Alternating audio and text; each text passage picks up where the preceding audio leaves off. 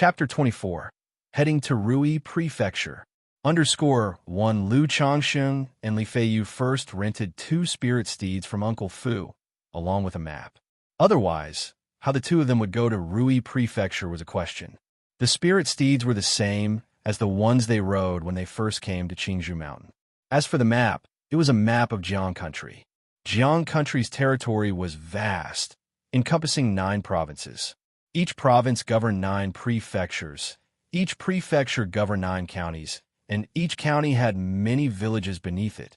Places like Qingzhou Mountain, though not under the rule of Jiang Country, were still considered within its territory. The Rui Prefecture that Lu Changsheng and Li Feiyu were headed to was a major prefecture under the jurisdiction of Qing Province. Lu Changsheng's ancestral home was also in Rui Prefecture. However, it was just a small mountain village under Qinghe County of Nanyu Prefecture within Rui Prefecture. After looking over the rough route on the map, the two mounted their spirit steeds and set off. Before I realized it, 3 years had passed. After leaving Qingzhou Mountain, Li Feiyu thought about how he had gone from a worldly martial hero, one of the young masters, to his son-in-law in the cultivation world, and he felt quite emotional. Yeah, 3 years. I wonder how Hong Yi and Han Lin are doing. Lu Changxing also felt somewhat emotional. He remembered that 3 years ago, he awakened his memory during the immortal sex examination and then became a son-in-law in the Lu family. Overall, Lu Changxing was quite satisfied with his growth over these 3 years. Hong Yi, born into the Ri Marquis Mansion, already had the strength of the 3rd-level energy refinement back then, and he must have broken through to the 4th-level energy refinement by now. As for Han Lin and Zhao Qingqing, they are cultivating in the Qingyan sect, and I estimate they're around the 3rd or 4th-level energy refinement as well. It's just Xianxia. With her 4th-grade spiritual root, I have no idea how far she has cultivated in 3 years. Li Feiyu looked up at the azure sky and spoke out loud. Back then, among the 6 of us, Hong Yi was exposed to cultivation early on because he was born into the Rui Marquis Mansion, and he had the power of the 3rd-level energy refinement. However, Hong Yi only possessed an 8th-grade spiritual root, and even though he returned to the Marquis Mansion and had access to resources, they were definitely limited, so his improvement in 3 years wouldn't be too significant. Whereas Han Lin and Zhao Qingqing had 7th and 6th grade spiritual roots, respectively. Even if they were cultivating in a cultivation sect like Qingyan sect, they wouldn't be expected to get too far ahead in such a short time. Only Xiaoxia's 4th-grade spiritual root was beyond their speculation. After speaking, Li Feiyu thought of Lu Changsheng, who had now also broken through to the 3rd-level energy refinement. That meant that among the 6 of them, he had the lowest cultivation level, with only the 2nd-level energy refinement, and his heart couldn't help but feel a touch of sadness. It should be about the same. The gap wouldn't be too big in just 3 years. Lu Changxing nodded and said he felt that Han Lin and Zhao Qingqing were probably at the 3rd-level energy refinement. After all, the 2 of them were only 7th and 6th grade spiritual roots. If they had broken through to the 4th-level energy refinement in 3 years, then the conditions of the immortal sex would be many times better than he had imagined. Seeing Li Feiyu suddenly fall silent and look somewhat despondent after speaking, Lu Changxing paused and guessed the reason. Once he got to know Li Feiyu, he appeared quite amiable and casual. But Lu Changxing knew that the latter was actually quite proud at heart. This was normal. In the past, as the young deputy head of the Crimson Whale Gang, Li Feiyu was a top-notch expert in the martial world even at a young age. Calling him a youthful prodigy was by no means an overstatement. But now, 3 years had passed, and among the 6 who had embarked on the path of cultivation together, his situation seemed to be the worst. Moreover, he still owed the Lu family for 48 children, a thought that was distressing. Feiyu, don't think too much about the matters concerning the Lu family for now. As for the matter of having children, let's wait a few years. Once my talisman master skills improve further, we'll try to negotiate with the family head to get your obligation reduced. Lu Changxing spoke. He was blessed with the system of multiple children bring fortune, So he wasn't concerned about 50, 100, 200, or even 1,000 children. He was willing to have them all. But Li Feiyu did not have such a system. Indeed, 50 children seemed a bit too much. Not only would it affect my cultivation, but once I leave the Liu family, the child would no longer be mine, which is truly difficult to accept. As a friend, a good brother, I'd naturally help out if it's within my power. However, right now I'm just a first-grade, lower-grade talisman master with limited authority. I plan to wait another year or so until I can reveal myself as a first-grade, middle-grade talisman master, which would give me more say, and then try to help Li Feiyu with this matter. It's nothing. How could I trouble you with such a thing? Besides, Li Feiyu fell silent for a moment and then shook his head. During this time, Lu Changsheng had already helped him a lot. Every time he came over, he would bring him gifts, and he felt embarrassed to keep troubling Lu Changsheng. Besides, he felt that this matter would also be troublesome for Lu Changsheng. But before he could finish talking, Lu Changsheng directly waved his hand and said, "We're so close, you're being a stranger by saying that. Besides, I also need your help with something." "What is it?" Li Feiyu, somewhat moved, nodded and asked. "I'm going home to visit my family, and it's impossible to bring them over here. So, I would like to trouble you to ask the Crimson Whale Gang to take care of my family in the future." Lu Changsheng said. He knew that he would eventually leave the Liu family and couldn't always live under other shelter, so naturally he couldn't bring his family to Qingzhou Mountain. Not only is it inconvenient, but he also didn't want to do so. As for taking care of his family, he was not in a position to do so, but he also could not neglect them entirely. So, he thought of Li Feiyu's Crimson Whale Gang, which had significant influence in the secular world, and decided to ask Li Feiyu's family to help take care of his own. He didn't ask for much, just to ensure that his family would have a lifetime of carefree sustenance and wealth. "This little matter is hardly troublesome. Leave it to me," Li Feiyu said directly upon hearing this. After all, he was a young leader of the Crimson Whale Gang. Though he had been away from home for many years and likely lost the position of young leader, the leader was still his father, and he was confident that this matter would not be a problem. Also, I have so many children that it's impossible for all of them to have a spiritual root. So, I was thinking, for any child who cannot engage in cultivation, I'd like to trouble you to teach them martial arts. Lu Changxing continued. Though it would be quite some time before the children could grow up and learn martial arts, since they were on the topic, he just said it outright and asked for any advice on this matter. After all, Li Feiyu grew up practicing martial art from a young age and was very clear about these things. Martial arts, that's naturally not a problem. It's just that martial arts training is very hard. As long as you are willing, it's fine. Li Feiyu replied, seemingly recalling something, and shook his head.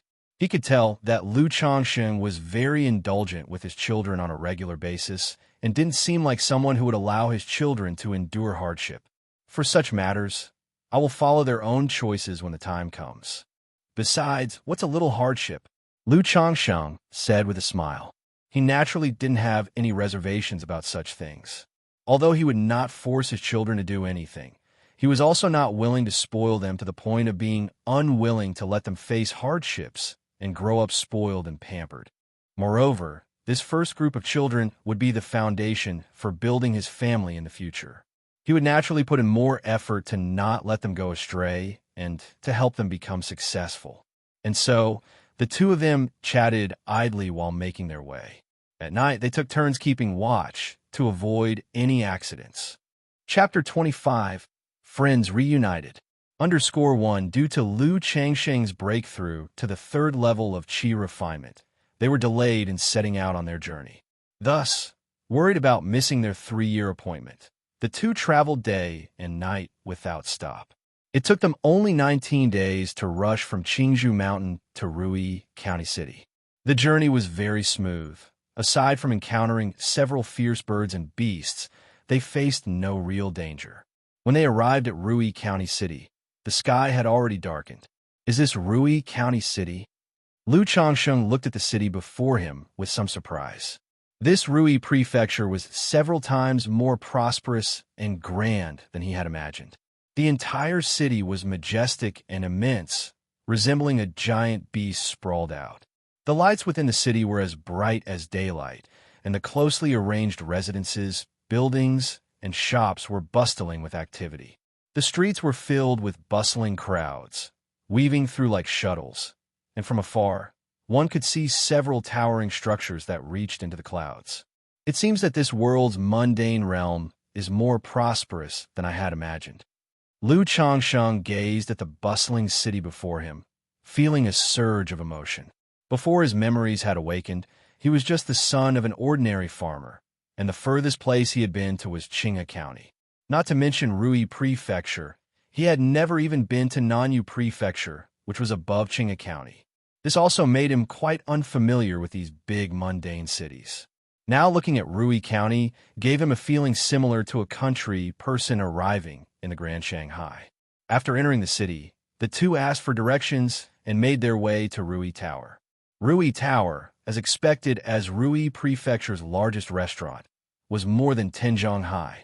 A jade Rui hung in front of the building, with the 3 characters Rui Tower engraved on it, very splendid. Red lanterns adorned each corner, and the walls showcased murals of illuminated landscapes and beautiful women. Li Feiyu stepped forward and stated they were looking for Hong Yi.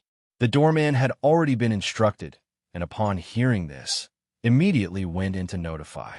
Soon, a tall figure clad in a vestment robe and opulent attire emerged from Rui Tower. Brother Li, Brother Lu. Hong Yi greeted the two warmly upon seeing them. But when he saw Lu Changsheng, he couldn't help but take a few extra glances, as if he could hardly recognize him. Now, Lu Changsheng, both in appearance and temperament, had quite a noticeable change from 3 years ago. Brother Hong, you look as though you don't recognize me. Seeing the other's reaction, Lu Changsheng also joked. If Brother Li weren't here, with such a change in Brother Lu, I really would have hesitated to recognize you right away. Hong Yi shook his head, his face filled with a smiling sense of awe as he spoke. He was much more enthusiastic and generous than he was 3 years ago. Every time I meet him after a few months, I feel he's changed too much, let alone the long separation you've had. Li Feiyu chimed in. He would meet with Lu Changxing every few months to catch up on old times. He didn't feel much of the moment, but looking back, he always felt that Lu Changsheng had some indescribable transformation. Indeed, Brother Lu, what's going on with this change? It's massive. Brother Li, on the other hand, hasn't changed much. Hong Yi nodded and continued. This is not the place for idle chat. I've already reserved rooms and a private booth at Rui Tower. Brother Li, Brother Lu, you've been traveling all the way here. Let's go upstairs to welcome you properly and wash away the dust of the journey. Xianxia, Zhao Qingqing, and Han Lin haven't arrived yet, but they should be here within the next couple of days. Through the conversation, Hong Yi led the two into Rui Tower. Inside, it was resplendent with gold and jade, and the eaves and rafters were intricately carved. In the center stood a spiral staircase. The three ascended the stairs and arrived at an elegant private booth on the 9th floor. Through the windows, they could directly enjoy the beautiful night view outside. Brother Li, Brother Lu, it's been 3 years since we've seen each other. How have you been, the Lu family of Qingzhou Mountain? After taking their seats, Hong Yi enthusiastically served the two tea and asked. It's been all right, Li Feiyu responded succinctly. He felt there wasn't much to talk about his own situation. I've been managing, Lu Changxing replied concisely as well. If Brother Li says so, I naturally believe it, but with you, Brother Lu, I don't buy it. Over the past few years, Hong Yi, have frequently interacted with people, and I consider myself to have some discerning ability. Speaking of which, Brother Lu, that garment you're wearing, if I'm not mistaken, it's a vestment robe, right? Moreover, if I had not previously met and gotten to know Brother Lu, I would have certainly mistaken you for a noble scion from a cultivation family with your appearance and temperament. So, Brother Lu, you're not being truthful, not treating me as a friend, huh? Hong Yi said with a smile, adopting a somewhat exaggerated posture of being upset. Even though the three of them hadn't been particularly close before, under Hong Yi's words, they seemed to become much closer. I truly haven't hidden anything from Brother Hong. If anything, it's that I discovered my talent for talisman making in the Liu family and have now become a talisman master, so my living conditions are quite decent. Liu Changsheng shook his head and spoke thus. This wasn't him trying to show off. Rather, there was no need to hide such matters. Coming to this meeting, he did have some objectives in mind. He wanted to connect with Xianxia, Zhao Qingxing, and Han Lin, the three disciples from the immortal sects, and maintain their friendship. But to maintain a relationship, one naturally needs to have capital. Otherwise, what reason would the son-in-law of a cultivation family have to socialize with disciples of the immortal sects? Currently, being a first-grade talisman master was the capital he had on the table. SSS, who would have thought Brother Liu had such talent? To think that in just 3 short years, you've become a talisman master. I'd like to offer a toast to Brother Liu with tea in place of wine. Startled by these words, Hong Yi gasped, his demeanor warming considerably as he raised his cup of tea. Brother Hong is too kind. I'm just an elementary talisman master after all, nowhere close to Brother Hong's free and easy manner. Liu Changsheng also lifted his tea in response. The Lord of Rui County City was none other than the Marquis of Rui, and that was Hong Yi's father. Within secular society, his status was certainly out of the ordinary. But seeing how warm and polite the latter was now, a stark contrast to 3 years ago, it seemed he had endured quite a few setbacks over the years. I'm merely an extraneous son. My status is hardly worth mentioning. Certainly nothing compared to Brother Liu. Besides, Brother Liu has become an elementary talisman master in such a short time, which shows extraordinary talent, a true rare gem among men. It's very possible that you could become a second-grade talisman master in the future. Hong Yi shook his head in admiration, then spoke with a sincere expression on his face. You flatter me, Brother Hong. Hong Yi's words indeed made Liu Changsheng feel quite comfortable. He remembered how, 3 years ago, there was an arrogant air about Hong Yi. Although he didn't belittle him and Han Lin with cold ridicule or do anything hostile, his actions and mannerisms had a certain air of superiority, a disdain for them. Thus, the stark change in his attitude was surprisingly pleasing to Liu Changsheng. Of course, Liu Changsheng wasn't so proud as to leverage his status and engage in empty pleasantries with Hong Yi because of his changed attitude. With Hong Yi driving the conversation, the three of them gradually became more familiar and engaged in more intimate discussions. It was as though they were old friends reuniting after many years. In this way, under Hong Yi's enthusiastic hospitality, Liu Changsheng and Li Feiyu stayed at the Rui Tower for 3 days. 3 days later, Xianxia, Zhao Qingxing, and Han Lin arrived in Rui. Receiving the news, Liu Changsheng and Li Feiyu came downstairs with Hong Yi to welcome them. No sooner had they descended than they saw Xianxia and her companions. Brother Feiyu, young Master Ho, are you Liu Changsheng? Xianxia, dressed in a long white dress as pristine as snow, with an extraordinarily beautiful oval face, greeted Liu Changsheng and the others with a bright smile as she approached. Her frank disposition and easy grace shone through her smile, brightening up everyone around her. Zhao Qingqing gave a slight nod in acknowledgement. Her hair was simply done up, and she wore a long, verdant dress. While her appearance couldn't be called stunning, it was delicate and pretty. Especially standing next to the exquisitely beautiful Xianxia, she seemed overshadowed, merely a green leaf serving as a foil. But she had fair skin and a tall, outstanding figure, with her slender legs and waist particularly eye-catching. Brother Changsheng, Brother Feiyu, young Master Ho, Han Lin also greeted everyone. Compared to the two women, he appeared quite ordinary with no particular presence. Dressed in a grayish-brown robe with somewhat dark skin and unremarkable features, he was neither tall nor short, neither fat nor thin. Chapter 26. Reunion after 10 years. _1 Rui Tower, Condensing Immortal Pavilion. Liu Changsheng, Li Feiyu, Hong Yi, Han Lin, Xiaoxiyu, and Zhao Qingqing. The 6 of them reunited after 3 years. Over the span of 3 years, everyone had stepped from the secular world onto the path of cultivation, all experiencing significant changes. Miss Xiao, in the cultivation world, strength reigned supreme, so you naturally deserve to take the seat of honor, Hong Yi said to Xiaoxiyu with enthusiasm. This enthusiasm was not as fervent as it had been 3 years ago, carrying a hint of pursuit. It was now like the hearty warmth between friends. Because Hong Yi knew very well that now, he simply did not match up to Xiaoxiyu. He hadn't won her over 3 years ago, and to now reveal a longing pursuit was nothing but self-humiliation. He wouldn't even be able to maintain a friendship. If Marquis says so, then I won't be polite. After a slight refusal, Xiaoxiyu no longer declined politely. 3 years ago, her personality was candid and lively, and after 3 years, she hadn't changed much in that regard, becoming even more bright and generous. Chongqing bro, you've changed so much, I almost didn't recognize you. Hearing from the Marquis, you and Brotherly are serving as live-in sons-in-law in a cultivation family. Seems like life's been good, huh? At this moment, Han Lin said to Lu Chongsheng in a casual way.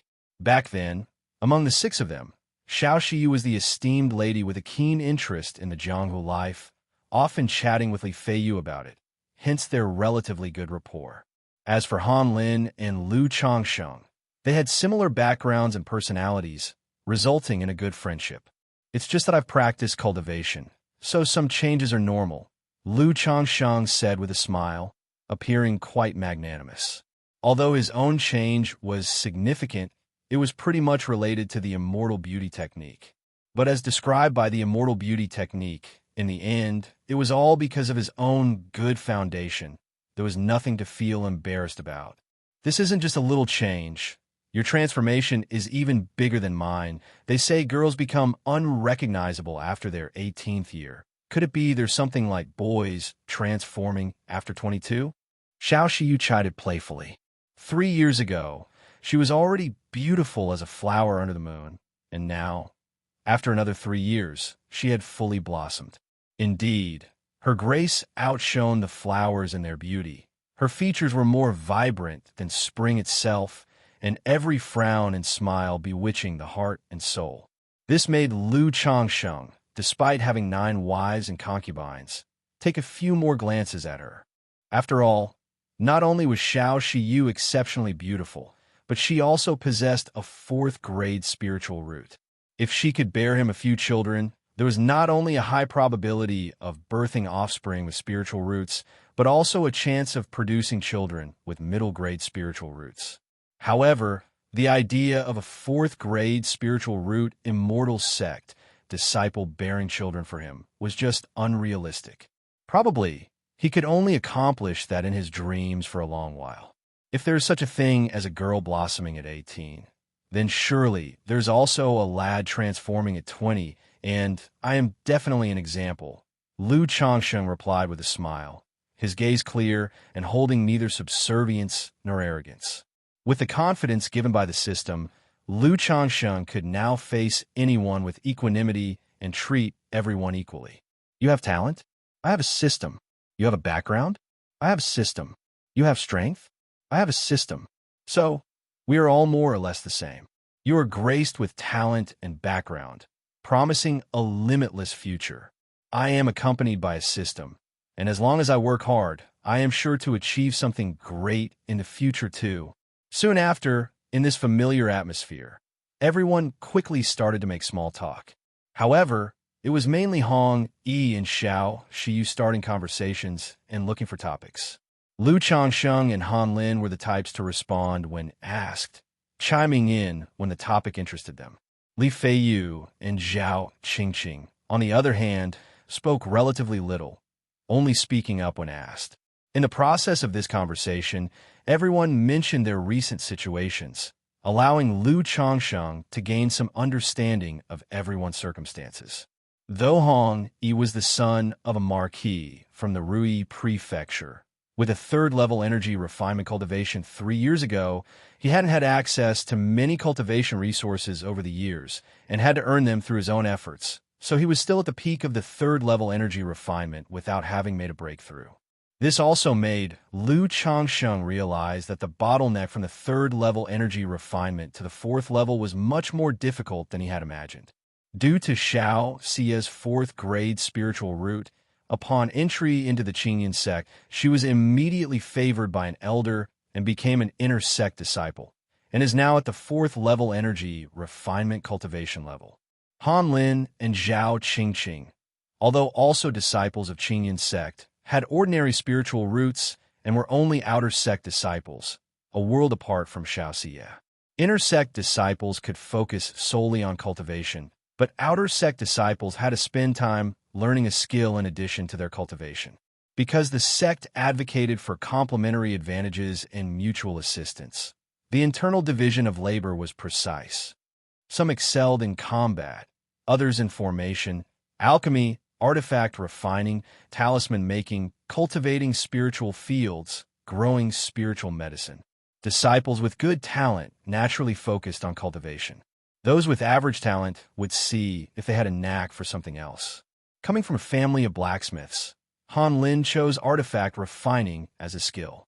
His talent in that area was not bad either, and he was currently apprenticing under an artifact refiner. As for his cultivation level, he was at the peak of the second-level energy refinement. Zhao Qingqing chose to apprentice as a pharmacist for her skill. Her cultivation level was a bit higher than Han Lin's, having already broken through to the third-level energy refinement. After hearing everyone's recent updates, Lu Changxing knew that the gap between the immortal sect disciples and himself was not as big as he had imagined. However, he knew this was just the beginning. Over time, the gap between them would gradually widen. Changsheng, you truly deserve to be the first to awake at the test of conscience during the fourth round of the Qingyun sect's examination, one said. Indeed, that saying is true. True gold shines no matter where it is, another added. After everyone talked about their own situations and heard that Lu Changsheng had become an elementary talisman master and obtained a third-level energy refinement cultivation level for being a son-in-law, they were all extremely astonished. Han Lin even voiced his amazement, revealing a piece of information. So Lu, you were actually the first in the test of conscience during the fourth round of the Immortal Sect exams? Said Hong Yi, along with other people, all turning with surprised glances. That's right. After I became an apprentice artifact refiner, I happened to meet a senior brother from the exams and inquired about why Changsheng wasn't selected. This senior brother also remembered Changsheng and said that if it weren't for his 9th grade spiritual root and older age, he definitely could have entered Qingyun sect based on his performance at the test of conscience, said Han Lin with a touch of regret. It's a bit of a pity. Li Feiyu also felt sorry for Lu Changsheng. The others nodded slightly, feeling it was quite regrettable. Even if Lu Changsheng had achieved so much in 3 years, astonishing everyone, they still felt it wasn't as good as entering Qingyun sect and becoming a disciple of the immortal sects. There's nothing to regret. I think things are pretty good as they are, replied Lu Changsheng upon hearing this news, without any apparent regret or pity. If he had been accepted into Qingyun sect, he would certainly spend several years accumulating before he would consider getting married and starting a family. In such a case, a lot of time and years would have slipped by, and it wouldn't necessarily be much better than his current situation. Exactly. With Brother Lu's talent and intelligence, he can shine anywhere, said Hong Yi immediately, trying to smooth things over as they resumed eating, drinking, and chatting. The protagonist of this gathering was originally supposed to be Xianxia, but Lu Changsheng, who had the worst conditions 3 years ago, seemed to take on a somewhat leading role in this gathering. Thus, the 6 of them spent a day together. Then, under the leadership of Hong Yi, they spent a day exploring Rui Prefecture, made a 10-year pledge, and then bid each other farewell. Xianxia, Zhao Qingqing, and Han Lin, aside from attending the gathering, like Lu Changsheng and Li Feiyu, were also returning home to visit their families. However, Lu Changsheng was not in a rush to return. He asked Li Feiyu to go back first, and he would visit him at the Crimson Whale Gang later. This trip out, he wanted to find a place to sell the talismans he carried and to purchase materials for upper grade and supreme talismans.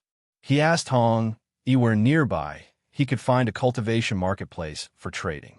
Hong Yi told him that there were basically no cultivation marketplaces in the secular world, just some places where loose cultivators gathered. These loose cultivator gathering spots also held trade meets from time to time, and he offered to see if he could find out about any taking place in the next few days and get back to him. Chapter 27, Bullhead Mountain, _1 several days later. Rui Tower. Brother Liu, I've gathered some information. About 300 miles away from Rui Prefecture, at Bullhead Mountain, there's a gathering place for loose cultivators holding a transaction fair. It's likely to continue for another 5 or 6 days. If you wish to participate, take this communication talisman with you. Once you arrive at Bullhead Mountain, use it, and someone will open the formation to guide you in. Hong Yi knocked on the door and said to Lu Changsheng. As he spoke, he took out a brownish-yellow talisman. Thank you, Brother Hong. This must have cost you quite a bit. These talismans are my own creation, and they will serve as a token of my appreciation. Lu Changsheng handed Hong Yi 3 basic, lower-grade, first-grade talismans as he spoke. This communication talisman belonged to the category of basic talismans and wasn't very valuable. However, since the other party had helped him gather information and acquire this, it must have taken some effort. In matters of reciprocal favors, he naturally wouldn't let others come off worse. Moreover, Hong Yi held a significant position in the secular world, and he was keen to maintain this connection. Who knows, perhaps in the future when his own children settled in the secular world, he might need to trouble Hong Yi. Hong Yi's eyes heated up at the sight of Lu Changsheng's 3 talismans. But he waved his hands and said, Brother Liu is too polite. This didn't cost much. Please don't bother. Brother Hong, if you're so polite, you'll feel embarrassed asking for your help in the future. Lu Changsheng spoke thus, placing the talismans into Hong Yi's hands. If that's the case, then I won't refuse disrespectfully. Seeing this, Hong Yi didn't decline and accepted the talismans. He then clasped his hands and said, Brother Liu, I, Hong Yi, still have some contacts here in Rui Prefecture. Should you need anything in the future, just give a word. Now that Lu Changsheng had become a talisman master and was so generous, Hong Yi was, of course, very willing to develop a good relationship with Lu Changsheng. Sure, if there's anything in the future, I won't be shy. Lu Changsheng returned the gesture with a clasped hand salute. By the way, Brother Liu, you should be cautious when attending such meetings. Places like these where loose cultivators gather are a mix of good and bad characters, and lacking a great cultivator to keep order, robber cultivators often target solo practitioners. If Brother Liu is going to sell talismans, and if there aren't many, I could represent the Rui Marquis Mansion and transact with Brother Liu to take them all. Seeing that Lu Changsheng had easily provided 3 talismans, Hong Yi speculated that Lu Changsheng must have a considerable number of talismans on him and was possibly going to sell them. He voiced this out loud. Upper-class individuals in the secular world mostly know about the routes to cultivation and will cultivate themselves. The Rui Marquis Mansion was such a place, with more than one cultivator within. But they were all energy refinement cultivators, only slightly better than the average loose cultivator. For talismans, items that are always in demand, there naturally exists a need. However, he was still able to purchase low-level talismans when he wanted to. Buying from Lu Changsheng was not about seeking a bargain. Instead, it was about deepening their relationship in exchange through such transactions. Lu Changsheng was currently a lower-grade, first-grade talisman master. Looking to the future, not to mention becoming a second-grade talisman master, becoming a superior-grade, first-grade talisman master was still a great possibility. Once capable of creating superior-grade, first-grade talismans, things would be different. Getting to know a superior-grade, first-grade talisman master and having a stable channel for talismans would also aid in his position at the Rui Marquis Mansion. If in the future they became close, and Lu Changsheng was willing to supply him with a large quantity of talismans below market price, he would make a significant profit. Perhaps he might even contest for the position of the heir of the Rui Marquis Mansion. Thank you for your concern, Brother Hong. But be careful. I don't have many talismans, just enough for my own protection. But if Brother Hong needs them, I could also sell you some at a low price." Lu Changsheng smiled and took out 10 basic, lower-grade, first-grade talismans. When he revealed himself as a first-grade talisman master in the Lu family, he had saved up nearly 500 talismans. And in the past 6 months, with the Lu family providing him materials every month, he had saved another 500 or so. That is to say, he now had roughly 1,000 talismans on him, an astonishingly large number. Among these talismans, about half were lower grade and the other half middle grade. If converted into spirit stones, they would be worth 2,000 to 3,000 spirit stones. But one should never flaunt their wealth, so naturally, he wouldn't reveal such things. If Hong Yi wanted them, he was willing to sell some at a low price. Because Lu Changxing knew very well that at this kind of loose cultivator trading fair, it was simply impossible to sell nearly 1,000 talismans. He also wouldn't dare to do so. "How could I impose like that? Just charge the market price," Hong Yi said. He wouldn't try to take advantage of a small benefit at the outset. "Hong brother, take a look and see if these talismans are of any use to you." Lu Changsheng handed over the talismans to Hong. "I didn't expect Brother Lu to be able to draw rejuvenation insignias already. It seems Brother Lu will soon be a middle-grade talisman master." "Hong," he exclaimed in surprise upon seeing one of the talismans. Although he didn't know how to make talismans, he was clear on their prices. 4 first-grade low-quality talismans, depending on the difficulty, the price was between 1 and 2 spirit stones. And a rejuvenation insignia was a low-quality talisman worth 2 spirit stones, with even higher difficulty to draw. "I've barely managed to draw a few," Lu Changsheng said, waving his hand dismissively. Initially considering the prospect of making money, most of the first-grade low-quality talismans he had were of higher difficulty. "I will take all these talismans, but I don't have so many spirit stones on me right now. I need to go back and get some for my father before I can make the trade with Brother Lu," Hong Yi said, somewhat embarrassed. Although he was the son of the Rui Marquis, he didn't have many spirit stones either. Also, with the need for cultivation, it was hard to save up any spirit stones. "There's no rush. Hong brother, take these talismans first. I plan to ride to Bullhead Mountain to attend the trading fair and drop by my home on the way," Lu Changsheng said generously. "They'll just keep my steed temporarily with Hong brother, as I'll have to come back here anyway." Lu Changsheng was not afraid that Hong Yi would hold a grudge over these talismans. If he did, he would regard it as using these talismans to see someone's true nature. "Then I must thank you, Brother Lu. Rest assured, I will take good care of the steed," Hong Yi said, clasping his hands in appreciation. Without spending any money and taking these talismans back, it would be easier for his father to believe that he had a close relationship with Lu Changsheng, the talisman master. "Thank you for the trouble, Hong brother," Lu Changsheng said with a slight bow, then obtained a horse and rode toward Bullhead Mountain in Nanyu Prefecture. He didn't have a beast storage bag, and he wasn't sure if he could bring his steed into Bullhead Mountain. To avoid these troubles, he simply decided to ride a horse there. If he lost it, he wouldn't be heartbroken.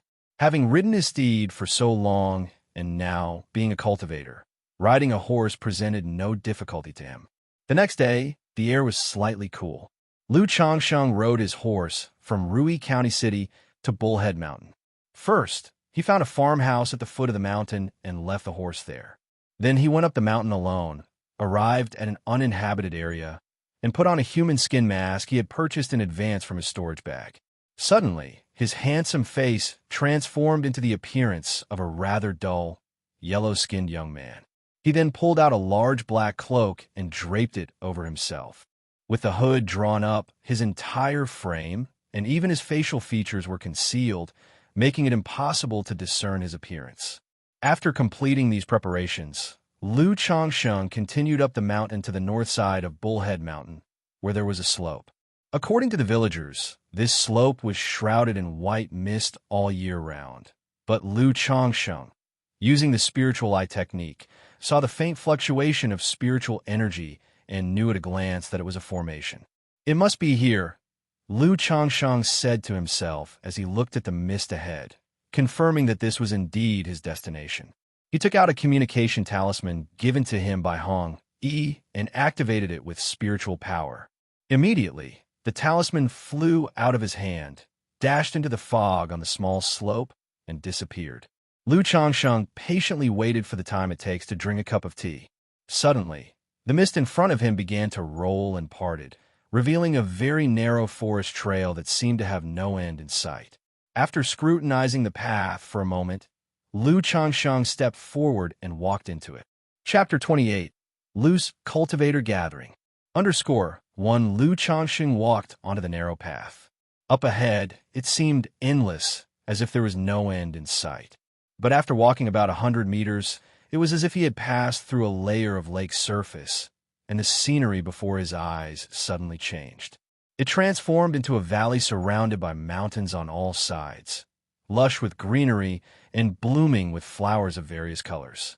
Only behind him, where he had just entered, was there a path shrouded in mist. The valley wasn't large, covering an area of 30 to 40 acres. Around the valley stood buildings and pavilions with ancient charm, resembling a secluded paradise. In the central area of the valley, at this moment, many people were neatly and orderly setting up street stalls, just like mundane small vendors surrounded by a bustling crowd. The scene before him made Lu Changsheng vaguely remember the market days in the countryside of his previous life, the open-air farmers' markets. If he didn't know that this was a gathering place for Lu's cultivators, and that these were all cultivators, he might have believed it was just a mundane market gathering. There must be a spirit vein beneath this valley. However, it must be an ungraded spirit vein. Its spiritual energy is much weaker than that of Qingzhou Villa. Lu Changsheng thought to himself as he headed toward the central area where the stalls were set up. Here, the cultivators' attires varied widely. There were scholars, monks, Taoists, and swordsmen. Some wore long swords and great sabers at their waists, carried giant gourds on their backs, or were accompanied by their spiritual beasts. Of course, there were also many like Lu Changsheng, who were enveloped in cloaks from head to toe. High-quality healing pills, martial elixirs, all at affordable prices. 100-year-old ginseng, 100-year-old polygonum multiflorum, all for just 1 spirit stone each. A strip of flood dragon tendon to the highest bidder. 9 revolutions golden body art. A legacy cultivation technique from a divinity transformation true master, just for 10 spirit stones. Exotic stones found in ancient secret realms, containing curious treasures inside. Don't miss out as you pass by. The stall areas were bustling with people coming and going, and many were calling out to sell their wares, making it very lively. Lu Changsheng shook his head as he saw some stalls even had pots, pans, meats, fishes, fruits, vegetables, and other miscellaneous items. It seemed that this gathering of Lu's cultivators was a bit more rustic than he had imagined. Or maybe this was the real bottom-layer lifestyle of the cultivation world, just like ordinary people struggling at the lower echelons of mundane life. The only difference was that one was in the mundane world, the other in the cultivation world. Even if it's as poor as Qingzhou's Lu family, they still have a foundation establishment ancestor presiding and possess their own spiritual vein-blessed land. After wandering around for a while, Lu Changsheng had a clear idea of the trading fair. The items for sale at the stalls were diverse, but mostly they were cheap, low-end goods or fakes. Only a small part were items useful for cultivators. In the surrounding houses and pavilions, there were a few shops as well. The items they sold were relatively more formal and high-end. Given the size of this Lu's cultivator's spot, it would be impossible for him to sell off the nearly 1,000 talismans he carried. If he dared to do so, he would likely find it hard to leave Bullhead Mountain. Selling off a part shouldn't be a problem, though. Immediately, Lu Changsheng followed the example of others and found an empty spot. He took out a thick stack of talismans from his storage bag and laid them out in front of him. On the wooden board he erected next to him, he wrote that basic first-grade talismans cost 2 spirit stones each, and buying 5 would get 1 free. Observing the scene earlier, Lu Changsheng didn't see many selling middle-grade, first-grade talismans. So after thinking it over, he chose not to take out the middle-grade, first-grade talismans, as it would be too conspicuous. As for the pricing, items like magic artifacts, elixir medicines, and talismans were always in solid demand, and their prices generally remained stable regardless of location. To make a quick sale, Lu Changsheng decided to go for the buy 5 get 1 free deal. Fellow Taoist, for this buy 5 get 1 free deal, can the free one be chosen at will? It wasn't long before people began to inspect the talismans, and one of them asked, "If you buy 5 of the ones costing 2 spirit stones each, you can choose any you like. Otherwise, you can only choose from the ones here that cost 1 spirit stone." Lu Changsheng replied, his voice low and hoarse from beneath the black robe. "All right." Immediately, the cultivator took 6 talismans valued at 2 spirit stones each and handed 10 spirit stones to Lu Changsheng. Following the first deal, people gradually came forward to purchase talismans. Talismans were relatively popular among cultivators, as almost everyone would carry a few for self-defense. With the buy 5 get 1 free offer, and considering that even a layman could tell by the quality of the lines drawn on Lu Changsheng's talismans that they were of good quality, they sold well. In just over an hour, the nearly 100 talismans that Lu Changsheng had taken out were all sold. Total earnings, 133 spirit stones. Having a craft really does make money. Lu Changsheng mused with great satisfaction over his first pot of gold. The cost of producing 100 talismans was around 22 spirit stones. But now he had sold them for 6 times the price. If he had been selling first-grade, middle-grade talismans, with each price between 3 to 5 spirit stones, his profit margin could have doubled. After all, with ordinary talisman-making materials, Lu Changsheng's success rate for making first-grade, middle-grade talismans was 100%. This was also the confidence that allowed Lu Changsheng to leave the Lu family and stand on his own 2 feet in this world. After selling these talismans, Lu Changsheng chose not to continue selling more, because other sellers would only put out about 10 or so talismans, maybe a few dozen at most. His nearly 100 was already quite outrageous. If he sold more, he might very likely draw unwanted attention, so it was better to be cautious. Subsequently, Lu Changsheng, with his still warm spirit stones, began to spend. In one of the shops, Lu Changsheng saw advanced talisman paper and advanced spirit ink for sale. However, their quality was quite ordinary, some even poor. Talisman materials were divided into ordinary, advanced, and supreme. But even within these, there were differences in quality based on the raw materials and the manufacturing process. The supplies in the shop were not very good, but with few other options, Lu Changsheng inquired about the prices. Talisman paper was priced at 5 spirit stones for a stack of 10, and spirit ink at 5 spirit stones for a box. This was 5 times the price of ordinary talisman paper and ink. The price was normal. Using such advanced materials to make first-grade, middle-grade talismans wouldn't leave much room for profit. But for Lu Changsheng, who could produce first-grade superior talismans, it was definitely profitable. Immediately, after some bargaining, Lu Changsheng spent 66 spirit stones to buy all 12 stacks of the shop's advanced talisman paper and 3 boxes of spirit ink.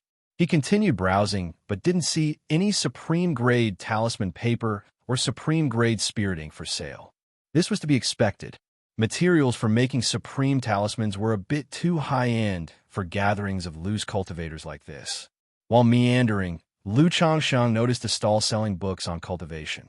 Various records of cultivation, travelogues, and personal notes seemed very interesting to him, and he spent 1 spirit stone for 10 books. Afterward, he came across a stall selling 5-element spiritual materials. After visiting several stalls and shops, Lu Changsheng purchased all the 5-element spiritual materials he needed for cultivating the immortal beauty technique. These materials were all first-grade, middle-grade spiritual materials, not too expensive nor too cheap, totaling 59 spirit stones. Having almost spent all his newly earned spirit stones, Lu Changsheng did not leave yet. He continued to look around, hoping to find a better quality talisman brush for sale. He was currently using the gold-tipped talisman brush provided by the Lu family, considered supreme amongst ordinary talisman brushes, but not yet a magic artifact. Although it could be used to draw first-grade superior talismans, it was ultimately lacking. After looking around and finding no suitable talisman brush, Lu Changsheng could only give up, reminded that he needed to visit the Crimson Whale Gang to find Li Feiyu and ask the gang to look after his family. He ought to bring something with him as a courtesy. So Lu Changsheng bought several bottles of ordinary elixir medicines from another stall. These ordinary elixir medicines were very cheap, made by alchemy apprentices and not graded. The price was similar to that of basic talismans, with 2 bottles for 1 spirit stone. Lu Changsheng spent 2 spirit stones on 5 bottles, feeling that was enough, and didn't linger any longer. He reached the narrow path he had come on and left the valley directly. Once out of the valley, and seeing that no one was around, he finally stowed the things he was carrying into his storage bag. Then, with caution always in mind, he took out a featherweight talisman from the storage bag and used it on himself. With a light tap of his toes, his body became as agile as a swallow, and he swiftly descended the mountain. However, just as Lu Changsheng had left a short while ago, 3 figures emerged from the valley. The talismans this kid sold were all of extremely high quality, clearly the work of an advanced talisman master, one of them remarked. But this kid is only at the 3rd level of qi refinement and still so cautious trading in this kind of place. He must be a loose cultivator who's stumbled upon a fortune, and he's bound to have more good stuff on him, the second one said, eyes gleaming with greed. The 3 cast covetous looks in the direction Lu Changsheng had gone, utilized their wind control skill, and chased rapidly. Chapter 29, The First Battle, The Power of Talisman Treasure. _1. Under the enhancement of the featherweight talisman, Lu Changsheng moved as light as a swallow and with the stride of a vigorous walker. Just as he reached halfway up the mountain, he suddenly heard noises from behind. Turning his head to look back, he immediately saw 3 figures wearing conical hats, moving as swiftly as the wind, rapidly descending from the mountain. In that instant, Lu Changsheng's heart gave a fierce pound and his face darkened. Had he been targeted? This was Lu Changsheng's first thought. Otherwise, how could it be such a coincidence? When he had ascended the mountain, he hadn't encountered a single person. And now, as soon as he descended, 3 people were immediately coming down too, all in such a hurry. Moreover, the faces of the 3 figures were obscured by their conical hats. But Lu Changsheng caught a glimpse of a robust figure wearing a yellow robe, vaguely recalling him. It seemed like this person had purchased talismans from him before. At this moment, Lu Changsheng was at least 60 to 70% certain these 3 were coming for him. Damn it, he had been so careful and restrained, revealing only a few talismans for sale, and yet he had still been marked. A faint gloom appeared on Lu Changsheng's face. Without further thought, he immediately took out a middle-grade, first-grade wind-walking talisman and activated it with spiritual power.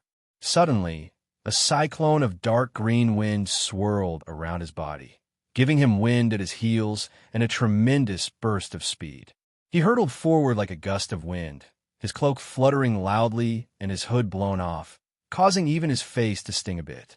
A wind-walking talisman. This kid actually has middle-grade talismans. To be able to take out so many talismans for sale, he's indeed a fat sheep. The 3 chasing after Lu Changsheng, upon seeing this, had their eyes brightened and also picked up their speed. In their eyes, Lu Changsheng was now a fat sheep ready for slaughtering. Swish, swish, swish. After a swift dash by Lu Changsheng, seeing that the 3 pursuers were not only not thrown off but were instead getting closer, his expression turned ugly. At this moment, there was no need to think to know that these 3 were after him, intent on killing and robbing. Moreover, even under the enhancement of a featherweight talisman and a wind-walking talisman, he still couldn't shake off the 3 men. That indicated their cultivation levels were much higher than his, at least 6th level energy refinement, or even 7th level. Since I can't escape, then he'll have to fight. Knowing that running was no longer an option and would only waste his strength, a fierce and ruthless look appeared in Lu Changsheng's eyes. Immediately, his arm, concealed under the black cloak, drew out a handful of talismans from his storage bag, numbering 10 to 20 sheets. At the same time, he gripped the golden light brick talisman treasure in his hand, all the while sprinting and constantly looking back at the three who were rapidly closing in on him. Fellow Taoist, please halt. Fellow Taoist, why rush so? I merely seek to get to know you better, to make a friend. Indeed, we just want to be friends with you. The three relentlessly pursued him, closing the distance, shouting as they chased. Want to be friends? Are you? Making friends is what I love most. Hearing these words, Lu Changsheng stopped in his tracks, his expression indifferent as he watched the three men drawing nearer. As the three entered the range for a spell attack in an instant, Lu Changsheng activated all the talismans in his hand at once. Instantly, the talismans burst into light. Some talismans, under Lu Changsheng's control of spiritual power, turned into faint golden glows, water screens, and entwining vines, enveloping his entire body. Most of the talismans, however, transformed into fist-sized fireballs, water orbs, arm-thick sharp arrows, and keen crescents. They all shot towards the three pursuers, whistling fiercely as they flew. Not good. Careful. This kid actually has so many talismans. The three, noting Lu Changsheng's move and use of so many talismans at once, were taken aback and somewhat caught off guard. They were all cultivators at the 6th or 7th level of Qi refinement. Facing so many talisman attacks at once, they also found it somewhat difficult to parry. However, the three of them were also experienced in the ways of the world. Without some skill, they wouldn't dare to act as robber cultivators. One among them, a short and thin figure, also took out several talismans and activated them, casting spells quickly, with yellow light flickering in his hands. Earth wall technique. One could see that thick earthen walls rapidly rose from the ground, blocking the oncoming talisman assault. Boom, boom, boom. But under the fierce firepower of this group of talismans, the earthen walls were rapidly disintegrating. Just as the earthen walls were about to be completely disintegrated, one of the three, a tall and thin figure, had already brought out a black shield. The shield rapidly grew in size as it left his hand, spinning in the air and emitting a dark, mysterious light, bearing the violent firepower of the talismans. The last of the three, a burly man clad in a yellow robe, brought out a flying dagger several inches long. The flying dagger transformed into a streak of white rainbow, flying straight towards Lu Changsheng's forehead. However, at the same time, they also felt a startling aura emanating from Lu Changsheng. One could see Lu Changsheng's black cloak fluttering without wind, rustling loudly, with golden light bursting forth from his hands. A golden, gleaming rectangular object appeared from his hands, shooting upward, quickly enlarging in the air, causing the oncoming flying dagger to slow down. And the startling aura, the mana, was coming from this very object. This kid is really loaded, not only with so many talismans, but also such a treasure. Jackpot. The short and thin man said with joy in his eyes upon seeing this. However, the burly man in the yellow robe, who had brought out the flying dagger, saw the rapidly enlarging gold brick and his pupils contracted, recognizing its origin. Talisman treasure. He hastily yelled out, his deep voice filled with fear. What? Talisman treasure? The other two, hearing this, were momentarily stunned, staring at the object in the air that had now transformed into the size of a small house. Like a mini mountain of golden light, their pupils immediately dilated and their faces showed panic. Without giving them time to think, the golden brick surrounded by spiritual energy radiated golden light in all directions, emitting a terrifying pressure. This pressure made the three feel as if they were carrying a great mountain on their backs, their bodies suddenly heavy, their spiritual power sluggish, unable to move. Danger! Great danger! At this moment, the three keenly felt a sense of death looming over them and shouted in unison, frantically begging for mercy. Fellow Taoist, let's talk this out. Fellow Taoist, spare my life, please. I was wrong. I was blind. Big brother, I have an 80-year-old mother at home, a 3-year-old child. Please put away your divine skills and spare me. At this moment, they felt it was preposterous. Absolutely preposterous to the extreme, as if preposterousness itself was opening the door for preposterousness. Preposterousness had come home. A cultivator at the third-level energy refinement, coming to a small place like this to attend a trade conference, actually possessed a talisman treasure. This was completely absurd. If you have a talisman treasure at your side, why run? If you just showed the talisman treasure, would we even dare to chase you? We would turn around and leave, even apologize profusely. Who pulls out a talisman treasure at the drop of a hat? Isn't it wasteful to kill people like us with a talisman treasure? Do we deserve it? At this moment, the three didn't even know what to say. The pressure of the golden light brick rendered them speechless. The golden light brick, massive as a small mountain, slammed down heavily towards the three. Bang! A thunderous sound echoed, making the whole Bullhead Mountain seem to shake violently. Chapter 30. Inventory of Gains. _1 dead. Lu Xianxia's heart thumped hard as it followed the vibrations of the golden light brick plummeting down. He stared fixedly at the location of the three people in front of him, where the golden light brick loomed like a small mountain. Under that strike, not even a shriek escaped from the three of them. Several defensive spells and the black shield artifact crumbled instantly, as if they never existed when the golden light brick smashed down. Huff, huff, huff. After a moment of shock and confirming the three were undoubtedly dead, Lu Changsheng also relaxed, his emotions fluctuating slightly as he gasped for breath.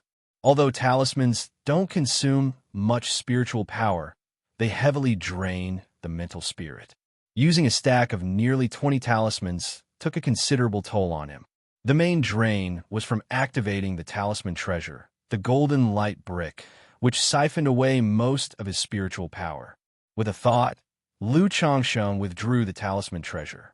The enormous golden light brick immediately retracted its dazzling glow, returning to its original form, resembling a talisman, and flew back into Lu Xianxia's hands. Where the golden light brick struck, it left a massive pit dozens of feet wide and deep. The three robber cultivators had, in an instant, been reduced to 3 lumps of bloodied, indistinct pulp. As for the black shield artifact, it had been flattened and deformed under the golden light brick's force, turning into a lump of iron. Is this the power of a talisman treasure? It's terrifying. I'm only at the 3rd-level energy refinement, and can only trigger part of its power. If I were at the energy refinement late stage, or even the foundation establishment stage, and could unleash the full power of the talisman treasure, how astonishing that would be. Lu Changsheng looked into the pit at the remains of the 3 people, now just meaty muck, and licked his somewhat dry lips, feeling utterly shocked. This was his first time using a talisman treasure and witnessing its mighty power. His initial barrage of more than 10 talismans was blocked by the 3 of them. But once the talisman treasure was deployed, it crushed everything in its path with overwhelming force. The 3 stood no chance of fighting back. This not only opened Lu Xianxia's eyes to the power of a talisman treasure, but also gave him a faint glimpse into the strength of a foundation establishment great cultivator. With the power of the talisman treasure, triggered by his 3rd-level chi refinement, he guessed it was roughly equivalent to a strike from a foundation-building great cultivator. Without daring to linger, for fear that the recent commotion might attract others, Lu Changsheng, fighting against nausea, jumped into the deep pit and fished out the 3 storage bags from the bloody mess. He used a cleansing technique to clean the storage bags of blood and flesh, then destroyed the remnants of the meaty muck with a flame bullet technique talisman. Picking up the damaged and deformed iron lump of a shield and the flying dagger artifact, he used a wind-commanding charm on himself, soaring out of the pit and quickly leaving the area. An hour later, having reverted to his original appearance, Lu Changsheng rode his horse away from Bullhead Mountain, over 100 miles away, and only stopped to rest and recover his spiritual power after making sure no one was following him. Humph. It's good that I didn't think about conserving and use the talisman treasure immediately after triggering the talismans. Otherwise, with just lower grade and middle grade talismans, it would have been impossible to kill those three. The cultivation world really is fraught with danger. Despite being so cautious, I was still targeted. It seems I'll have to be even more careful in the future. Lu Changsheng found a grove to rest in, and thinking back to the earlier events, he felt a lingering fear and let out a long sigh of relief. The fact that he had been so cautious and yet still had been targeted made him even more aware of the dangers within the cultivation world. He felt as if the cultivation world was a stark place governed by the law of the jungle, where only the strong survive. Without strength, danger and accidents could come at any time. It seems that joining a faction and leaning on a strong backer is the way to go. Although living under the Liu family's roof means relying on others, at least there is some guarantee of safety. Lu Changsheng mumbled to himself, also realizing the benefits of having a family power backing him. In a family or a sect, although contributions to the collective are expected, at least in the early stages, one has others to fend off the elements and take the brunt for you. After meditating for a while, Lu Changsheng couldn't help but shake his head. The spiritual energy was too sparse in this mundane world. It was far too slow to recover through meditation. He had no idea when it would be restored. He took out a spirit stone and began meditating to recover. Sometime later, the once translucent spirit stone had become much more dull.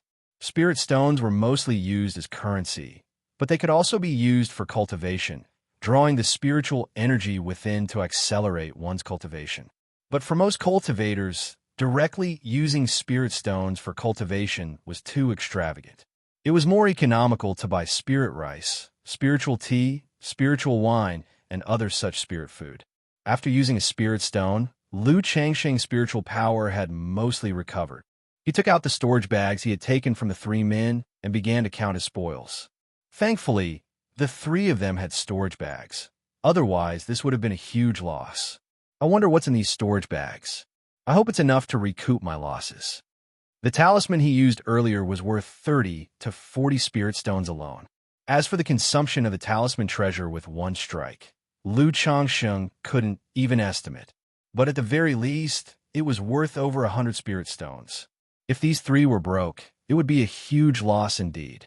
A moment later, Lu Changsheng sorted out 103 spirit stones from the three storage bags. A flying sword magic artifact, and a bell magic artifact. 3 bottles of fasting pills, 1 bottle of yellow dragon elixir, 1 bottle of pure spirit elixir, and 3 bottles of unrecognizable potions in containers. 15 lower grade primary level talismans, 6 middle grade primary level talismans, and 1 superior grade talisman, as well as various books and a number of miscellaneous things. This flying sword, bell, and flying dagger all seem to be lower grade magical instruments. They should each fetch around 50 spirit stones or so. Although this shield is a magic artifact, all of its prohibitions have been broken. It can only be sold as scrap. I wonder how much it's still worth. However, these 3 storage bags can be worth about 150 spirit stones. Plus all these miscellaneous things, the total should also be around 500 spirit stones. Having accounted for the belongings of the 3 men, Lu Changsheng's mood improved considerably. He smacked his lips and sighed contentedly. Killing people and setting fires really tightens your belt with gold. No matter where, murder and looting is always the fastest way to make money. Thinking back to when he first arrived at the Liu family and became a live-in son-in-law, he only got 2 spirit stones per month. As a talisman master, he got barely 10 spirit stones a month. The 100 talismans he sold today were equivalent to a month's worth of making, but after deducting costs, he only made a little over 100 spirit stones. Nothing compares to the simplicity and speed of killing for treasure. However, Lu Changsheng did not have the slightest interest in making a living through murder and plunder. Not to mention his moral principles prevented him from committing senseless killing. It was also too dangerous, which did not fit his style. With the system on his side, he didn't need to engage in such risky and treacherous acts. Marrying, taking concubines, and having children is the righteous path. Moreover, he was just a weak, third-level Qi refinement cultivator who had relied on talismans and a talisman treasure to win this battle. After organizing all the items, Lu Changsheng took the foot-long flying sword magic artifact and attempted to wield it. A cultivator can wield a magic artifact through object manipulating technique after reaching the third level of Qi refinement. Back at the Lu family, because he was the first to have a child, he was rewarded with a flying sword. But before he had a chance to experience it, he had sold it for talisman making. Now, with a flying sword in his hand, he couldn't resist the itch to try and play with it. Whoosh! Under Lu Changsheng's control, the flying sword immediately transformed into a streak of silver light and shot out. Ordinary magical instruments can be wielded with object manipulating technique without the need for consecration. A spiritual artifact used by a foundation-building great cultivator, which harbors its own spirit, must be consecrated and acknowledged by its owner before it can be controlled. There are also some high-end magic artifacts crafted by artifact refiners that require special object manipulating techniques to wield. But those kind of magic artifacts are quite high-end, and this flying sword obviously does not fall into that category. Under Lu Changsheng's manipulation, the flying sword, like a silver dragon, exhaled sword qi, slicing through the surrounding trees as effortlessly as cutting tofu. Then, with a plop, it easily pierced through a large rock, turned into a streak of silver light, and returned to Lu Changsheng's side. No wonder it's a magic artifact. It's no less powerful than primary-level spells, but it consumes much less spiritual power. If two cultivators were dueling, the difference between having a magic artifact and not having one is like heaven and earth. Having briefly experienced using the flying sword, Lu Changsheng showed delight and exclaimed in admiration.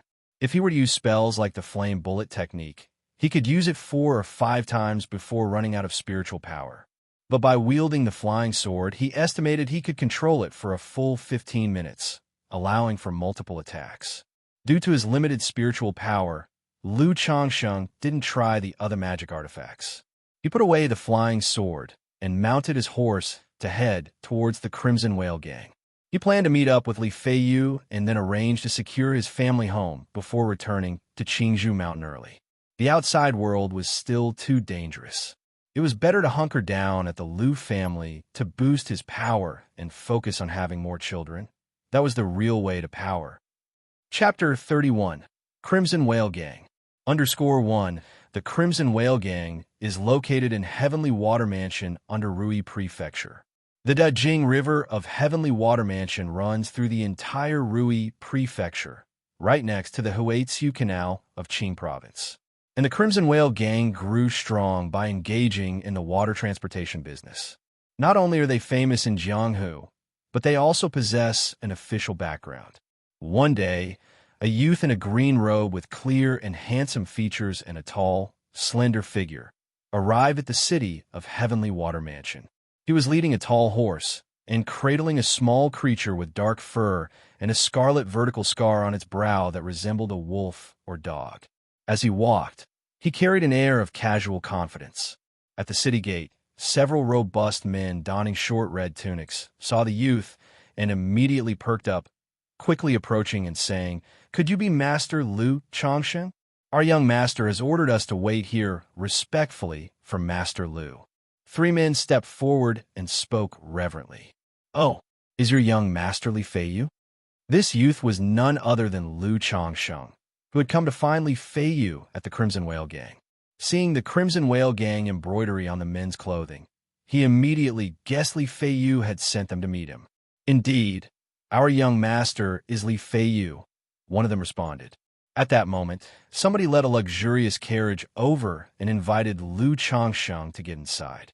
Seeing this, Lu Changsheng nodded slightly, handed the reins he was holding to someone nearby, and, while still holding the 9 Netherhound in his arms, got into the carriage.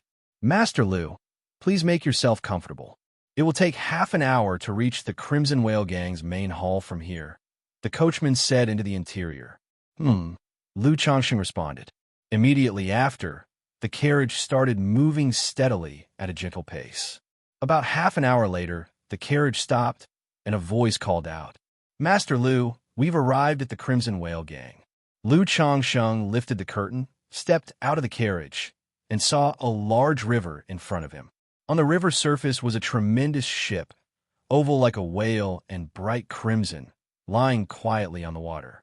Above the river, under the clear blue sky washed clean, sunlight shone down and fell on the top of the huge ship upon a red flag. The flag bore two blood-red characters, Crimson Whale.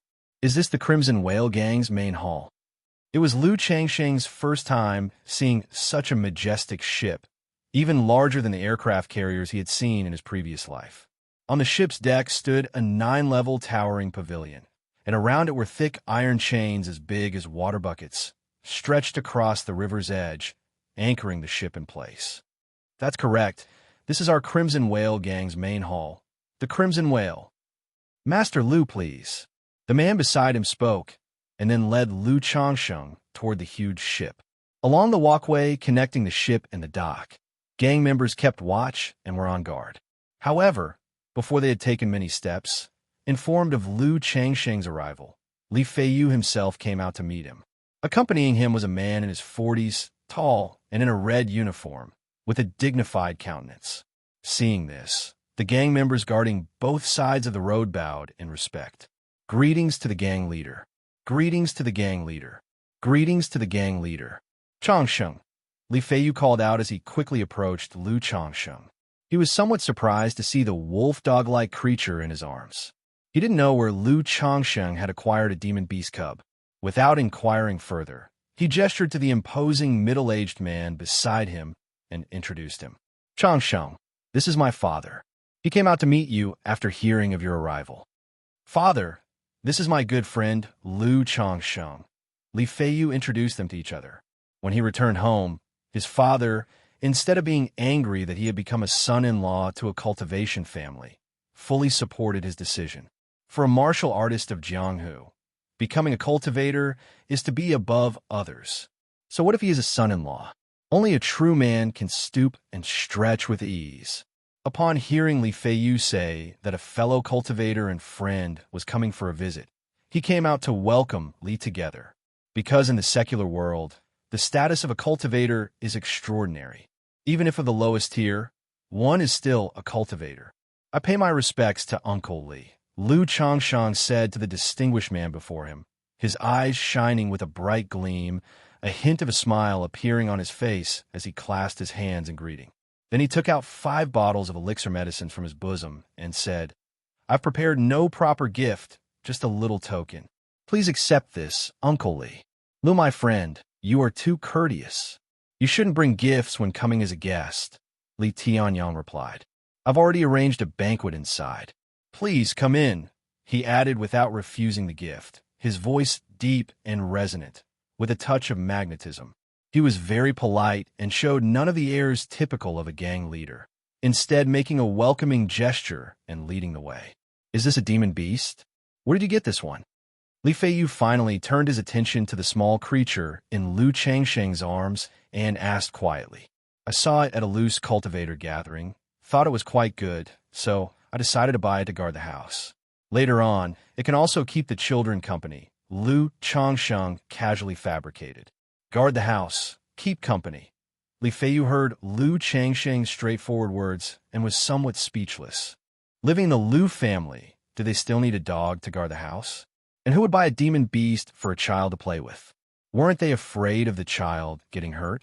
He continued to speak. If there is no beast-taming method, won't such a young demon beast grow up to be fierce and difficult to train?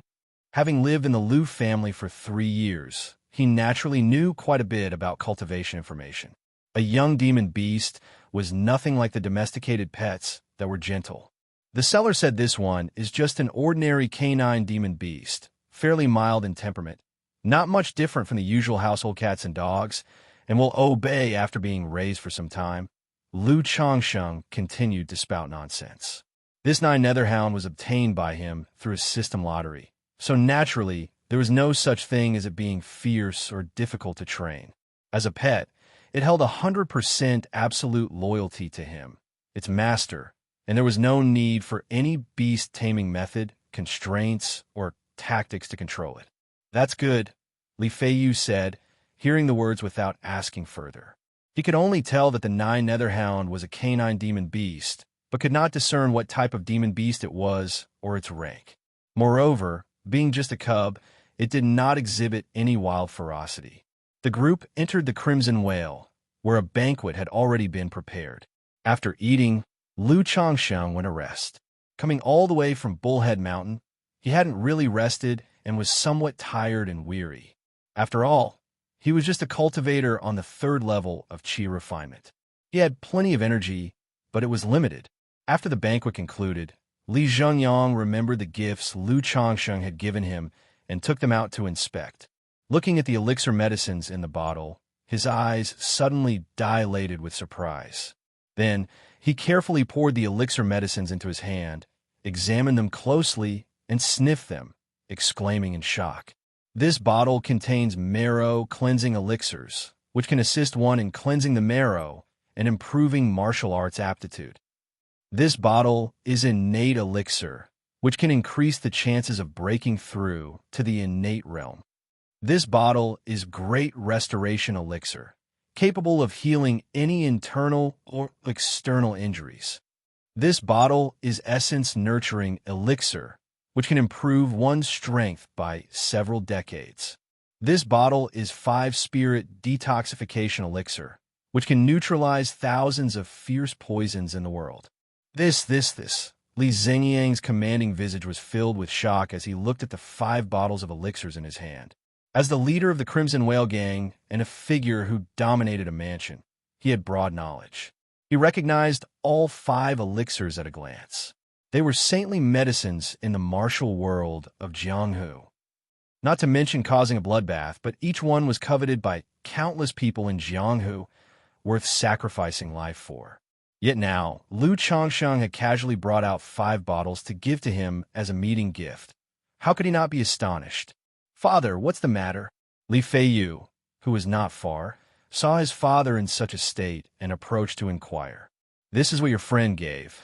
Li Zhengyang took a deep breath and showed the elixirs to his son.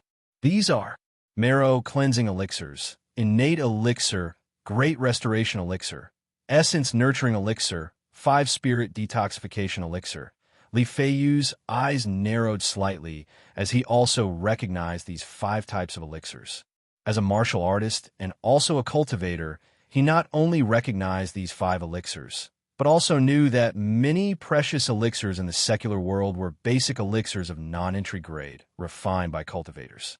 However, for cultivators, they were basic and non-entry level elixirs. In the secular world, to the martial artists, they were incomparably precious, miracle medicines. "Yes, your friend is indeed very generous." Li Zhengyang nodded and said with emotion. He had only heard a brief introduction about Lu Changsheng from Li Feiyu previously. All he knew was that, like his own son, Lu Changsheng was a cultivator. He came over to ask the Crimson Whale Gang to help take care of his secular family, but he didn't know much else. Now, seeing the 5 bottles of elixirs and recalling Lu Changsheng's composed and self-confident demeanor, he felt that Lu Changsheng was no ordinary cultivator and could be considered remarkable compared to the general cultivators. "I have seen many people over the years. Your friend is not simple. You should build a deep friendship with him," Li Zhengyang said seriously. "As for these elixirs, they're too precious. You should return them later." Li Zhengyang put away the elixirs and handed them to his son. He was indeed tempted by the elixirs, but felt they were too precious to accept comfortably.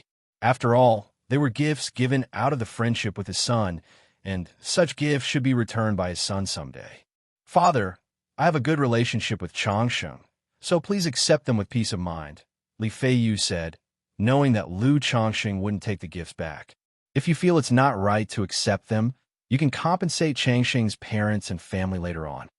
Feeling a bit ashamed for not bringing anything good home, he was reminded of how he lived frugally in the Lu family with only 2 spirit stones a month and no spare spirit stones to spend. "You can rest assured regarding Lu Changsheng," Li Feiyu continued.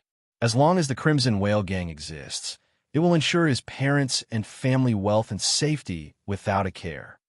Even if the Crimson Whale Gang no longer exists, we will do our utmost to protect his parents and family. Li Jingyang declared with a deep and resolute voice. Even if a common cultivator asked him to take care of a family, he would comply, because this was a chance for encountering immortals, to be able to owe a favor to a cultivator. Moreover, Lu Changsheng seemed out of the ordinary and was a friend of his son. Chapter 32. Going Home, Return Journey. One having stayed at the Crimson Whale Gang for 2 days, Lu Changsheng set out to return to his hometown. Li Feiyu had taken 2 people to accompany him on his journey. Since Lu Changsheng planned to settle his family well, he would go directly to Rui Prefecture and then return to Qingzhou Mountain. Li Feiyu naturally went back with him. The 2 people were brought along for the convenience of settling Lu Changsheng's family later on. I wonder how my parents have been during the 3 years of my absence. As he set foot on the road home, Lu Changsheng couldn't help but feel sentimental and apprehensive as he drew closer to his village. After all, it was the home where he had lived for 18 years. Even after awakening the memories of his previous life, those first 18 years were still a part of his life. 6 days later, a carriage traveling on a bumpy, dirt road arrived at a small mountain village. At the entrance to the village stood a stone pier, engraved with the 3 characters for Woniu Village. Lu Changsheng, seeing the landscape familiar from his memories, had the carriage stop outside the village and quickly walked into it alone. There wasn't anyone to be seen at the village entrance, but from afar came the sound of cheerful music. Lu Changsheng guessed that some family was celebrating an occasion, drawing the villagers to join the festivity for a feast. He walked toward his own house. Hearing the music grow louder, he quickened his pace. He soon saw a tiled 2-courtyard house fenced with hedges ahead. The surroundings of the house were adorned with large Shi characters, and tables were arranged both inside and outside the courtyard, where many villagers were chatting, standing, squatting, or sitting. Some people were playing gongs, drums, and trumpets, and many children frolicked around, creating a joyful atmosphere. Could it be that my younger brother is getting married? Lu Changsheng felt a slight surreal sensation as he looked at the familiar courtyard he had lived in for 18 years. He was the 3rd child in the family, with an older sister and brother above him and a younger sister and brother below him. His brother, 5 years his junior, was now 16 and of marrying age. "Young master, who are you looking for?" At that moment, a woman with somewhat coarse and dark skin, carrying a child, noticed Lu Changsheng approaching and came over to inquire. Gazing at the woman before him, a surge of emotion welled up in Lu Changsheng. After a moment of silence, he answered with a somewhat hoarse voice, "Sis, Changsheng." The woman in front of him was in fact Lu Changsheng's eldest sister. Changsheng. Upon hearing this, the woman looked incredulously at the noble-looking young man before her. Then, closely examining the face resembling that of her brother who had left home 3 years ago without any news, her eyes became moist, and her voice choked up as she exclaimed, "Changsheng, you are Changsheng. Where have you been, Changsheng? You've not returned for 3 years. Do you know how worried our parents have been? It's good that you're back, it's good. Alung, this is your uncle, your second uncle." The woman with the cloth sleeves wiped the moisture from her eyes and excitedly spoke to the toddler, who was only 2 or 3 years old, in her arms. Then, about to reach for Lu Changsheng to take him inside, she hesitated as if fearing she might soil his clothes and withdrew her extended hand. She said to Lu Changsheng, "Today happens to be the happy day of Changqing's wedding. I'll go tell Dad and Mom." With that, she walked briskly into the courtyard holding her child and shouted loudly, "Dad, Mom, Changsheng has come back." "Changsheng? Who's that?" "The 3rd son of Old Man Lu, the one who disappeared suddenly 3 years ago. I always thought that child was odd from a young age. How'd he just come back after 3 years? He looks nothing like he used to. Indeed, he's got such fine skin and looks even more refined than those young masters from the city." Other villagers, hearing the commotion, also turned their attention towards Lu Changsheng at the entrance and started to murmur among themselves. Soon, The woman returned with two elderly people with gray hair and faces weathered by the years, dressed neatly, walking out of the house towards Lu Changsheng, standing in the courtyard. Lu Changsheng also fixed his gaze on the two elderly people. In 3 years, the degree of aging in his parents had exceeded his expectations. His lips parted slightly, trembling as he called out, "Dad, Mom." That day, something sensational happened in Woniu village that astounded everyone. The Lu family's third son, who had vanished for 3 years, returned home. Normally, this sort of event wouldn't concern the other villagers much and would be nothing more than small talk over tea or dinner. However, once this third son of the Lu family got home, he threw a wedding celebration for his younger brother with over 100 tables of banquet that lasted for half a month. He also built large houses for his own siblings and his father's family and purchased lands for them. As a result, the old man Lu went from a commoner to being addressed respectfully as Lu Yuanwei. Even the villagers of Woniu received a handsome share of the wedding joy money. This incident would surely be the talk of Woniu village for decades. Yet Lu Changsheng, the man who had become the talk of the town, stayed at his parents' house for just 1 day before leaving Woniu village with Li Feiyu, returning to Rui County City. Why leave so soon without staying a while? On the official road, Li Feiyu looked towards Lu Changsheng beside him and asked aloud, "There's nothing left to stay for. They are all well, and their future lives will be worry-free, which puts my mind at ease." Lu Changsheng shook his head, looking at the blue sky, and spoke softly. 3 years apart, and I embarked on a path entirely different from normal people. Now back at home, the way my parents and family look at me carries a mix of unfamiliarity and awe. Thus, after ensuring that my parents and family were well settled, I left straight away without much hesitation. 9 days later, Rui County City, outside the city gates. "Brother Hong, no need to see us off any further. The mountains are high and the rivers long. We shall meet again. We shall meet again." Lu Changsheng and Li Feiyu, leading their spirit horses, bid farewell to Hong Yi with a clasped hand salute. "We shall meet again. I wish both fellow Taoists a prosperous and evergreen path in cultivation." Hong Yi returned the gesture with a salute. He looked more spirited than before. A few days ago, he showed his father, the Marquis of Rui, the 13 talismans given to him by Lu Changsheng. He indicated that his friend had become a talisman master, and henceforth, stable trade of talismans with the Marquis mansion could be established. Upon hearing this, and seeing that Hong Yi had received the talismans without having paid any spirit stones, his father believed in Hong Yi's words. He praised him greatly, encouraging him to foster a good relationship with Lu Changsheng and even assigning him some responsibilities within the Marquis mansion. Hong Yi was overjoyed by this, and his whole demeanor grew more buoyant and confident. Lu Changsheng and Li Feiyu also returned the salute and then mounted their spirit horses to set off. After traveling a distance, Li Feiyu spoke up. "I see that Hong Yi seems to have warmed up a lot to you. Although Hong Yi is born to the Marquis, he is just the son of a concubine, and his life cannot be said to have been easy. Making friends with me as a talisman master may well improve his position in the household." Lu Changsheng naturally knew the reason. On this trip home to fetch the spirit horses, Hong Yi had brought 15 spirit stones as payment for the previous talismans, and expressed that because of this, he had received praise from his father, the Marquis of Rui. He hoped that if Lu Changsheng ever planned to sell talismans to outsiders in the future, he would consider him as a priority. Naturally, Lu Changsheng nodded and agreed to this proposal. He also felt that it would be worth considering to sell some talismans through Hong Yi as a channel. Otherwise, with so many talismans on hand and lacking strength, it would be troublesome to sell them. True, it's very difficult to make money and cultivate in the secular world. Li Feiyu lamented as well.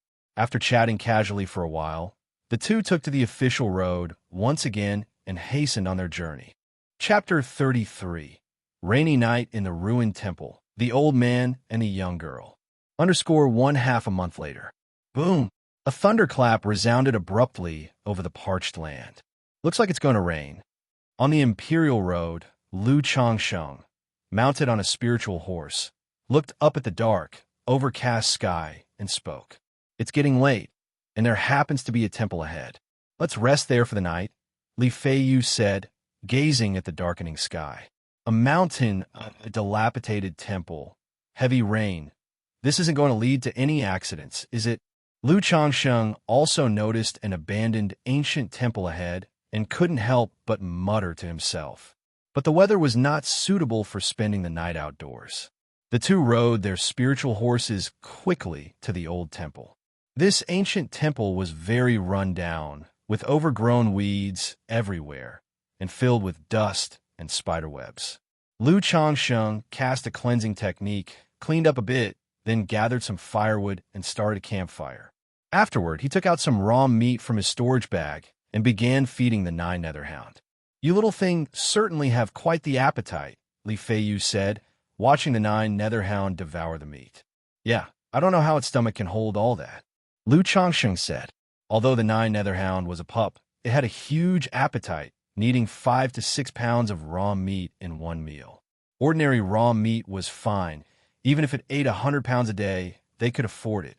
But Lu Changsheng felt that to make the 9 netherhound grow faster, he probably needed to feed it demon beast meat. And demon beast meat was expensive.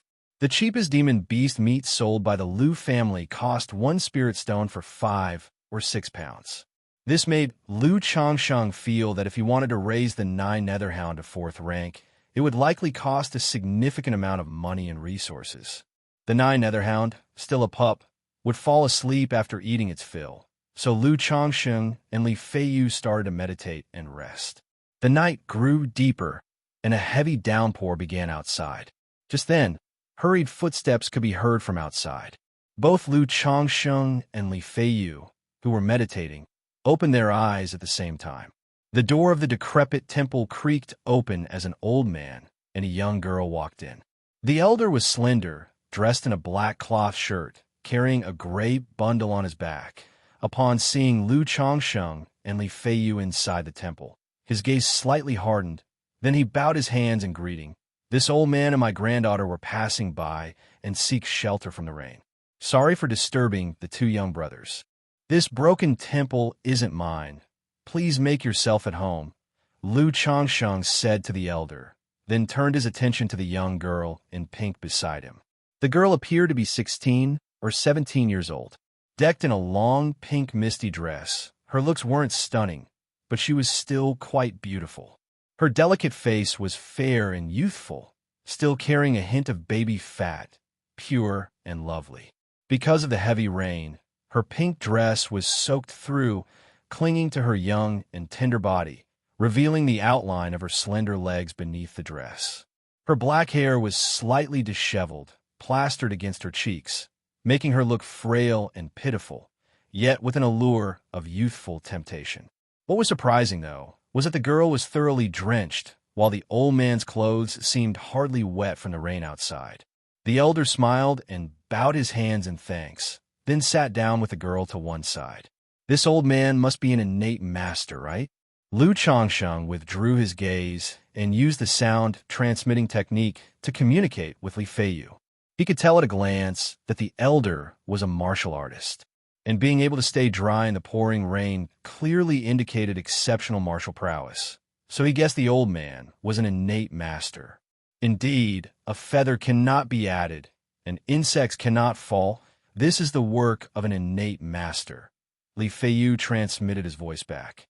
He naturally knew a few primary-level spells used by cultivators and was even more proficient at them than Lu Changsheng.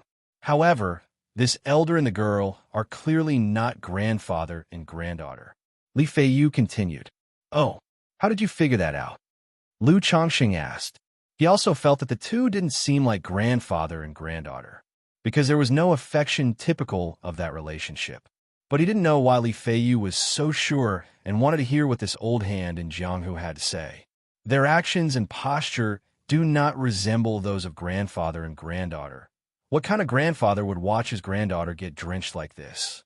Moreover, the elder is an innate master, yet the granddaughter shows no signs of martial arts training, which is also unreasonable. However, These can all be barely explained away. The main thing is this girl's acupoint had been sealed, rendering her unable to speak. And when she came in, the moment she saw us, her eyes lit up with hope, as if she was trying to ask for help. Li Feiyu explained in detail to Lu Changsheng. Not bad. The experience from wandering Jianghu really is different. In that case, do you want to play the hero and save the beauty? Lu Changsheng said, admiringly. He hadn't expected Li Feiyu to notice so much in such a short period of time. With his third-level Qi refinement cultivation, he had only noticed that the elder was an innate master and that the two didn't look like grandfather and granddaughter, but hadn't paid attention to so many details. I grew up in the Crimson Whale Gang and started wandering the Jianghu at the age of 12. I still have this discernment. As for playing hero, there's no rush. Let's see how things unfold first. With a trace of smugness, Li Feiyu said. While the two communicated through the sound-transmitting technique, the elder took out some dry food from his bag and said naturally and skillfully, "May the two young brothers lend me some fire to roast my dry food? Moreover, my granddaughter is now drenched, and it would be easy for her to catch a cold if we don't light a fire," the elder added. As he spoke, the old man walked toward Lu Changsheng and Li Feiyu. Seeing the elder coming over, Lu Changsheng immediately narrowed his eyes, feeling a stir of vigilance, and placed his hand inside his robes, holding a stack of talismans. He clearly remembered Li Feiyu telling him that the strength of an innate martial artist was not inferior to that of a third-level Qi refinement cultivator. If they got in close, the odds of an innate martial artist winning were even higher. Given the elder's unknown origins and Li Feiyu's previous words, suspiciousness was evident. In such a situation, he naturally became more cautious and was ready to take action at any sign of an unusual move. "Please help yourself." At that moment, Li Feiyu spoke up. At the same time, he sent a message to Lu Changsheng, "Leave it to me." Lu Changsheng didn't reply, but kept holding the talismans, staying alert. The elder reached the campfire and handed over the dry food. "You two young brothers haven't eaten yet, have you? Would you like some?" Growl. Just then, the nine netherhound lying next to Lu Changsheng, sleeping, suddenly woke up and growled at the elder. Lu Changsheng, without changing expression, calmed the nine netherhound, ready to act at any moment. "We have already eaten." Li Feiyu, with a slight smile on his face, looked at the elder and said, "Then I'll just take a stick to start the fire." The elder seemed to pay no heed to the growls of the nine netherhound, bending down to pick up a stick of wood from the fire pit. And at that moment, Li Feiyu, with a mocking smile, said to the elder, "I'm afraid that fire won't be enough. Shall I add some more?" Before his words had finished, Li Feiyu, who was sitting, suddenly swung his robe and struck a fierce palm towards the elder, the force of which whipped up a strong wind. Facing this sudden strike, the elder seemed ready, swiftly raising his hand to meet the blow. However, at that instant, a thumb-sized flame appeared in the palm of Li Feiyu's hand. Bang! As their palms met, the elder let out a piercing scream, and his hand burst into flames. The fire quickly spread from his arm across his entire body at a speed visible to the naked eye, turning him into ashes. Chapter 34. Love at First Sight. _1HM. Lu Changsheng was quite astonished to see Li Feiyu strike in an instant, directly reducing the elder to ash with a single palm. He was surprised not only at the decisiveness of Li Feiyu's action, but also at Li Feiyu's combat capabilities and techniques. Compressing the flame bullet technique in the palm, combined with his innate martial arts, a single palm strike was launched, and without waiting for the force to explode, the high temperature of the flame bullet in the palm melted and burned the person, truly impossible to guard against. I didn't really want to meddle, but he was asking for his own death. Li Feiyu snorted coldly, then laughed and said, "However, the effect of combining this spell with martial arts is indeed not bad." After killing the man, he appeared very indifferent, as if nothing had happened. He then turned to Lu Changsheng and said, "I was indeed not wrong before. This old fellow was no good person, actually harboring malicious intentions towards us. He was somewhat cautious, but his methods were too poor. He couldn't even use poison properly. Li Feiyu said so. Poison. Upon hearing this, Lu Chongqing was stunned and somewhat incredulous. He had thought that Li Feiyu saw something wrong with the elder and decided to make a preemptive strike. It hadn't occurred to him that Li Feiyu would say the elder used poison. That's right, the dry food he brought probably had poison in it. When he came over, he had also hidden a kind of narcotic poison in his sleeve, intending to poison us stealthily when he bent over to make the fire. He hid it quite well, but the execution was not very clever. Little did he know that I have been familiar with such things from a young age. Li Feiyu spoke, explaining to Lu Chongsheng. It seems that not only is the cultivation world dangerous, but the secular martial world is no better, with methods that are difficult to guard against. Lu Chongsheng fell silent for a moment and shook his head reflectively. He felt he was somewhat naive in front of Li Feiyu, like an old game player and a newbie. Just now, he felt that there was something off about the elder and became slightly vigilant, but he had not detected the act of stealthy poisoning. It seemed that the nine netherhound had just awoken from its sleep and barked fiercely, probably having sensed something as well. No wonder it was a heaven-ranked demon beast with a trace of true spirit bloodline. Even as a cub that slept all day, it had a keen sense for danger. At that moment, Lu Chongqing made up his mind. In the future, faced with such situations, he would either strike decisively first or keep his distance. Otherwise, with his limited experience and temperament, he would be no match for these seasoned figures of the martial world and would inevitably find himself in trouble sooner or later. Such is the way of the world, the same everywhere. Moreover, when you're in the martial world, you need to be particularly wary of Taoists, monks, the elderly, women, and children. Li Feiyu said, "The elderly, women, and children? Does that mean only people like us don't need to be so cautious?" Lu Chongqing asked. "No, everyone must be cautious, but these types in particular require extra caution. If you encounter a mix of these together, you need to be even more vigilant." Li Feiyu smiled and said. As the two of them were talking, the delicate girl dressed in a pink skirt also came back to her senses. She had just witnessed Li Feiyu burn the elder to ashes with a palm strike, and she was so shocked that she had become completely stunned. Now, as she regained her composure, she immediately came to kneel in front of Lu Chongsheng and Li Feiyu. Her innocent and pitiful face seemed to want to say something, but no sound could be heard. Does she have any issues? With the recent events in mind, Lu Chongsheng looked at the approaching girl and asked Li Feiyu. In his eyes, the girl was just an ordinary person and naturally unproblematic.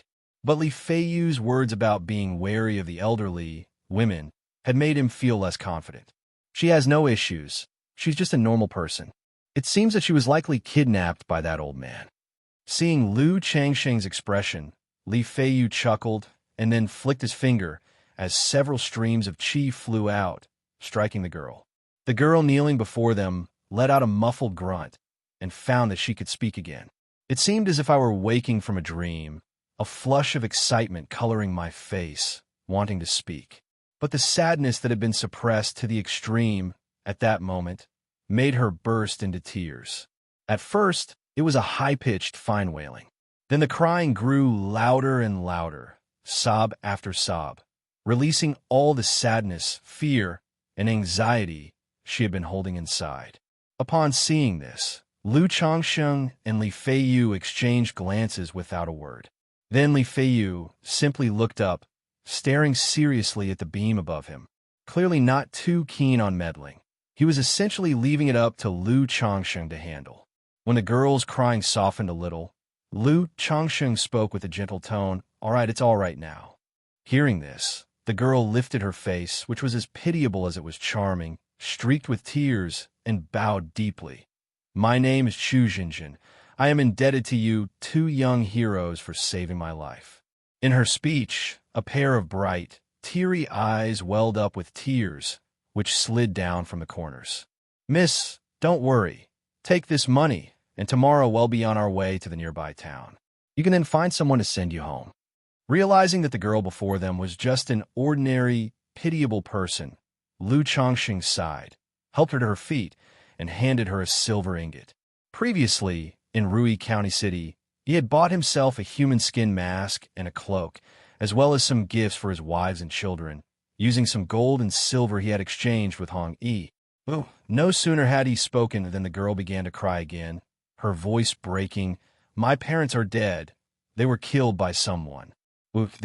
Hearing this, Lu Changsheng's mouth twitched, suddenly feeling a headache coming on. He looked towards Li Feiyu. However, Li Feiyu was still looking intently at the beam above him. Lu Changsheng sighed and asked, "Do you have any other relatives?" "No more. My parents are dead." "Wu, that villain said I have a spiritual root and wanted to offer me as a consort to an immortal. My parents wouldn't agree, so he killed my whole family." The girl cried continuously, her whole demeanor pitiable and helpless. However, upon hearing this, Lu Changsheng was slightly taken aback. Spiritual root.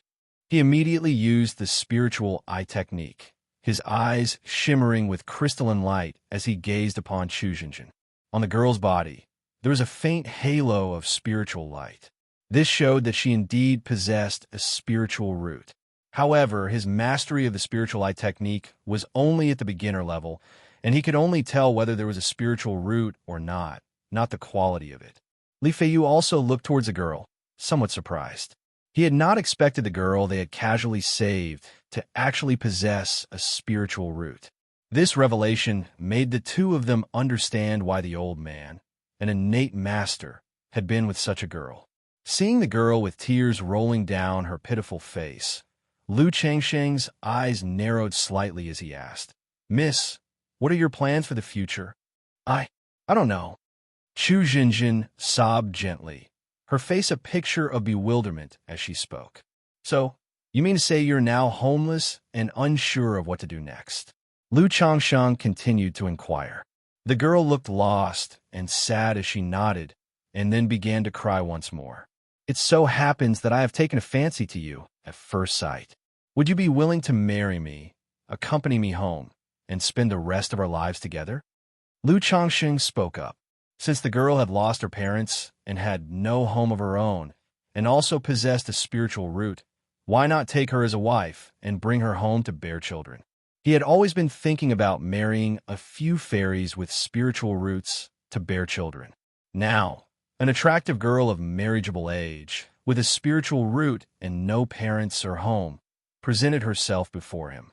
Why should he hesitate or pretend to be a morally upright gentleman? It was only natural to take the initiative, express his feelings, and offer her a warm home. However, he was not coercive. It all depended on the girl's willingness.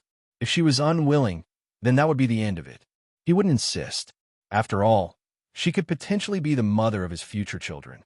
His moral compass was not so skewed as to force someone to bear his children. Chapter 35. Return to Qingzhou Mountain. _1 At this moment outside the broken temple, the rain was torrential. Inside the broken temple, Li Feiyu, who was about to see how Lu Changsheng would deal with Chu Xinjin, heard these words and was completely stunned. He looked at Lu Changsheng with a face full of astonishment. He hadn't expected Lu Changsheng to suddenly say something so shameless. Love at first sight? To spend the rest of one's life together? Is this what you call love at first sight? You're clearly lusting after her body, after her spiritual root. However, he naturally wouldn't sabotage his good brother's efforts. And he knew that his good brother had no great ambitions in this lifetime. He just wanted to live a stable life, be surrounded by wives and concubines, and have a house full of children, especially a few with spiritual roots. The girl in front of them had a decent appearance, possessed a spiritual root, and had no place to call home, unsure of where to settle down. So, when Lu Changsheng made such a proposal, it wasn't really a problem and was quite reasonable. After all, the children born of a woman with a spiritual root were much more likely to inherit a spiritual root themselves. In his eyes, even though Lu Changsheng, a talisman master, might find it difficult to look for a few fairies with spiritual roots to father children with, because pregnancy and childbirth greatly affect a female cultivator's cultivation. Thus, many female cultivators, even if they were willing to take a partner, were not too keen on having children. Upon hearing Lu Changsheng's words, Chu Jinjin also paused in surprise, not quite able to react. Her eyes, wet with tears, stared blankly at the man in front of her, who had a clear and handsome face and a tall and lean stature. The next moment, her slightly chubby and fair cheeks flushed red at once. This young man's words are just too blunt. Although many dramatic stories say that one can only repay a life-saving debt by pledging one's body, this was just too direct. She didn't even know his name yet. And shouldn't this type of proposal come from her instead? In an instant, Chu Jinjin felt dizzy and somewhat dumbfounded. Meeting Lu Changsheng's gentle gaze, Chu Jinjin couldn't help her heart fluttering and hastily lowered her head in embarrassment. There's no rush. You can think it over carefully and give me an answer before dawn, Lu Changsheng said calmly, seeing the girl's shy demeanor. Speaking of which, he took out a garment purification talisman and activated it on the girl. He dried her damp, pink dress and cleaned it thoroughly.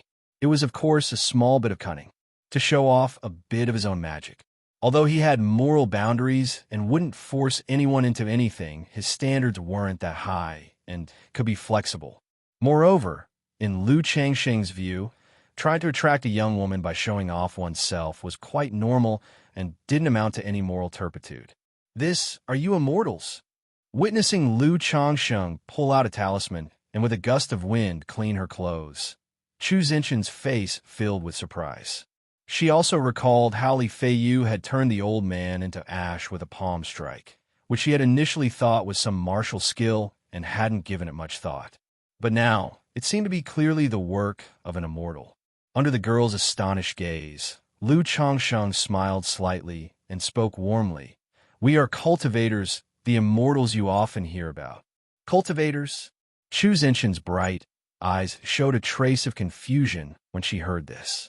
Indeed, as long as one possesses a spiritual root, they can embark on cultivation and become a cultivator. That old man wanted to offer you as a concubine to a cultivator because you have a spiritual root. Lu Changsheng nodded and explained. So, it was I who caused my parents' suffering. Upon hearing this, the girl burst into tears once more. After crying for a while, Chu Jinjin lifted her head, her eyes red and streaked with tears, and looked at Lu Changsheng before saying, Your great kindness, Jinjin cannot repay. I am willing to offer myself and marry you, my benefactor. Li Feiyu stood by quietly, watching Lu Changsheng deceive the young girl. Are you sure you've thought this through? When Lu Changsheng heard her words, he raised an eyebrow.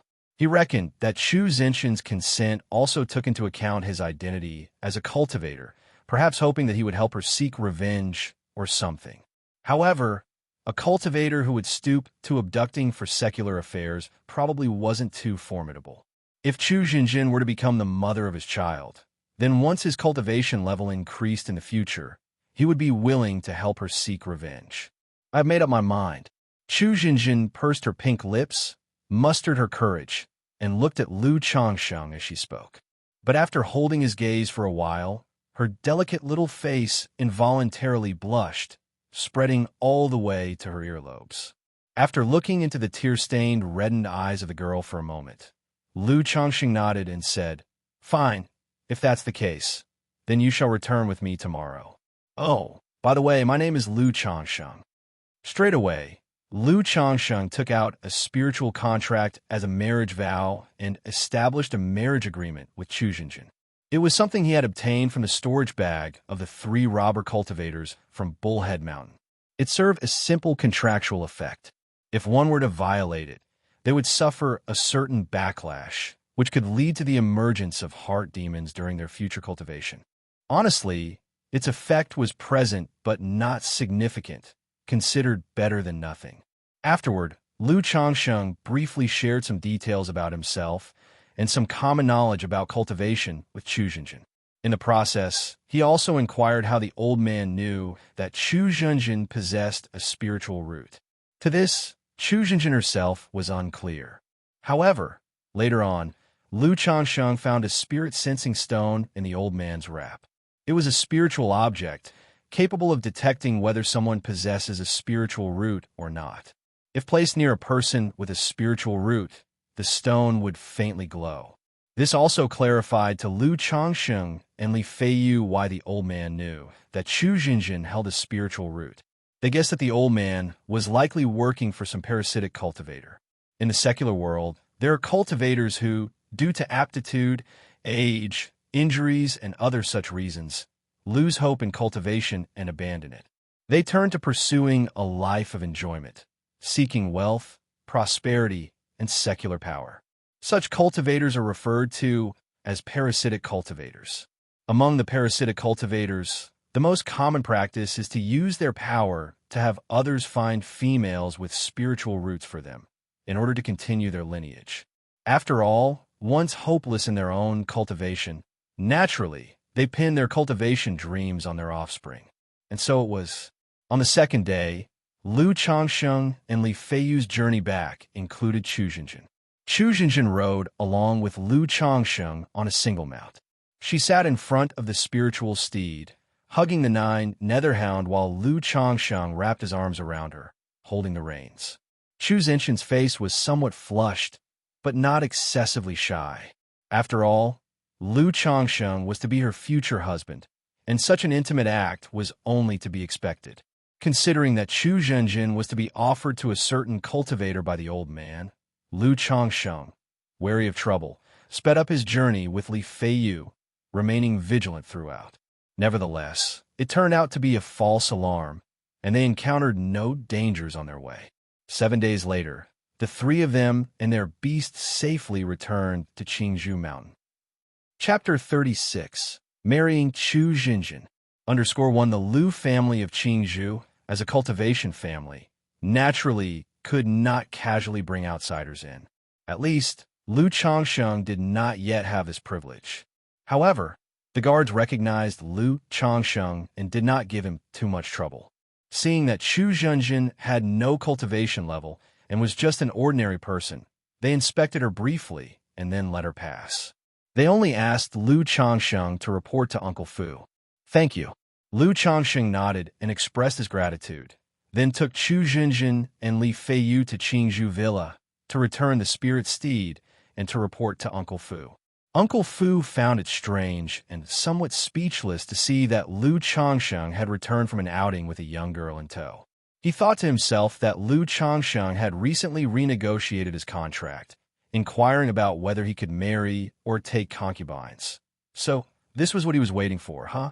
If he could not take a concubine from the Lu family, then he intended to bring one in from outside. Is that it? But it was just one woman, after all, so Uncle Fu said nothing, nor was it appropriate to say anything. After all, in addition to his interest in women, Lu Changsheng was doing very well in all aspects of talisman making, and the Lu family was quite satisfied with him. However, when Uncle Fu discovered that Chu Jinjin possessed a spiritual root, he grew more serious. He told Lu Changsheng that he could bring people in the future, but he should not casually bring in cultivators or people with a spiritual root into Qingzhou Mountain, because the spiritual energy of a spirit vein is limited. One more person cultivating would mean an additional consumption of spiritual energy. The spirit vein of Qingzhou Mountain could handle a few more people, no problem. But this is a rule of the Lu family. If everyone could casually bring people in, with everyone bringing their friends and family to Qingzhou Mountain, wouldn't it be overpopulated? Especially since Lu Changsheng lived in Qingzhou Valley, it was even more important not to bring in people carelessly. Therefore, Uncle Fu told Lu Changsheng he could bring at most 2 people.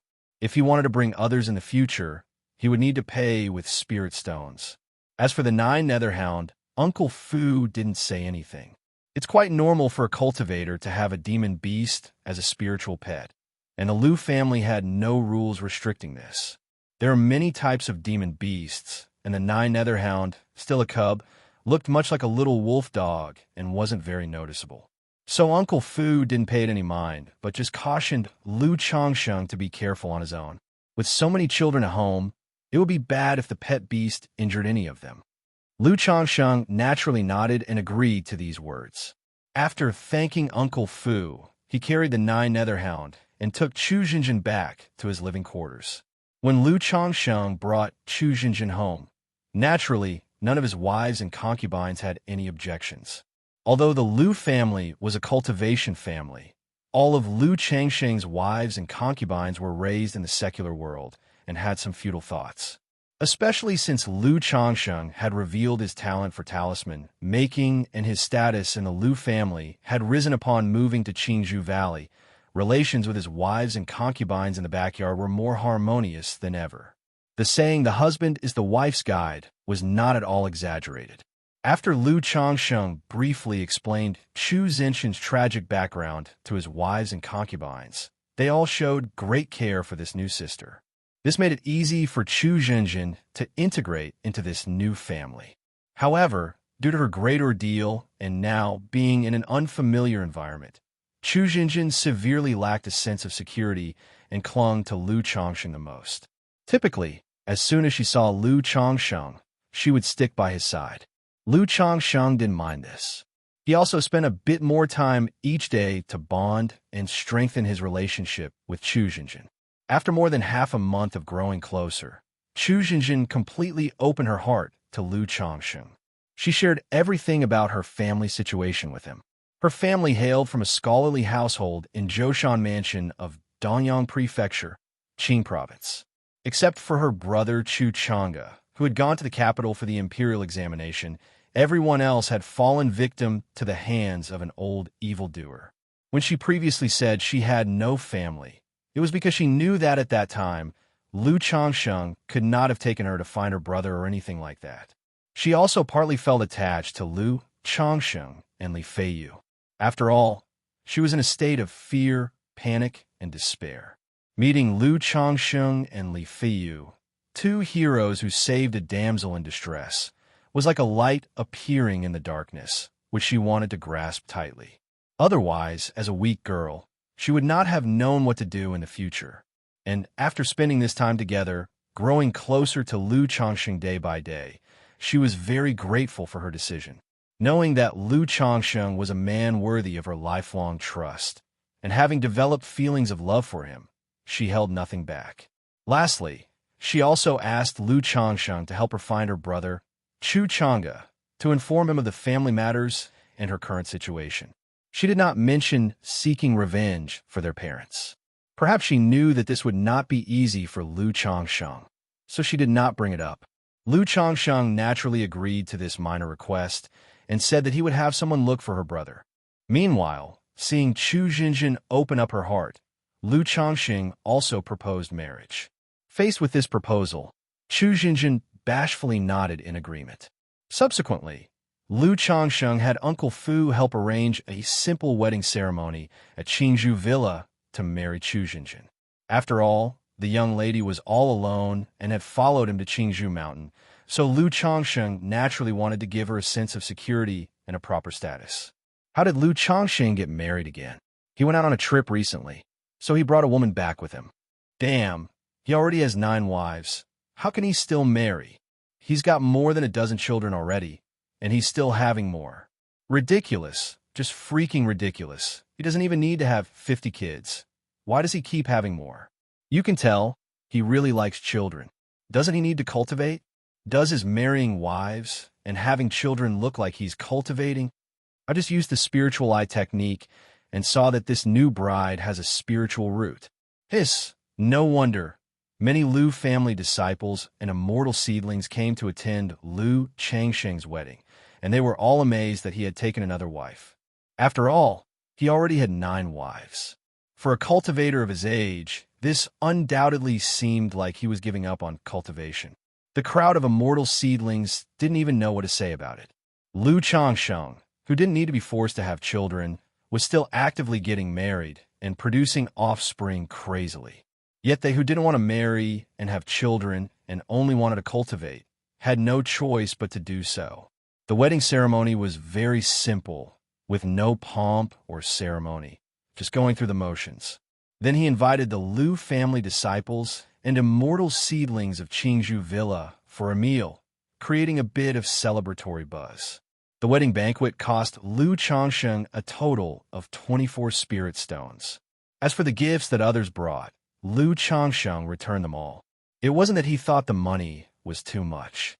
The Lu family disciples of Qingzhou Villa and the many immortal seedlings were already poor and lived difficult lives. He was doing well financially at the moment, so there was no need to covet this small amount of money.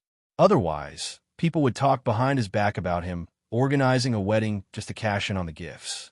Lu Changsheng also gave his good brother Li Feiyu a red envelope. After all, Li Feiyu was the witness for him and Chu Xinjin, so it was natural to show some courtesy. Additionally, he asked Li Feiyu to write back to the Crimson Whale Gang to help search for Chu Xinjin's brother, Chu Chang'e. After most of the banquet had been eaten, Lu Changsheng went to the bridal chamber. Xinjin. Lu Changsheng saw Chu Xinjin, wearing a phoenix crown and rosy clouds robe and covered with a red veil, sitting on the bed, and called out to her. Chu Xinjin did not reply verbally, but the small feet in red embroidered shoes that peeked out beneath her hem involuntarily retracted slightly. Seeing this, Lu Changsheng chuckled and approached Chu Xinjin, gently lifting the red veil. Her face, delicate as a jade sculpture and flushed with embarrassment, was revealed. Husband. Chu Xinjin's face, pale and blushing, called out timidly. Even after spending so much time with Lu Changsheng, developing a dependence and feelings for him, Chu Xinjin still retained her shy demeanor. That was just her personality. Xinjin, it's time to rest. Lu Changsheng looked at Chu Xinjin, who had her eyes cast down, a shy expression on her face, and hands unsure where to place, and sat down on the bed, wrapping his arms around her. Husband, the candles haven't been blown out. Chu Xinjin's voice was soft and sticky as she spoke, but before she could finish, she let out a squeal. Chapter 37. Having 10 kids shouldn't be a problem, right? _1 The next morning dawned. A beam of sunlight, threading through the sparse bamboo leaves, spilled into the room and bathed the disheveled red bridal gown beside the bed. On the ground beside it, there was a pair of boots, embroidered shoes, a pink belly band embroidered with lotus flowers, and pure white silk stockings. In the bed, Chu Xinjin's delicate body was wrapped in the bedding, snuggling up to Lu Changsheng like a little kitten, embracing his arm and sleeping in his hold. Her long legs were also entwined with Lu Changsheng's, with a section of her smooth, jade-like calf peeking out of the blankets, revealing a delicate, elegantly shaped, and graspable little foot. Lu Changsheng had just awoken and felt himself being tightly embraced, almost to the point of breathlessness. Opening his eyes, he saw Chu Xinjin in his arms. Her hair was messy, the tear stains by her eyes still present. She had cried for a long time the previous night, entwining her whole body around his, as if afraid he would leave. Seeing the tear stains at the corner of her eyes and her reddened eyes, Lu Changsheng felt a surge of tenderness in his heart, thinking to himself that Chu Xinjin really was prone to crying, and easily so. He wanted to rise, but Chu Xinjin was holding on too tightly, so he decided to just lay there and let her cling to him. She was soft-hearted and lacked a sense of security, very clingy to him, and since they had just consummated their marriage and he had nothing urgent to do, he simply chose to keep her company for a longer time. After an unknown duration, Chu Xinjin's eyelashes quivered slightly, and she opened her sparkling eyes, crocally calling out, "Husband, you're awake," Lu Changsheng said with a smile, tenderly stroking her delicate and soft cheek. Chu Xinjin didn't speak, but gently rubbed her cheek against Lu Changsheng's palm, snugly pressing her body against his chest. Lu Changsheng just quietly held her, gently caressing her and enjoying the quietness between them. Suddenly, Chu Xinjin's little foot, which was exposed outside the blanket, restlessly twitched, her crystal-clear toes curling inward, then stretching taut, ceaselessly moving. Blushing, she called out to Lu Changsheng again, "Husband," then the two cuddled for a while longer before getting out of bed. After getting dressed, Chu Xinjin suddenly asked, "Husband, could I be with child?" Having spent so much time with all the sisters and seeing so many children at home, Chu Xinjin knew Lu Changsheng was fond of children and that she too wanted to have them. With a blend of fear and longing in her heart, Chu Jinjin looked forward to having a warm family once again.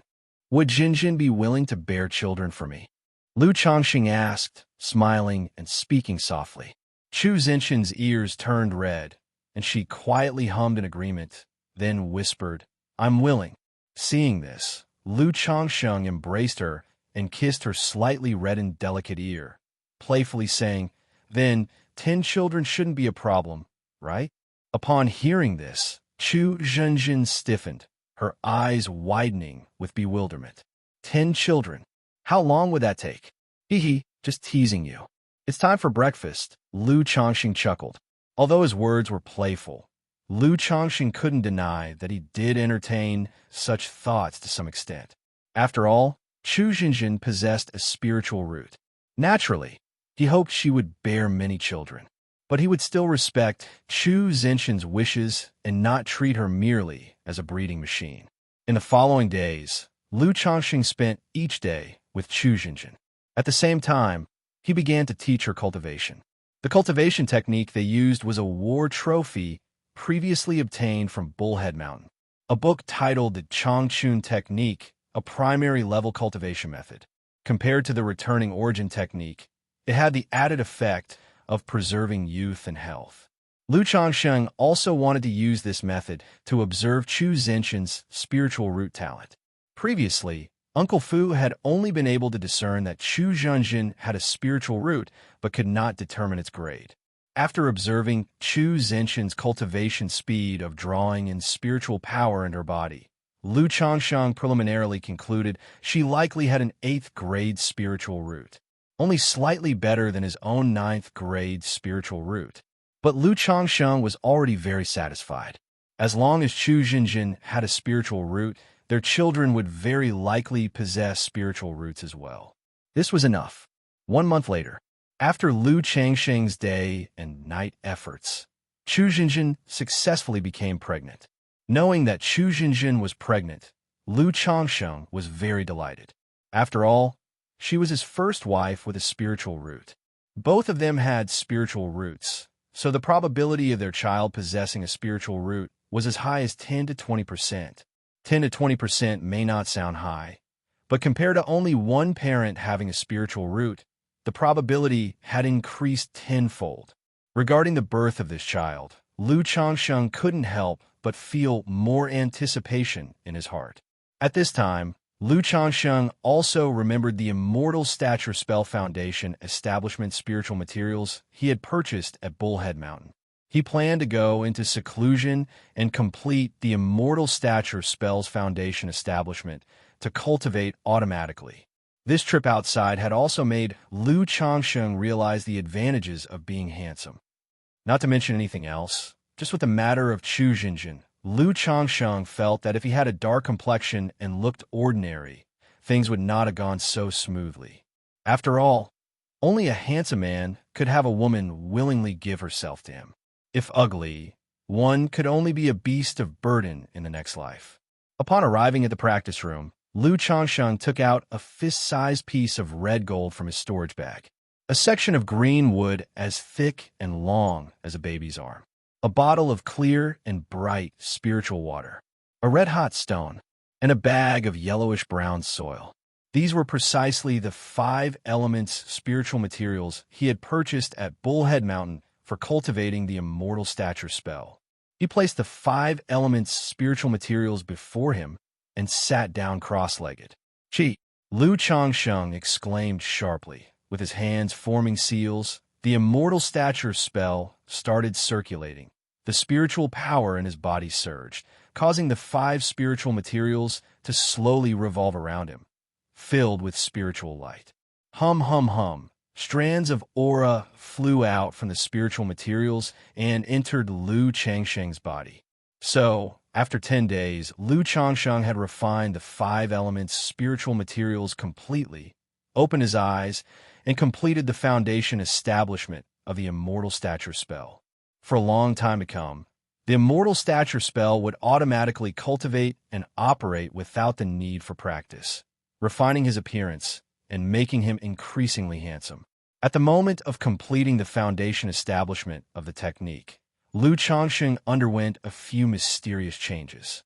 It was hard to pinpoint the specific details, but his facial features and physique, his temperament and demeanor, looked much more pleasant and natural to the eye. Lu Changsheng didn't pay too much attention to these minor changes on himself. Tidied his clothes briefly, walked out of the practice room, and went to the front courtyard to accompany his wives and children. At this time in the courtyard, his eldest son Lu Pingon was sleeping while hugging the little Nine Netherhound, looking very harmonious. When a Nine Netherhound was first brought back, his wives and concubines were somewhat worried, afraid it would harm the child. But after some time, they discovered that the Nine Netherhound was very docile. Aside from eating, it would sleep almost all day, and they gradually stopped fearing it, tending to it every day on behalf of Lu Changsheng. The children in the house liked the Nine Netherhound, their playmate, very much, often bothering it so much that it had difficulty resting peacefully. 6 days later, Lu Changsheng's 14th child was born. It was a boy without a spiritual root. Having so many children by now, Lu Changsheng could feel that he was becoming increasingly indifferent towards his new offspring. If the child had no spiritual root and no system reward, watching the child being born didn't bring him much joy anymore. No wonder ancient emperors treated killing their sons as if it were nothing. Lu Changsheng looked at his 14th son with some emotion in his heart. He could clearly feel the changes in his mentality over the years. However, he considered these emotions only occasionally, and they were quickly driven from his mind. Chapter 38. The Second Spiritual Root Child. One time flew by, and before he knew it, half a year had passed. In this half year, Lu Changsheng's 15th and 16th children were born. All of them were without a spiritual root, which made Lu Changsheng's anticipation for the child in Chu Zenshin's womb even greater. Meanwhile, through Lu Changsheng's efforts over the past 6 months, 5 more of his wives and concubines had become pregnant. Aside from Chu Zhenjin, who was still on her first pregnancy, the previous 3 wives and 6 concubines had all moved on to their second. The likes of Lu Zier and Lu Qing'er, the 2 sisters, had even started on their 3rd pregnancies. That day, Lu Changsheng had completed his daily meditation and cultivation in the practice room, then proceeded to the study to begin drawing talismans. These 2 activities had become part of his daily routine. Now, at the 3rd level of Qi refinement, middle-grade talismans posed no difficulty for Lu Changsheng.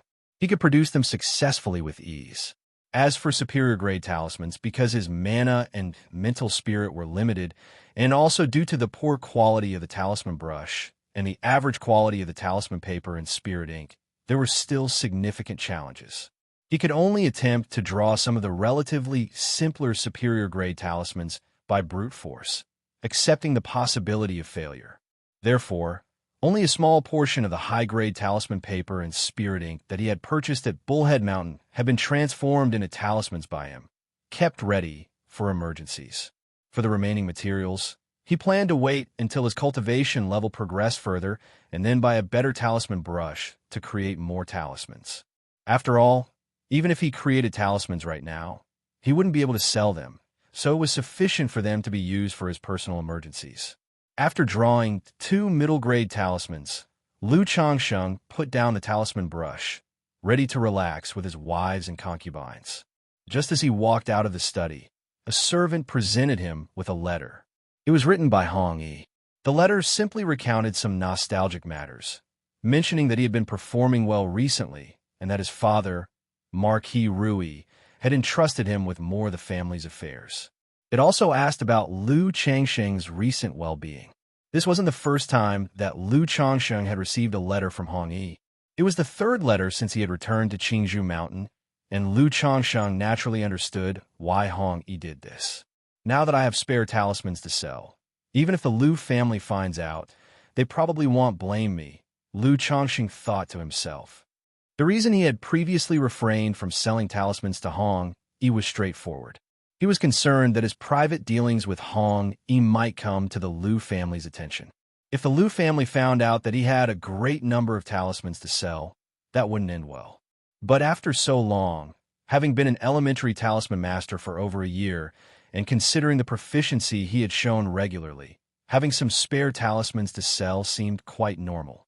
Immediately, he replied in the letter that indeed, he had some talismans for sale, and that they could be sold if he needed them. He inquired about how they should conduct the transaction. Naturally, he couldn't leave Qingzhou Mountain just to sell a talisman, so he left it to to figure out a way. After writing the letter, Lu Changsheng handed it over to a servant and asked it to be sent to the post station for mailing. Within the Lu family, there was a post station for sending letters to the secular world, though it was considerably slow. For a letter like this to reach Hong Yi's hands would probably take a month or even longer. If there was truly an urgent matter, they would need to use talisman mint for transmitting messages. After that, Lu Changsheng went to the back courtyard to spend time with his wives, concubines, and children. This too had become part of his daily routine. Seeing the big belly of Chu Xinjin, Lu Changsheng was reminded of her brother's situation. He made another trip to Qingzhou Villa, asking Li Feiyu if there had been any word from the Crimson Whale Gang about Chu Xinjin's brother, Chu Chang'e. However, Li Feiyu said that there had still been no information about Chu Chang'e from the Crimson Whale Gang. Having had no news of Chu Xinjin's brother Chu Chang'e for over half a year made Lu Changsheng even consider the possibility that his inexpensive brother-in-law might have encountered some sort of accident. After all, based on what Chu Xinjin had said, her brother was just an ordinary scholar. The journey to the capital to take the imperial exams was a tremendous one, spanning thousands of miles. If he encountered any danger on the way, it wasn't impossible that he might have met his demise. Lu Changsheng planned in his heart that if there was still no news after some time, he would also ask Hong Yi to help investigate. After all, the Crimson Whale Gang was just a martial faction. Once they left Heavenly Water Mansion, their power was limited. Meanwhile, at the boundary between Qing Province and Jizhou in Jiang Country, atop a precipitous mountain range with bizarre rocks and steep cliffs, heavy mists enshrouded the area, obscuring visibility across the expanse and making the valley between the cliffs deep and seemingly bottomless under the cover of the mists, unnerving for anyone who dared peek over the edge. Right now, in the vast and bottomless valley, woo-woo-woo, the gray mist spread and chilling winds howled, almost like the wailing of ghosts and wolves. Visible at the valley's center lay a blood-red lake, roughly 10 paces wide. Around the lake, piles of white bones accumulate, causing one's hair to stand on end, and the blood-colored lake is even more so. The blood water is deep and dark, filled with an indescribable evil and demonic nature, constantly bubbling with blood. With every bubble that bursts, a faint and eerie howl accompanies it. In this blood lake, there is also a cocoon as thin as a cicada's wing, emitting a crystal-like blood light. The cocoon undulates up and down in the blood lake, as if breathing, its blood light fluctuating bright and dim, soul-stirring, and quite bizarre. If one looks closely, they can faintly make out that a man is enveloped inside the blood cocoon. At this moment, the man seems about to open his eyes, but in the next instant, a blood-colored lotus like a half-moon emerges on his forehead, causing his almost opened eyes to tightly close again, falling into a deep slumber. 3 months later, 3rd-level energy refinement peak. But to break through to the 4th-level energy refinement, who knows how long it will take? In the practice room, Lu Changsheng, sitting cross-legged, opened his eyes and let out a breath of stale air, murmuring to himself. It took him about a year to reach each of the previous 3rd levels. But now, having cultivated to the peak of the 3rd level, he could clearly feel that the progression from the 3rd level to the 4th level energy refinement was different from before. There was a bottleneck. He couldn't break through without any obstruction, and it required a long period of grinding efforts. Lu Changsheng didn't pay too much attention to it. After all, with his mediocre aptitude, being able to cultivate to the peak of the 3rd level energy refinement so quickly was already quite good. He was very clear about his own position. Late bloomer. When there are more children, grown up, things will get better. Xinjin must be close to giving birth. Lu Changsheng got up, patted his dust-free robe, and walked out of the practice room. 11 days later, Chu Xinjin gave birth. The moment the child was born, Lu Changsheng, who was outside the delivery room, immediately felt a profound sensation. It was the stirring of the spiritual root. He knew that his child possessed a spiritual root. This excited Lu Changsheng immensely. He felt that his anticipation for the past 6 months had not been in vain. Indeed, one must have children with a woman who possesses a spiritual root. Otherwise, with just my side having a spiritual root, the chances of the child having one are too low. The fact that little Seven had one was purely a stroke of luck. Lu Changsheng took a deep breath, very happy and excited. This caused several of his wives who were nearby to feel a twinge of jealousy upon seeing Lu Changsheng's demeanor. Even though they were gentle and graceful in nature, they still felt that Lu Changsheng was somewhat partial to Chu Xinjin. Not only did he show more concern for Chu Xinjin on a daily basis, but now that the child was born, he seemed much happier than when the previous children were born. However, they also knew the reason. Chu Xinjin possessed a spiritual root, could engage in cultivation, and the child she bore would likely also possess a spiritual root. This naturally made Lu Changsheng more partial to her. When little Seven was born, the system gave me some child money. If I have 10 children with spiritual roots, the system should also give me some child money, right? Lu Changsheng, who didn't notice the expressions of his wives, was immersed in the joy of his child's birth. Previously, when little Seven, Lu Xianxia, was born, because it was the first time a child with a spiritual root was born, a reward was given, which led him to speculate that, similar to the number of children, upon reaching a certain number, a reward would be given. After a short while, the midwife came out of the delivery room carrying the child. It was a boy. Lu Changsheng held the child and entered the delivery room to visit Chu Xinjin. Chu Xinjin, though engaged in cultivation, had become pregnant soon after starting to practice. So she had yet to complete the process of leading qi into the body and was still very weak. Moreover, the first few levels of qi refinement didn't do much to enhance physical prowess. Seeing the frail Chu Xinjin, Lu Changsheng coaxed her to sleep, then handed the child over to a wet nurse and went to the practice room to start cultivating. He had no choice, as he was unable to see the child's spiritual root or the specific changes in his own spiritual root. He could only judge the improvement of his own spiritual root through cultivation, a simple and unpretentious method, before estimating the grade of the child's spiritual root. Chapter 39. The fifth lottery draw _1 several hours later. Lu Changsheng opened his eyes and exhaled deeply. It's a bit better than Xiaoqi's spiritual root. Through just now's cultivation, he could sense that his cultivation speed had increased by more than 10% compared to before. This meant that this child's spiritual root was better than that of his first child with a spiritual root, Lu Xianxia's. But it wasn't much better. Lu Changsheng estimated it was still a lower grade spiritual root, either 8th grade or 7th grade. Because of his previous child, Lu Xianxia's spiritual root, Lu Changsheng already had a general expectation in his heart. The highest would be an 8th grade spiritual root. There was a very good chance that, like him, the father, it was a 9th grade spiritual root. It's already enough. With this 10% improvement, plus Xiaoqi's spiritual root boost, my current cultivation speed is nearly reaching that of an 8th grade spiritual roots. As long as I have many children, even if they all have lower grade spiritual roots, the sheer number can lead to a qualitative change. Who knows, my future cultivation speed might even surpass that of the legendary heavenly spiritual root. Lu Changsheng muttered to himself, feeling quite delighted. He didn't mind too much that this child only had a lower grade spiritual root. For him at this point, it was already very good and quite nice that his children had spiritual roots at all. He had no requirements for their grade.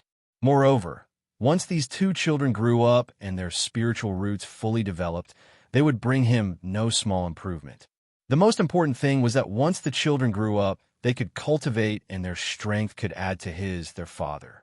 Furthermore, children with spiritual roots could eventually marry and have children, also with a chance of having offspring with spiritual roots. This would carry on from generation to generation, representing hope and the future. Thinking of a future with many children who have spiritual roots, all of them successfully cultivating and branching out, Lu Changsheng felt cozy at heart, seeing a wonderful future ahead. 3 days later, Lu Changsheng received another letter. It was from Hong Yi. He expressed that as long as Lu Changsheng had a certain number of talismans, he could send a trusted envoy with spirit stones to trade at Qingzhou Mountain, showing true sincerity. After reading the letter, Lu Changsheng pondered for a moment.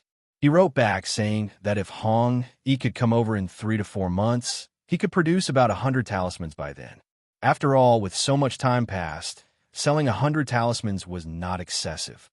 Aside from wanting to sell some talismans to make money, Lu Changsheng also thought of using the benefits of the talisman trade to solidify the connection with Hong Yi. Previously, Hong Yi had mentioned in his letter that he was in charge of certain affairs within the Rui Marquis mansion that involved dealing with cultivators, gathering news from the cultivation world. Also, he sought people with spiritual roots in the secular world through martial artists and folks from the rivers and lakes, as well as cultivational resources and treasures that had been lost to the secular world. So, Lu Changsheng felt that he might need Hong Yi's help in the future. At the very least, he could use Hong Yi to make purchases of cultivational materials and resources, sparing him from going out. And moreover, with the growing number of his children, Lu Changsheng also realized the problem. The speed at which he was having children seemed a bit too fast. Originally, he thought of sending his children into the secular world when they were over 10 years old. But Lu Changsheng discovered, given the rate at which he was having children, by the time Lu Pinggan, the eldest batch, were over 10 years old, he would likely have a total of 70 to 80, nearly 100 children. Having many children was naturally not a problem.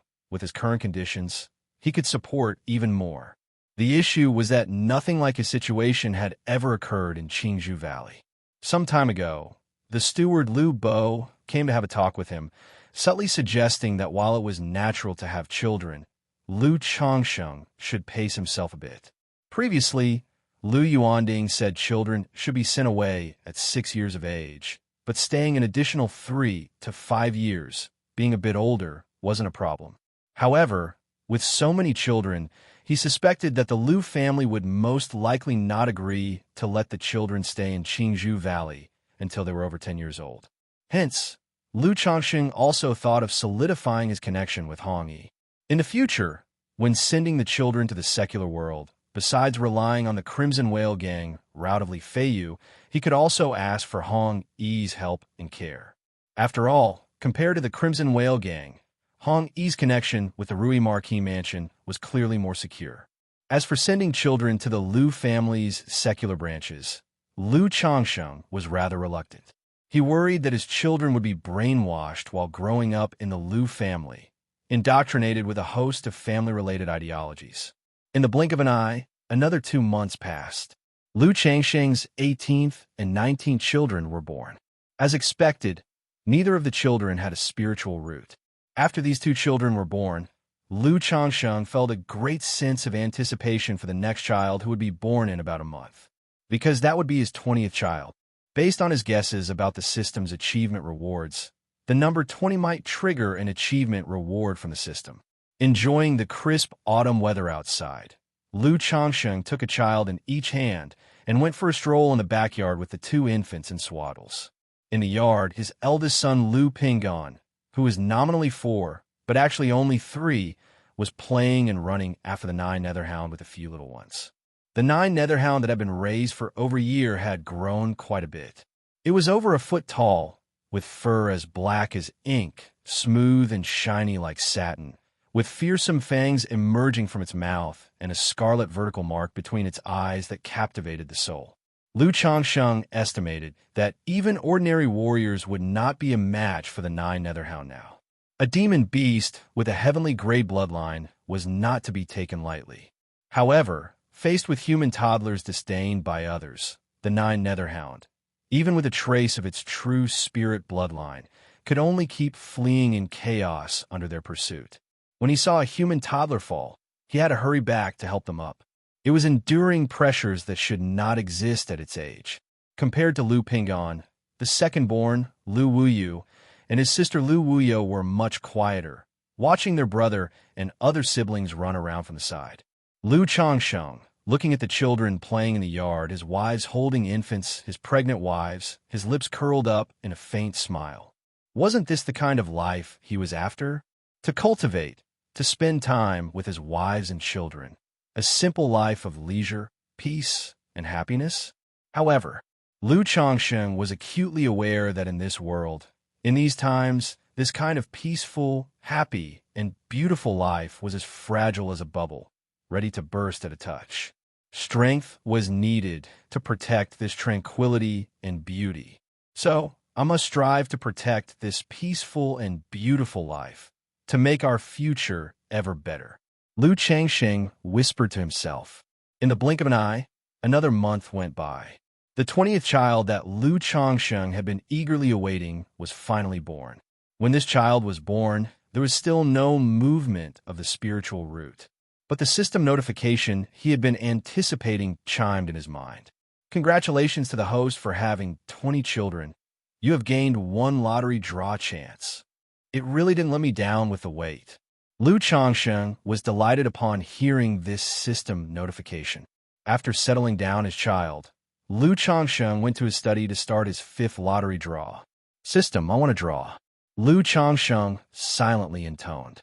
Immediately, the familiar lottery wheel materialized before his eyes. I wonder if I could draw a cultivation method this time. Lu Changsheng looked at the lottery wheel, hoping in his heart. At this stage, what he wanted most was a good cultivation method. After all, great buildings rise from the ground. One's foundation must be solidly laid. If there were a good cultivation method, he could advance to a higher level both in terms of his foundation and his cultivation speed. It would certainly be better than this trashy, returning origin technique. Lu Changsheng was very worried that once his cultivation realm grew higher, he would suffer from an unstable, unsolid foundation because his initial technique was so lousy, hindering his progress compared to others with more robust foundations. Without indulging in wild and fanciful thoughts, Lu Changsheng took a deep breath and declared, "Start the lottery draw." Instantly, the pale red wheel shimmered with golden light and began spinning rapidly. A moment later, the golden glow slowed down, and under Lu Changsheng's expectant gaze, it stopped on the space for a cultivation technique. Chapter 40. 100 Refinements Treasure Body Art. _1 ding. Congratulations to the host for obtaining the 100 Refinements Treasure Body Art. The reward has been issued to the system space, and the host can check it at any time. A transparent jade scroll pattern emerged, accompanying the system notification sound. 100 Refinements Treasure Body Art. Is this a body refining technique? Just as a look of joy started to appear on Lu Changsheng's face, his expression stiffened. He didn't want to cultivate a technique, but what he wanted was a chi refinement technique, not a body refinement technique. Among cultivators, there's also the concept of body cultivation, known as body cultivators. Compared to law cultivators, body cultivators can significantly make up for the weaknesses in survival ability and close combat in the early stages. But compared to law cultivation, body cultivation consumes more time, effort, and resources. Most cultivators simply didn't have the time, energy, or financial resources to cultivate both a body refining technique and law cultivation, to pursue magical dual cultivation. After all, for most cultivators, cultivation level, magical treasures and divine skills are the main focus. Physical bodies and such, as long as they're passable, that's enough. Who would bother with close combat as a dignified cultivator? Body cultivation only has the advantage in the early stages of cultivation. The first technique I drew was a supplementary technique, and now another body refining technique. Is it so difficult to get a chi refinement technique? Lu Changsheng shook his head and heaved a sigh.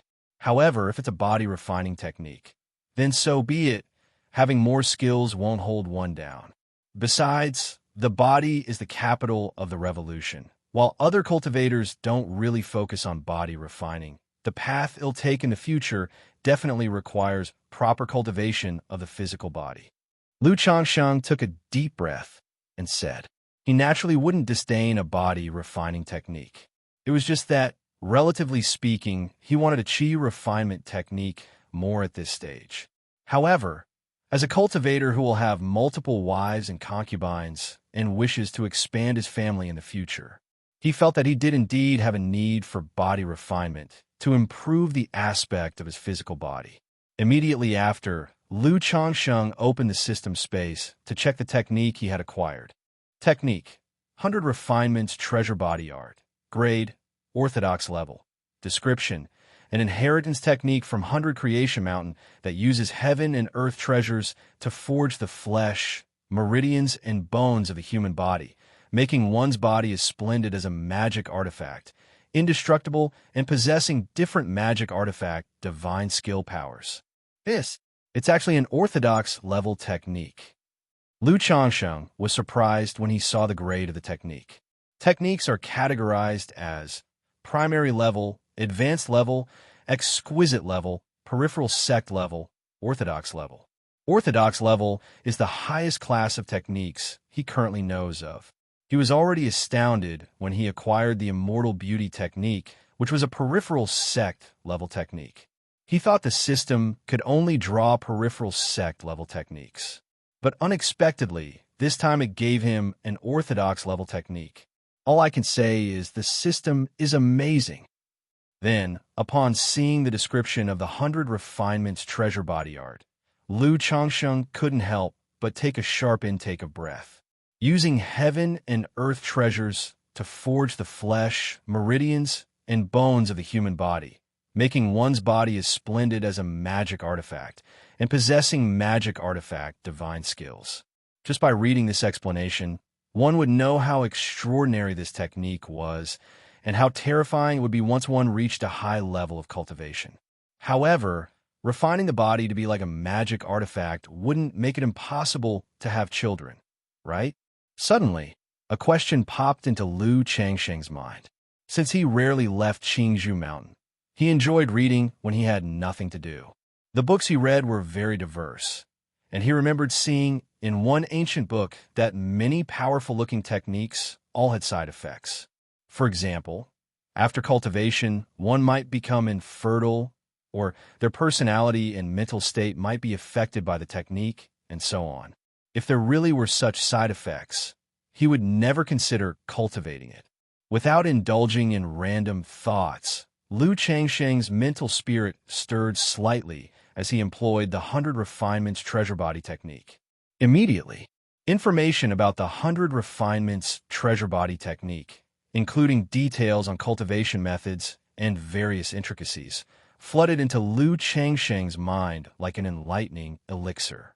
After a long while, Lu Changsheng opened his eyes and let out a long sigh of relief. This technique was incredibly profound.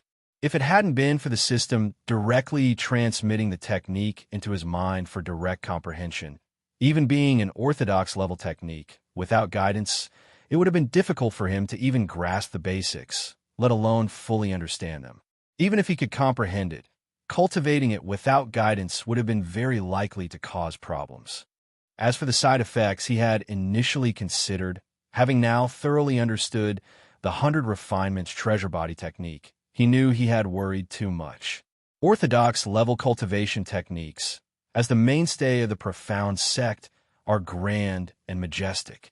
Aside from the high threshold and difficulty of cultivation, such techniques scarcely come with issues like side effects. However, the more powerful the technique, the more difficult it is to cultivate. Lu Changsheng couldn't help but sigh. The cultivation method of the 100 Refinements Treasure Body technique seemed quite straightforward. One uses heavenly and earthly treasures to refine the body's flesh, meridians, and bones as if forging a magical treasure. This process could be done all at once to completely refine the body into a supreme magical treasure, or it could be done gradually, bit by bit. But to ultimately succeed meant refining the entire body into an indestructible form capable of rivaling heaven-penetrating spiritual treasures. With every movement of the hands and feet, divine skills would shake the heavens and the earth. But cultivating this technique was extremely difficult and resource-intensive. From the beginning of cultivation, one needs to use heavenly and earthly treasures to nourish the body. Once the body adapts, higher-tier treasures are required to temper and forge the physical body. Step by step, the body advances, capable of comparing to magic artifacts, spiritual artifacts, magical treasures, and heaven-penetrating spiritual treasures. Throughout this process, not only are resources consumed, but it is also fraught with danger, and one must refrain from being rash and impetuous. If too aggressive, even the slightest mistake could overwhelm the Bodhi's ability to endure the refinement, leading to physical collapse and demise. After all, the very act of refining one's body into various magical treasures is inconceivable and defies the heavens, naturally making the process extremely perilous. However, having thoroughly comprehended the 100 refinements treasure body technique, as long as I'm not impatient and cultivate slowly, there should be no issues. Moreover, although this 100 refinements treasure body technique is difficult to cultivate, there's a secret technique within it that allows for shortcuts and faster progression. It's about directly infusing magical treasures into the body and using them to nourish and build oneself. For an ordinary cultivator, it would be impossible to use magical treasures for body refinement, since even nascent soul immortals usually have only 1 or 2 magic artifacts at most. But I have the system, and in the system's lottery wheel, I can even draw orthodox level techniques, and I should also be able to draw magical treasures, maybe even spiritual treasures. If I can draw a magical treasure in the future and use it to cultivate this 100 refinements treasure body technique, I can quickly master it and make swift progress in body refinement. Lu Changsheng pondered inwardly with a gleam in his eyes. Although the technique was difficult and the threshold high, to Lu Changsheng it still seemed excellent and very suitable for him. Without delay, Lu Changsheng left the study and entered the practice room. He took out a black iron lump the size of a pot lid and attempted to cultivate the 100 refinements treasure body technique with it. This iron lump was the shield magic artifact he had obtained from 3 robber cultivators at Bullhead Mountain. Under attack from the talisman treasure golden brick, the shield was damaged and deformed, all its prohibitions destroyed, and it could only be sold as scrap material. Yet, this scrap, capable of being used to forge a magic artifact, could still be considered heavenly and earthly treasure. Lu Changsheng sat cross-legged, holding the shield, and began to operate the method of the 100 refinements treasure body technique. As spiritual power circulated in his palms, they gradually turned a reddish hue, extracting the essence of the material from the shield magic artifact to nourish his flesh. The shield was refined using cold profound iron, and as Lu Changsheng drew its essence, he felt strands of chilled energy entering his body. After cultivating for an hour, Lu Changsheng ceased his practice and exhaled deeply. Although I have attained the Qi refinement 3rd level, I have no foundation in body refinement. 1 hour of cultivation is about enough for now, and extending the time could damage my body. Moreover, the material of this shield is of the metal element and inclined towards cold. If I continue cultivating the 100 refinement treasure body technique with only this type of material, it could cause hidden injuries, so it's best to buy 5 elemental spiritual materials for a balanced cultivation. Lu Changsheng stood up and lightly stretched his limbs. During the cultivation of body refining techniques, it's quite easy to inflict wear on the physical body and sustain subtle, unnoticed injuries. Having thoroughly comprehended the path of the 100 refinements treasure body technique, Lu Changsheng naturally knew the most beneficial way to cultivate this technique without harming his body. Chapter 41. Hong Yi's Gift. _1 This day, Lu Changsheng was chatting with his wives and concubines when a servant came forward to report to him. Someone outside was asking to see him and presented a token. Upon seeing the token, Lu Changsheng immediately knew it was someone from Hong Yi. He returned to the study, took out a brocade box prepared early on with talismans packed inside, and walked out of the courtyard. People sent by Hong Yi naturally could not enter Qingzhou Mountain at will and were waiting outside. As soon as Lu Changsheng arrived outside Qingzhou Mountain, he immediately saw a luxurious carriage parked not far away.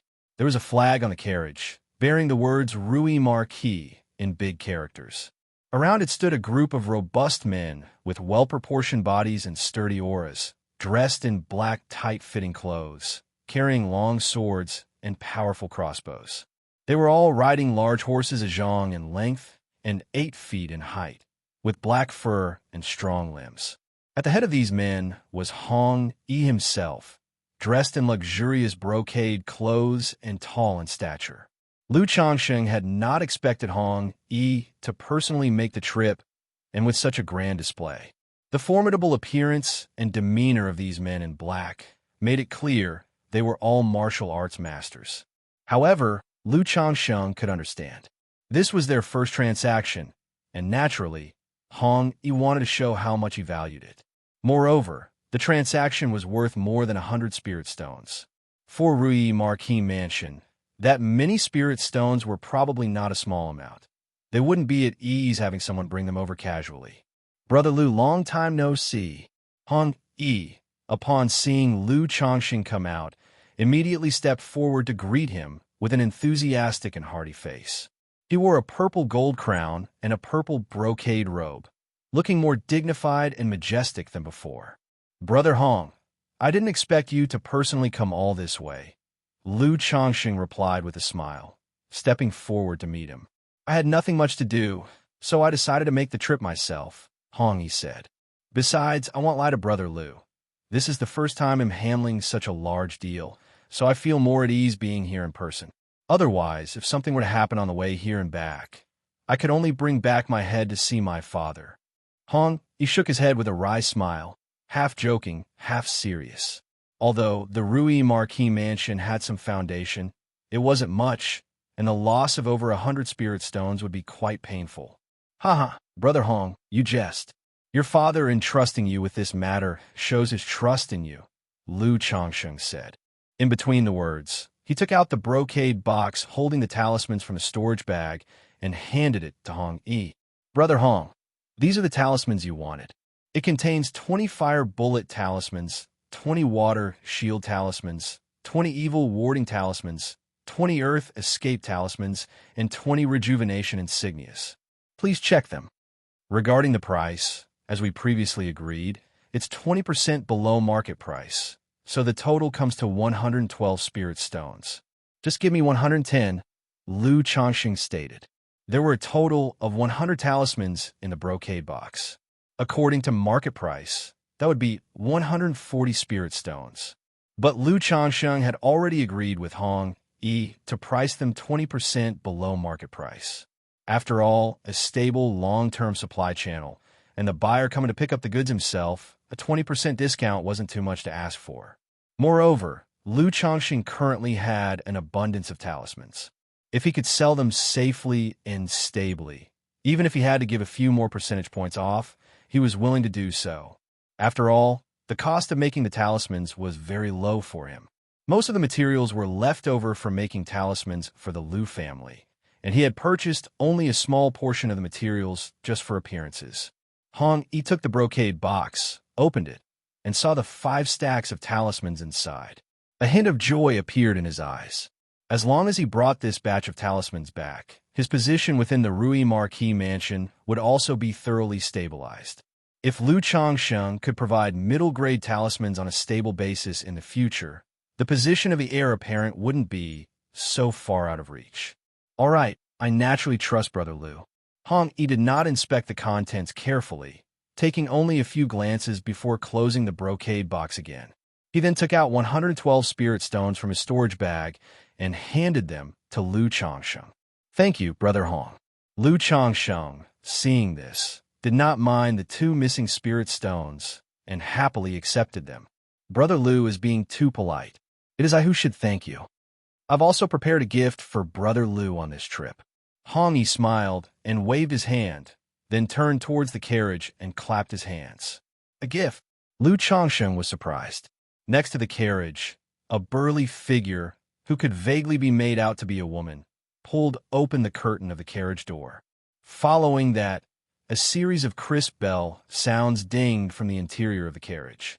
A red-haired woman with beautiful green eyes, a high nose, fair and moist skin, and a ravishing appearance that exuded an exotic charm peeked out from the carriage.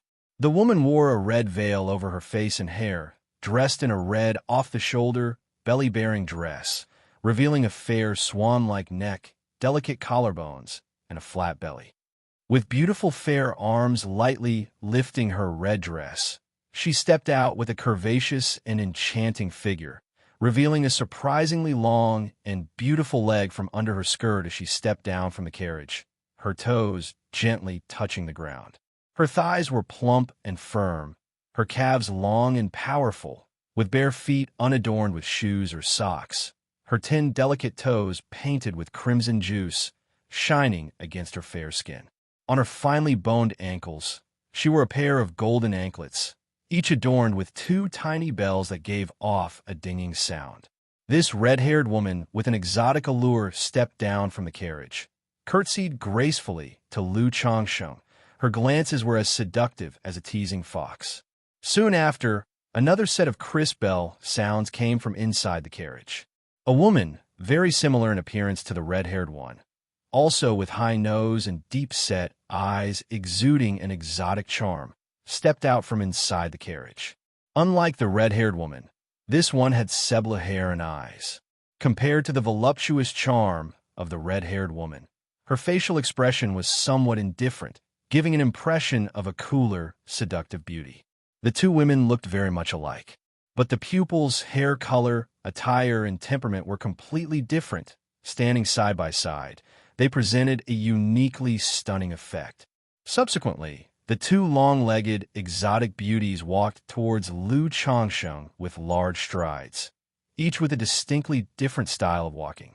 Their footsteps were light and their skin white and tender. As they moved gracefully, their red and moist bare feet painted with rouge did not pick up a speck of dust. Lu Changsheng could tell at a glance that both women were martial artists. This was due to channeling internal energy to their feet, which allowed them to be unblemished by dust. Jiu'er pays respect to the master. Shu'er pays respect to the master. The 2 women stood in front of Lu Changsheng and gave a graceful bow. One's voice was soft and seductive like Wu Nong's gentle whisper. The other's voice was as cold as ice, yet it stirred desires within the heart. Hearing the 2 women call him master, Lu Changsheng's brows slightly knitted together. When he saw the 2 women coming down from the carriage, he vaguely guessed what the gift was. But at this moment, he confirmed that the gift Hong Yi referred to were the 2 women before him. He had to admit that the 2 women were indeed beautiful and tempting, capable of arousing people's desires. Especially because their appearances were similar, yet their temperaments and charms were so different. It added an element of surprise for anyone seeing them for the first time. It made Lu Changsheng think of the sisters he had seen at the bamboo heart lake of the Lu family, Lu Miaoga. They too shared a resemblance, yet their personalities and temperaments were entirely different. But the problem was, since when was it customary to give women away as gifts? Although in this world, such a thing was considered normal. Faced with this situation, Lu Changsheng still felt it was weird and somewhat awkward. Chapter 42. Is Lu Changsheng taking another concubine again? Understood, Brother Lu. I have heard for Brother Li that you have no other hobbies. You only love beauties throughout your life. Therefore, I have specially prepared 2 beauties for you on this trip. I have paid a considerable price to buy these 2 from the White Jade Tower. You can rest assured, Brother Lu, both are pure and untouched by anyone. Moreover, under the tutelage of the White Jade Tower, both have cultivated the charming Lady Elemental Cultivation. Their elemental yin can nourish and supplement yang, and once deflowered, they will be completely loyal to you. At this moment, Hong Yi spoke up and said to Lu Changsheng, his face revealing a knowing look that all men understand. Upon hearing Hong Yi's words, Lu Changsheng's mouth twitched. What does he mean by only loving beauties throughout his life? Am I someone who has indulged in lust for women? I clearly have ambitions to reach the sky and pierce the clouds. My ambition lies in attaining eternal life, to become an immortal, an ancestor. To take a wife and bear children is merely to better survive in this world, to strive toward that goal. Sigh.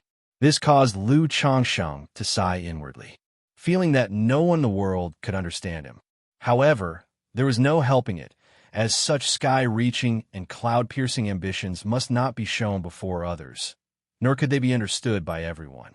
Hidden skill within awkwardness, the unclear is made clear by obscurity, purity hinted through murkiness, to bend as a means to extend.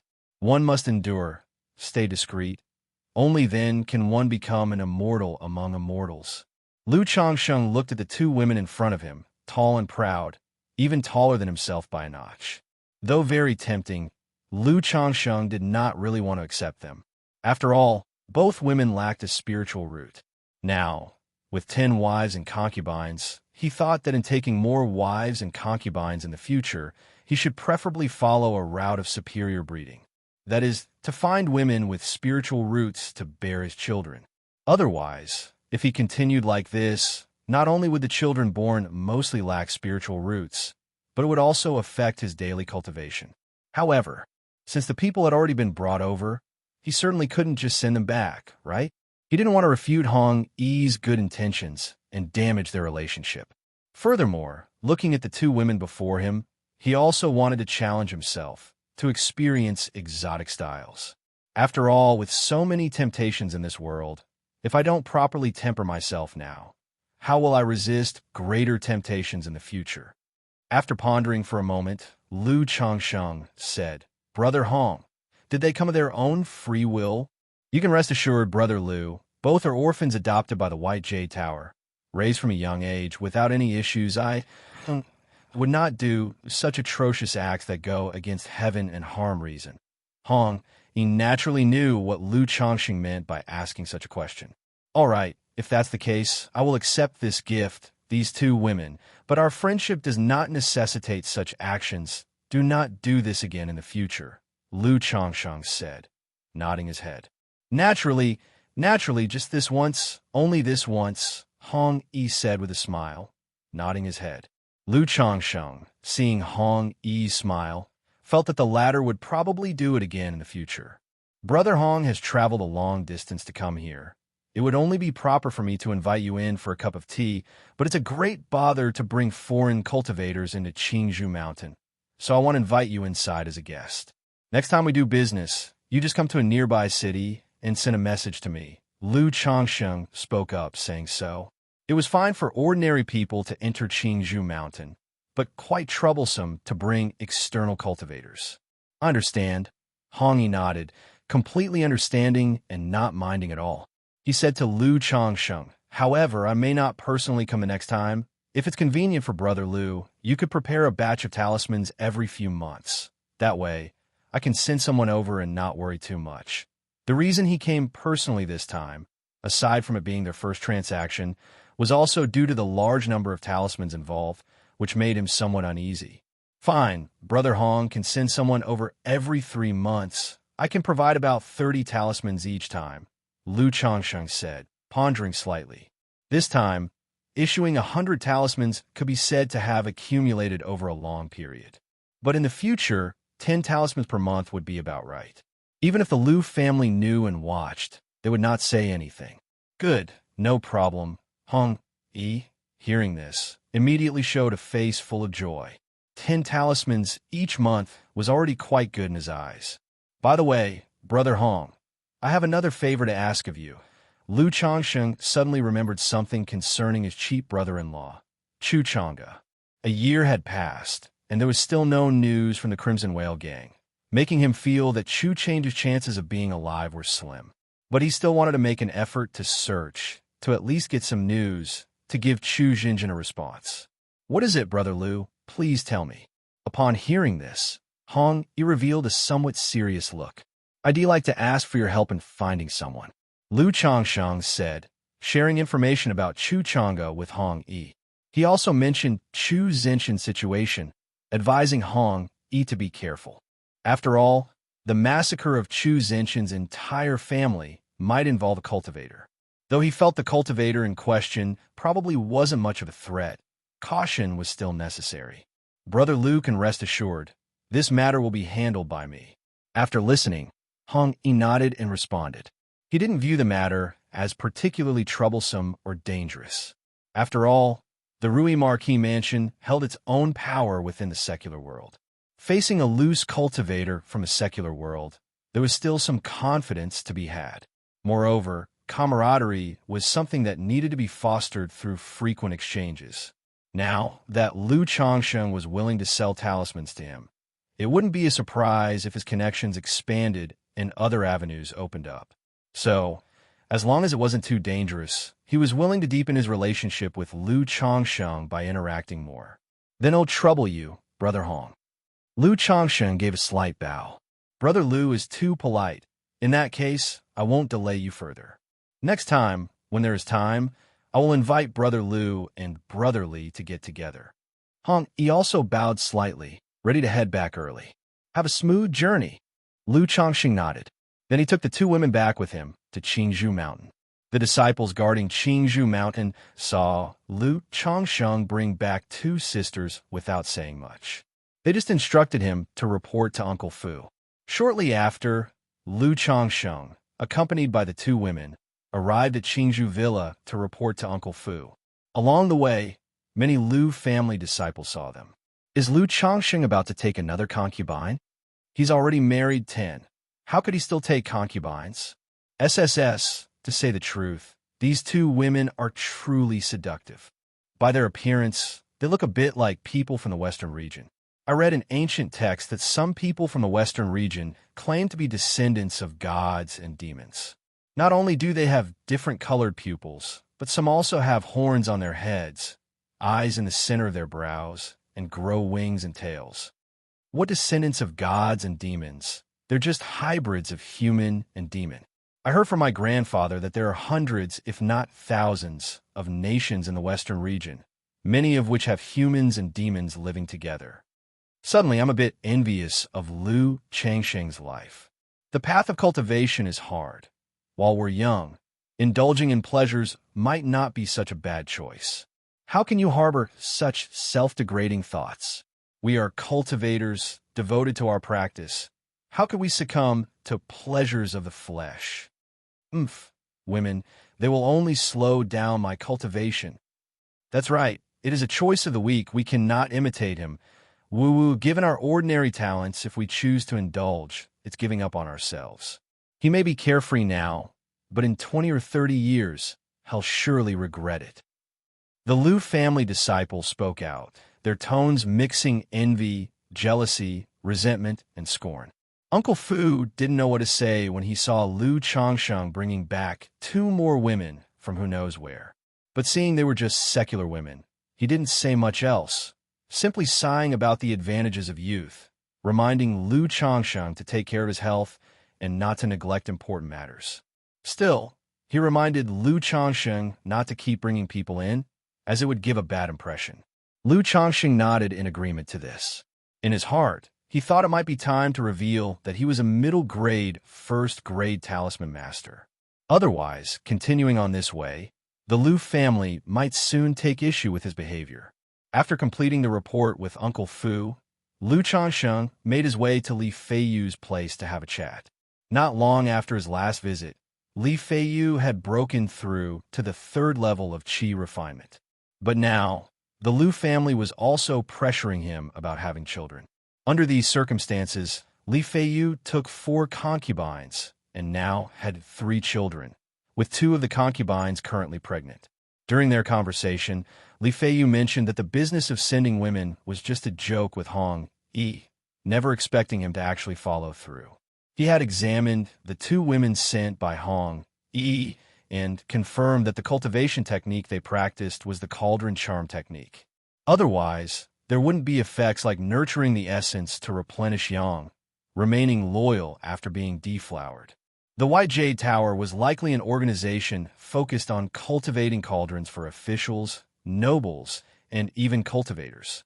For Hong Yi to send such a generous gift, he must have paid a hefty price.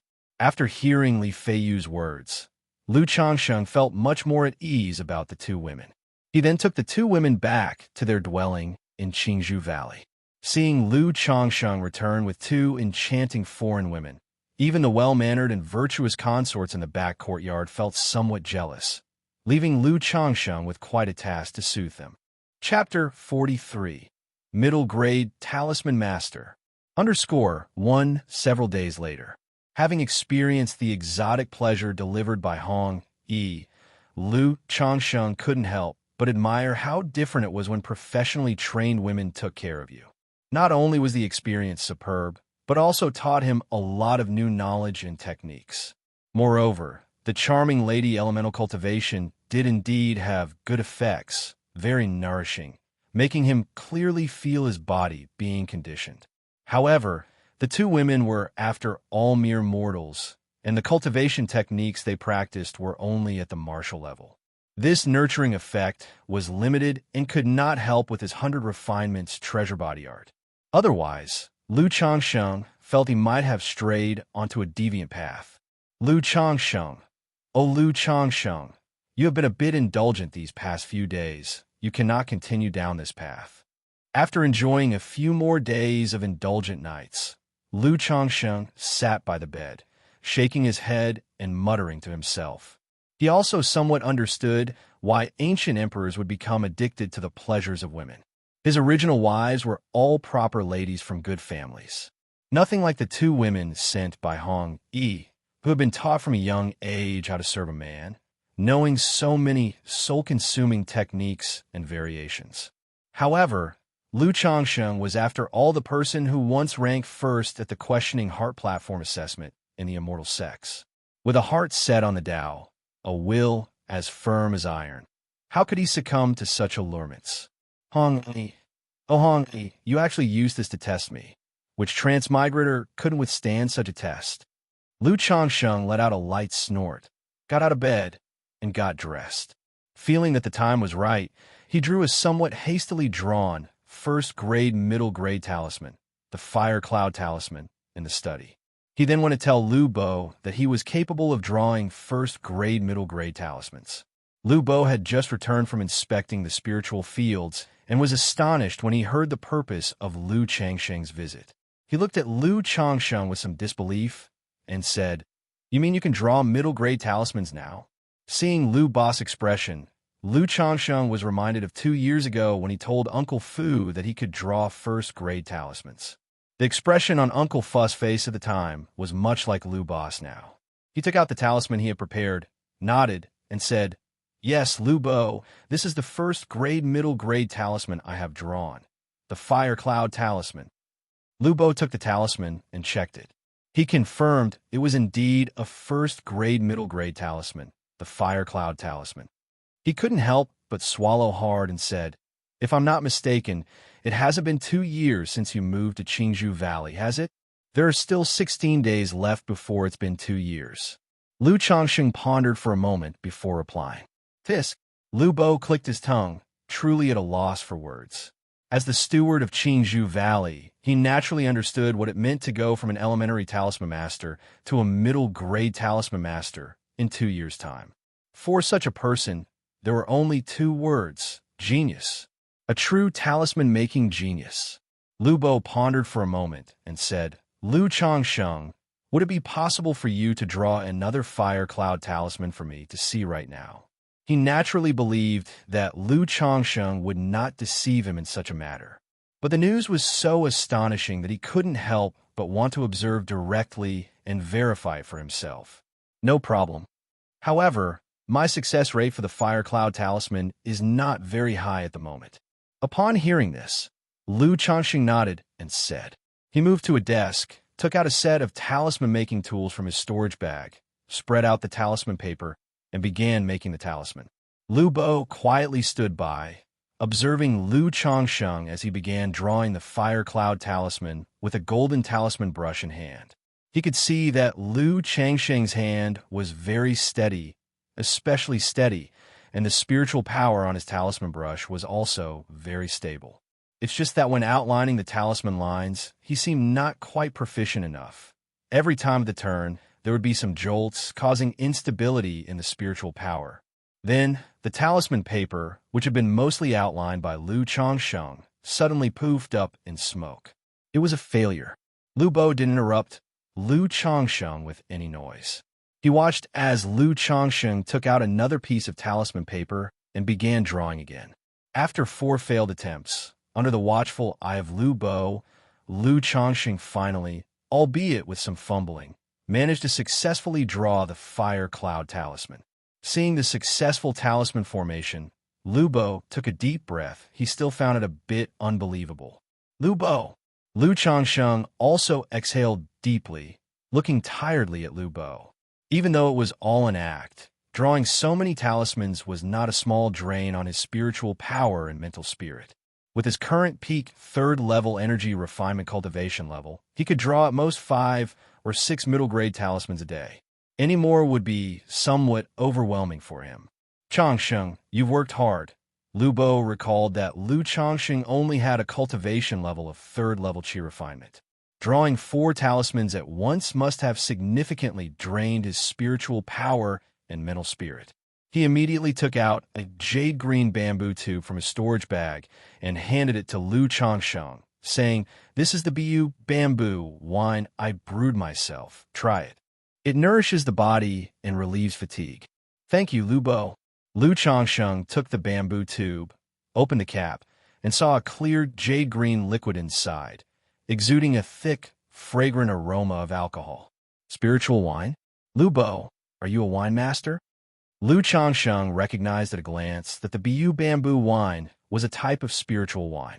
In the 100 arts of cultivation, there is a skill called wine brewing, which can produce spiritual wines for cultivators to drink. The effects of spiritual wine are somewhat similar to elixir medicines, but in terms of the variety of effects, they are far less than those of elixir medicines. However, compared to elixirs, spiritual wines boast a good taste and can be used to entertain guests and lighten the mood. Moreover, their effects are milder, essentially non-toxic without any side effects, unlike elixir medicines which can have elixir toxicity. Overconsumption could even lead to a resistance. I can hardly be considered a wine master. I just enjoy it, so I learned how to brew this kind of spiritual wine. Lu Bo laughed and waved his hand as he spoke. Lu Changsheng nodded, took a delicate sip of the wine, and savored its flavor. He found the Bu bamboo wine exceptionally good. It wasn't at all spicy, but had a gently fragrant and mellow taste, prompting him to take a few more sips. After the wine entered his stomach, it generated a warm current in his lower abdomen, seemingly reducing his fatigue. "The taste of my wine isn't bad, right?" Lu Bo looked at Lu Changsheng and said with a smile, "It's more than good. It's the first time I've tasted such fine wine." Lu Changsheng spoke truthfully. He didn't drink alcohol regularly and didn't quite fancy it, but he found this wine to his liking. Not only did it taste good, but its effects were also excellent, nourishing his body in a way he could clearly feel. Although the wine is tasty, it is quite the kick. Drink only a third of it. Any more and you might get drunk. Go back and rest well. I'll go and report this matter to the family head," Lu Bo said, still smiling. "Lu Bo, I'm wondering if you have more of this spiritual wine for sale?" Lu Changsheng asked. He could feel the body-nourishing effects of the spiritual wine. If he drank it regularly, it might aid in his cultivation of the 100 refinements treasure body art. Plus, the wine's fatigue-relieving effect was handy for when talisman making was exhausting or merely to enhance the atmosphere in the evenings. "I don't have much of this Bu bamboo wine. I brew it mainly for personal consumption." Lu Bo shook his head and said, "However, this Bu bamboo wine is made mainly from the Bu spiritual bamboo grown by our own Lu family, and the 5th elder brews a batch every year sell. If you want to buy some, you can purchase it from the 5th elder. He also has other types of spiritual wine," Lu Bo offered. "The 5th elder, thank you, Lu Bo." Lu Changsheng nodded upon hearing this. He planned to visit the 5th elder later to see if he could buy some spiritual wine. Afterward, Lu Changsheng took his leave. Lu Bo also left home to report to Lu Yuanding about the matter. Chapter 44. My daughter is also well suited to Lu Changsheng _1 Qingzhou Valley, a villa. What? Lu Changsheng has advanced to a middle grade, first rank talisman master? I remember that it has only been 2 years since he became an elementary talisman master, right? While handling affairs, Lu Yuanding, upon hearing the report from Lu Bo, showed an astonished look on his face. He hadn't paid much attention to Lu Changsheng's progress in talisman making for some time. All he knew was that the monthly talisman-making tasks assigned to Lu Changsheng had always been perfectly completed. Unexpectedly, Lu Changsheng was actually able to draw middle-grade, first-rank talismans and had advanced from an elementary talisman master to a middle-grade, first-rank talisman master. Yes, Patriarch, it will be precisely 2 years and 16 more days since Lu Changsheng became an elementary talisman master, Lu Bo confirmed. I couldn't believe it when I first heard the news either, so I asked Lu Changsheng to demonstrate by drawing a fire cloud talisman in front of me. This is the middle grade, first rank talisman. Fire cloud talisman, Lu Changsheng drew. Lu Bo nodded and took out a talisman, saying so. He had anticipated that Lu Yuanding might be quite surprised and somewhat incredulous upon hearing the news. That's why he had Lu Changsheng draw a fire cloud talisman on the spot. Indeed, it's a middle-grade talisman, the Fire Cloud Talisman. The talent of Lu Changsheng in talisman making is truly... Lu Yuanding took a deep breath and then slowly exhaled. He was somewhat at a loss for words to describe Lu Changsheng's talent for talisman making. From a novice who had never been exposed to talisman making, he explored on his own and in a year and a half became an elementary talisman master. Then, in just about 2 years, he had gone from an elementary talisman master to a middle-grade first-rank talisman master. It was quite astounding. He knew that his eldest daughter, Lu Miaoge, was very talented in talisman making. But even she took about 3 years to advance from a lower-grade first-rank talisman master to a middle-grade talisman master. Moreover, compared to Lu Changsheng, Lu Miaoge not only had better conditions, but also received instruction and guidance from a knowledgeable teacher. When compared like that, Lu Changsheng's talent in talisman making seemed even more remarkable. If Lu Changsheng knew how difficult it was to advance from a lower grade to a middle grade talisman master, that even Lu Miaoge took 3 years, he probably would have expected it to take another year and a half. He had thought that since it took him only a year and a half to go from a novice to an elementary talisman master, advancing to middle grade in 2 years' time was reasonable. All right, go inform the other elders of the clan and schedule a small meeting for tomorrow. Let's hear what they have to suggest and how they plan to deal with Lu Changsheng. Lu Yuanding put down the fire cloud talisman in his hands, tapped his fingers on the table, and gave the order. Compared to an elementary talisman master, a middle-grade, first-rank talisman master already warranted the Lu family's attention, especially given the talent in talisman making that Lu Changsheng was now displaying. It was very likely that he could become a second-grade talisman master in the future. A second-grade talisman master, even a foundation establishment great cultivator, would have to show some respect. Alas, it is a pity that Lu Changsheng is not of our Lu family's bloodline. After all, he is a disciple from another clan. Lu Yuanding sighed deeply. Even though he had always told Lu Changsheng that he was one of us, our own, he couldn't fully consider him as one of their own since he was not of the Lu family's bloodline. Qingzhou Valley, Qingzhou Hall.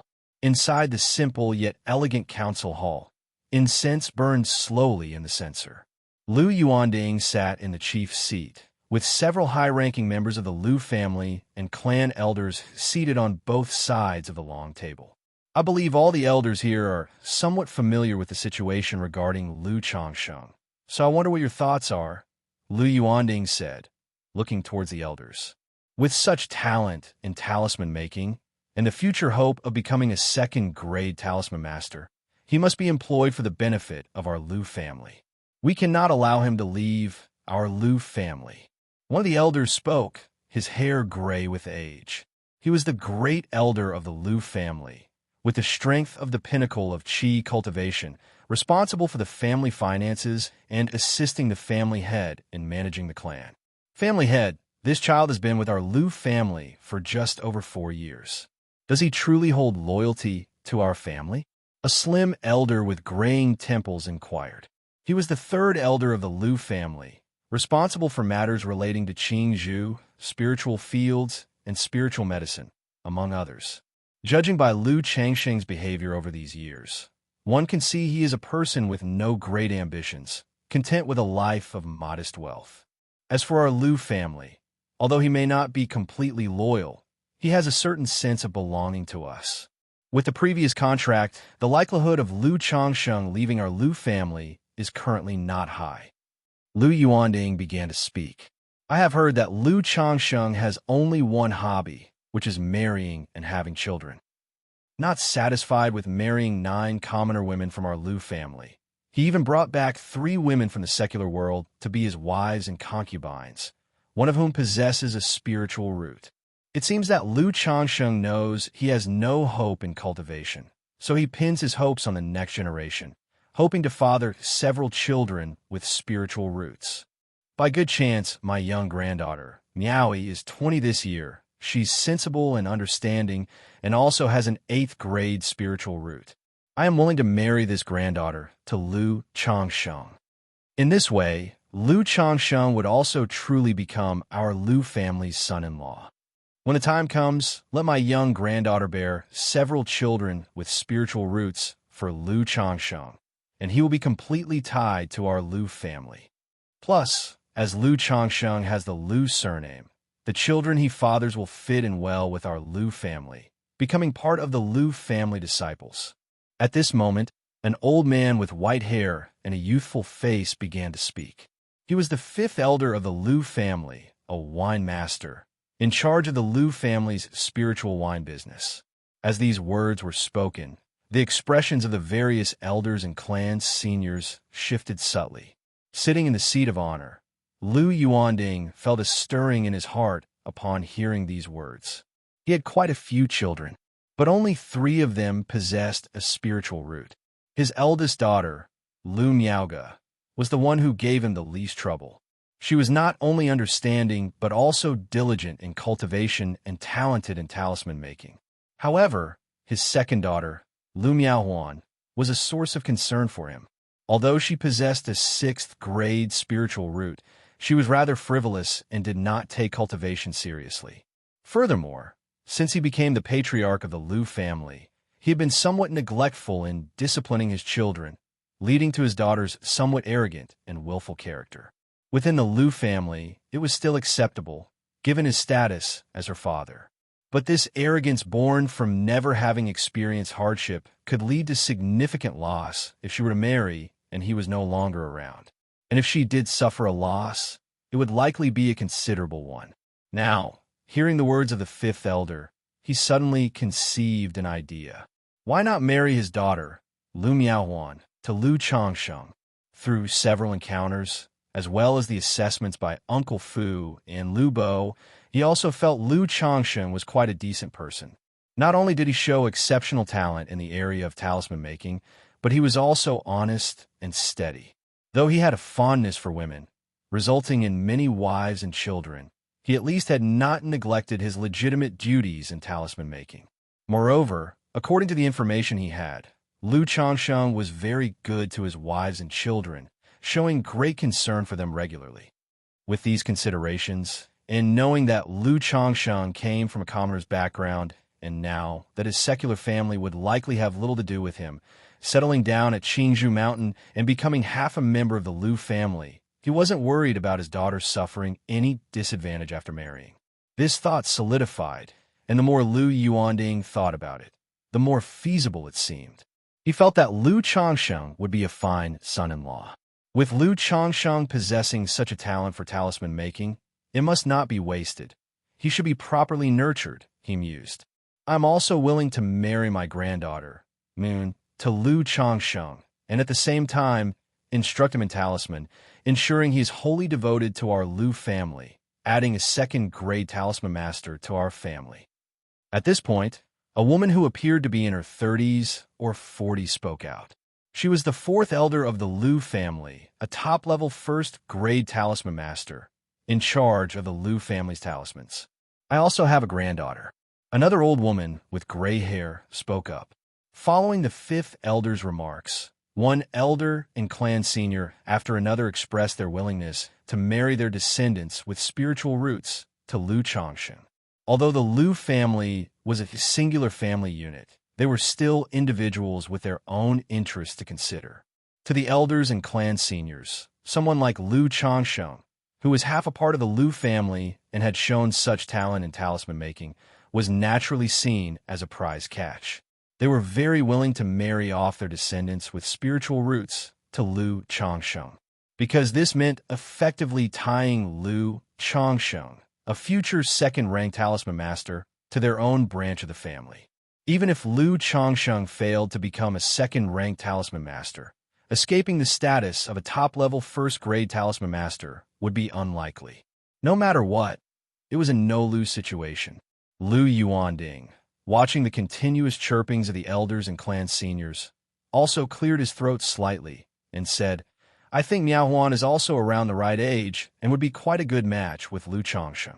Chapter 45. Blind Date with the Second Young Lady _ 1 Qingzhou Valley.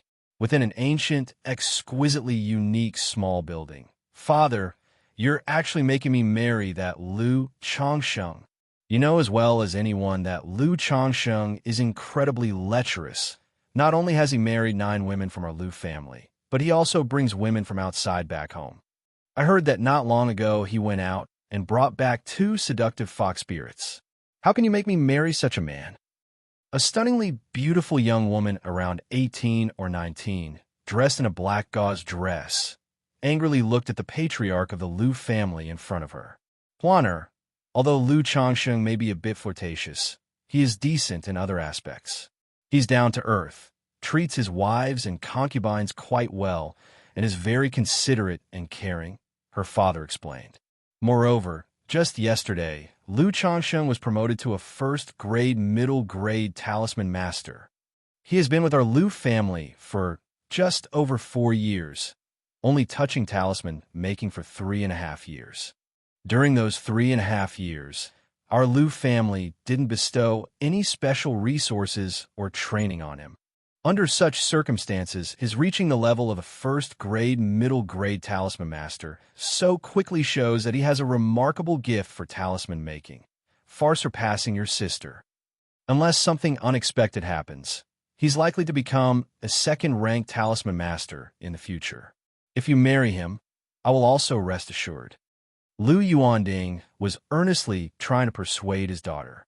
After the idea of having his daughter, Lu Miaohuan, marry Lu Xianxia came to him during a recent meeting, the more he thought about it, the more feasible it seemed. So, once the meeting finished, he went to his daughter's residence to discuss the matter.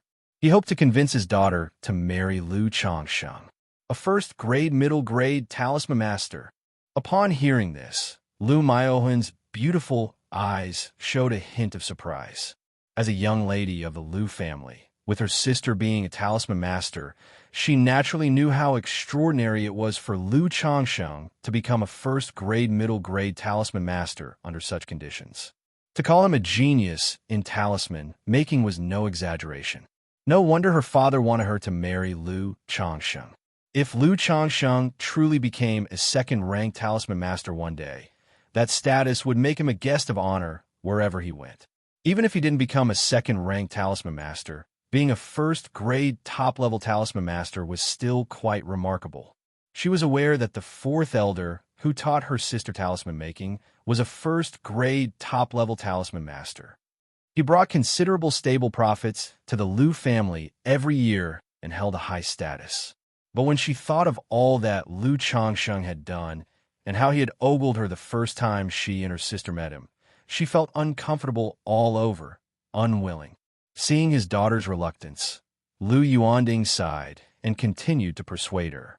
Huaner, your mother passed away early, and your father hasn't really governed or scolded you much, but in this matter, I truly have your best interests at heart. I hope you listen to me.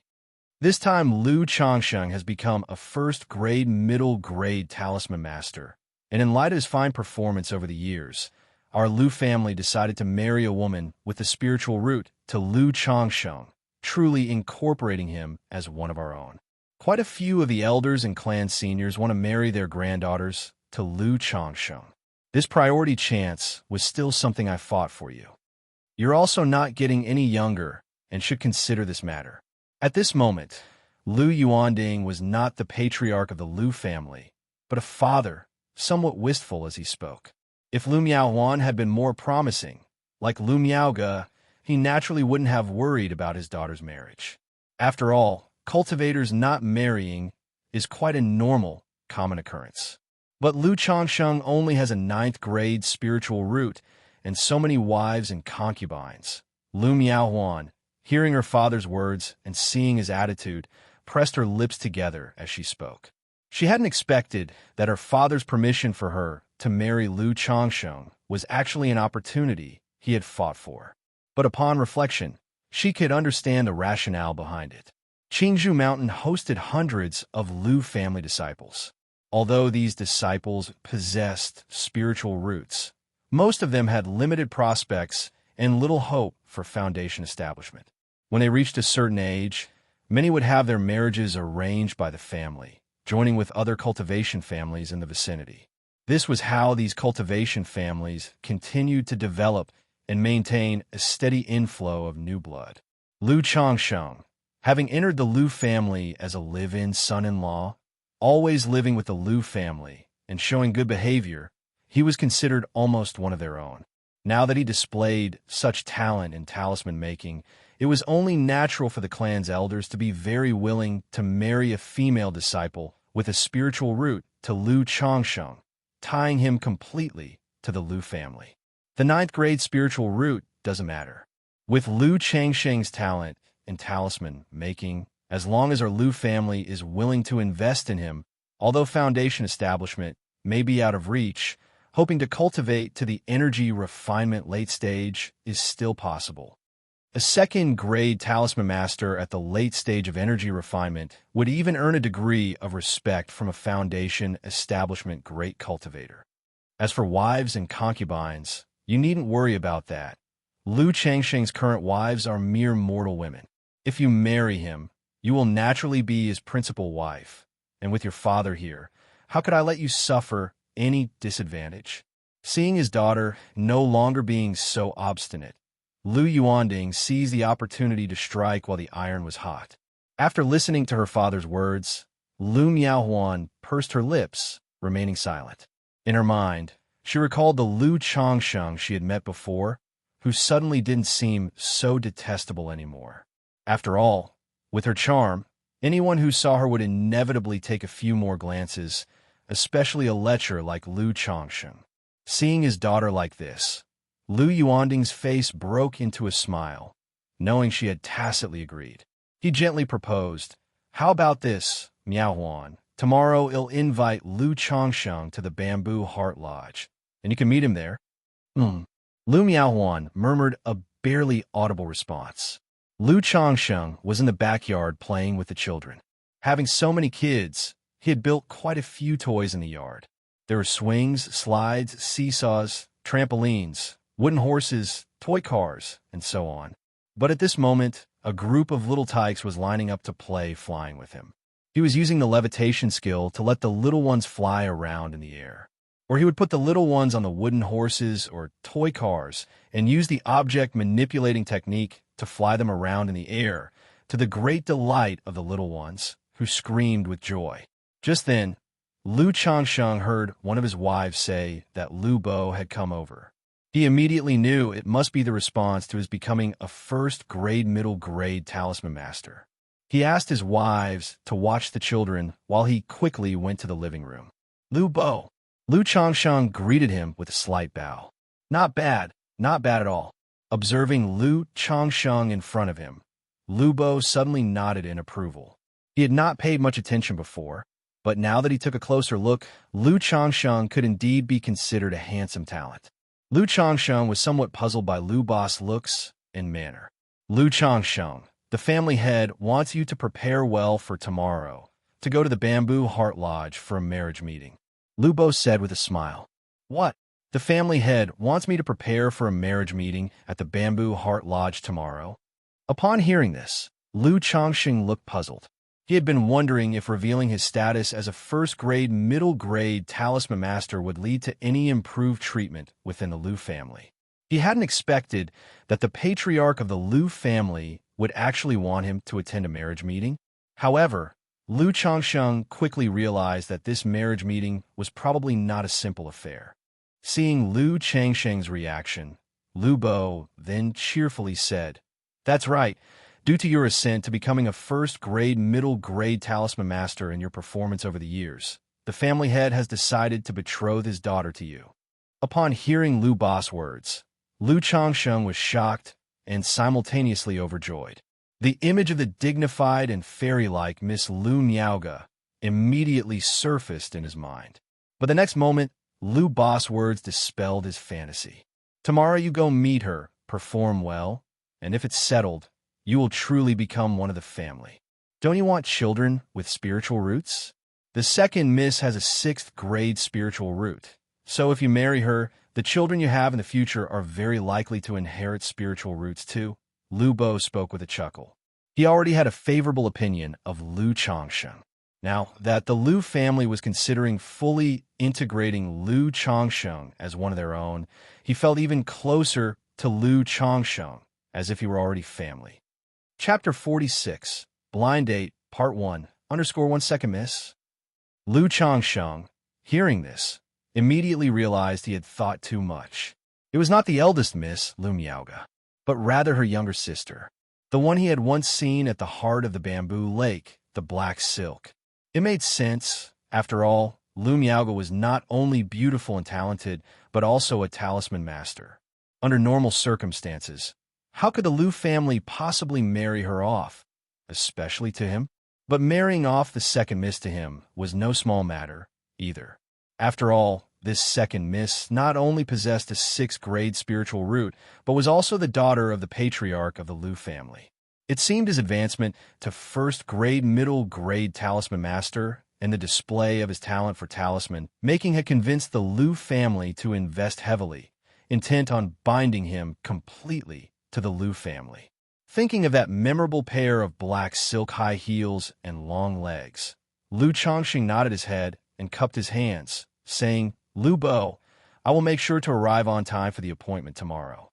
Even if he guessed that the Lu family was trying to deepen the bond with him to completely tie him to the Lu family, Lu Changsheng did not feel any repulsion. In fact, he was quite willing. It wasn't because of the second miss looks or her black silk high heels and long legs, but rather his journey outside during the 3-year agreement made him realize that the world was far more dangerous and difficult than he had imagined. With his temperament, he would have a hard time making his way in such a world. Not to mention, he now had a family to look after. So, Lu Changsheng had completely come to terms with his situation. Since he had the system of many sons and blessings, he would just honestly bide his time with the Lu family, lurking until the children were numerous, grown up, and he had made a breakthrough in the foundation establishment stage. Only then would he consider the future. Even though it was like living under someone else's roof, because of his talent for talisman making, the Lu family had treated him well over the years since he moved to Qingzhou Valley. They were indeed a proper cultivation family. It was certainly safer than being alone outside. If he were to marry the daughter of the patriarch of the Lu family this time, he would not only have a wife with a spiritual root, but he would also be truly seen as one of their own by the Lu family. He could then live in the Lu family more at ease, without any worries for the future. As for leaving the Lu family, he still harbored thoughts of leaving and establishing himself independently, but that seemed quite far off for now, and Lu Changsheng was too lazy to think too much about it. When that time came, if the Lu family treated him well, he would not mistreat them even if he decided to leave. Good.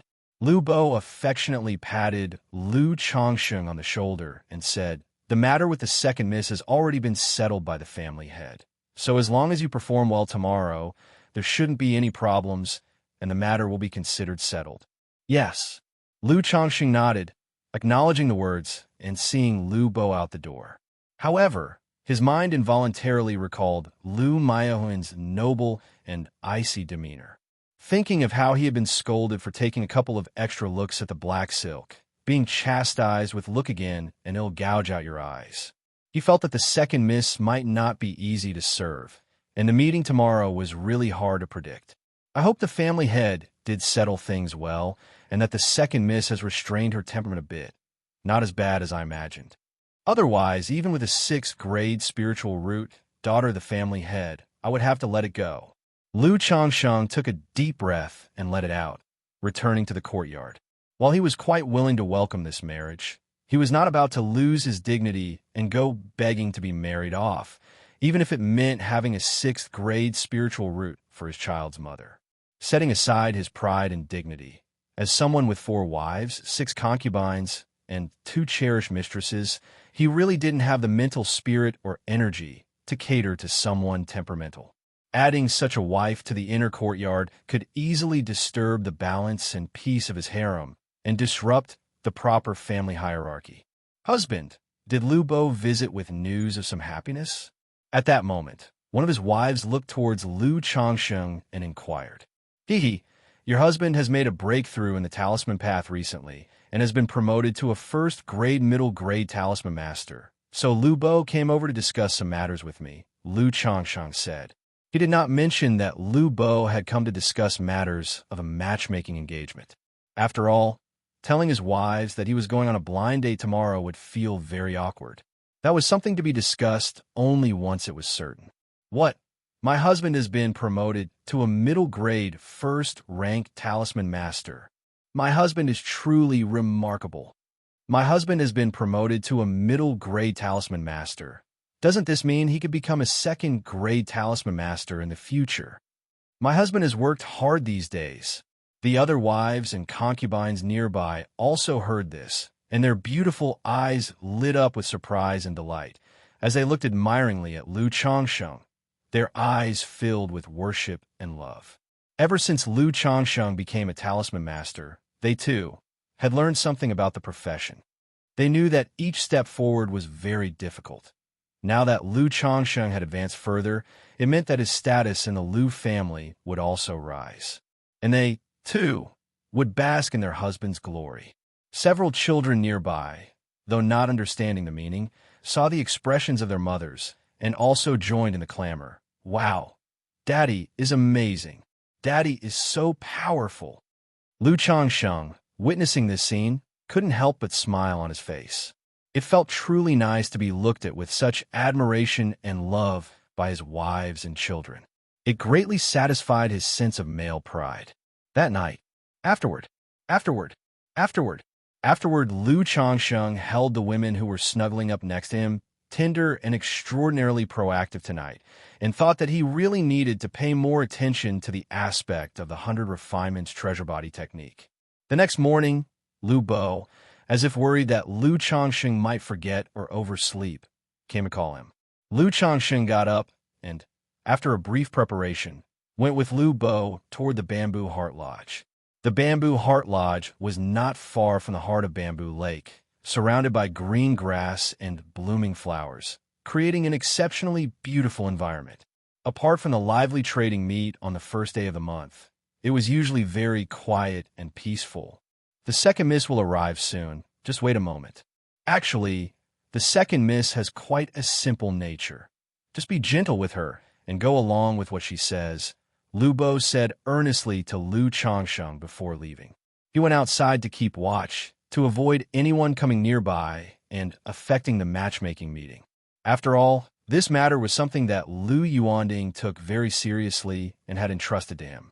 Lu Changsheng nodded at the words and sat down by the stone table in the courtyard, taking out a set of purple sand tea where to brew spiritual tea, calmly waiting. After about half an hour, Lu Changsheng heard a melodious and rhythmical tap-tap-tap sound. Looking towards the sound, he saw a tall and majestic figure, as proud and aloof as a peacock, gracefully walking toward him. It was his matchmaking partner for the day, Lu Miaohuan. Today, Lu Miaohuan had also clearly dolled herself up, her face showing a delicate makeup. Dressed in a form-fitting dark gown interwoven with deep blue, decorated with twinkling stars that seemed to flow, as though she was draped in the night sky decked with stars. She was stunningly glamorous. Compared to the black gown with golden embroidery he had seen her last time, this dark blue starry gown was much more conservative, revealing only her elegant white swan neck and a hint of her clavicle and delicate shoulder. Yet the curvaceous figure outlined under the gown still led one's thoughts astray. Tap, tap, tap, Lu Miaohuan walked elegantly, her black silk-clad legs occasionally visible beneath the hem of her gown. Her skirt hem above her beautifully shod feet in sumptuous high heels matched her gown, shimmering like the starry nebula, with every step echoing a crisp tap, leaving traces of starlight in their wake. Lu Changsheng simply watched her approach, one graceful step at a time. Beauty, after all, should be appreciated. If he were to ignore her deliberate preparation, not to properly enjoy it, would it not be a disservice to her efforts? It must be said, when beauty reaches a certain level, it's all about the carriage and grace.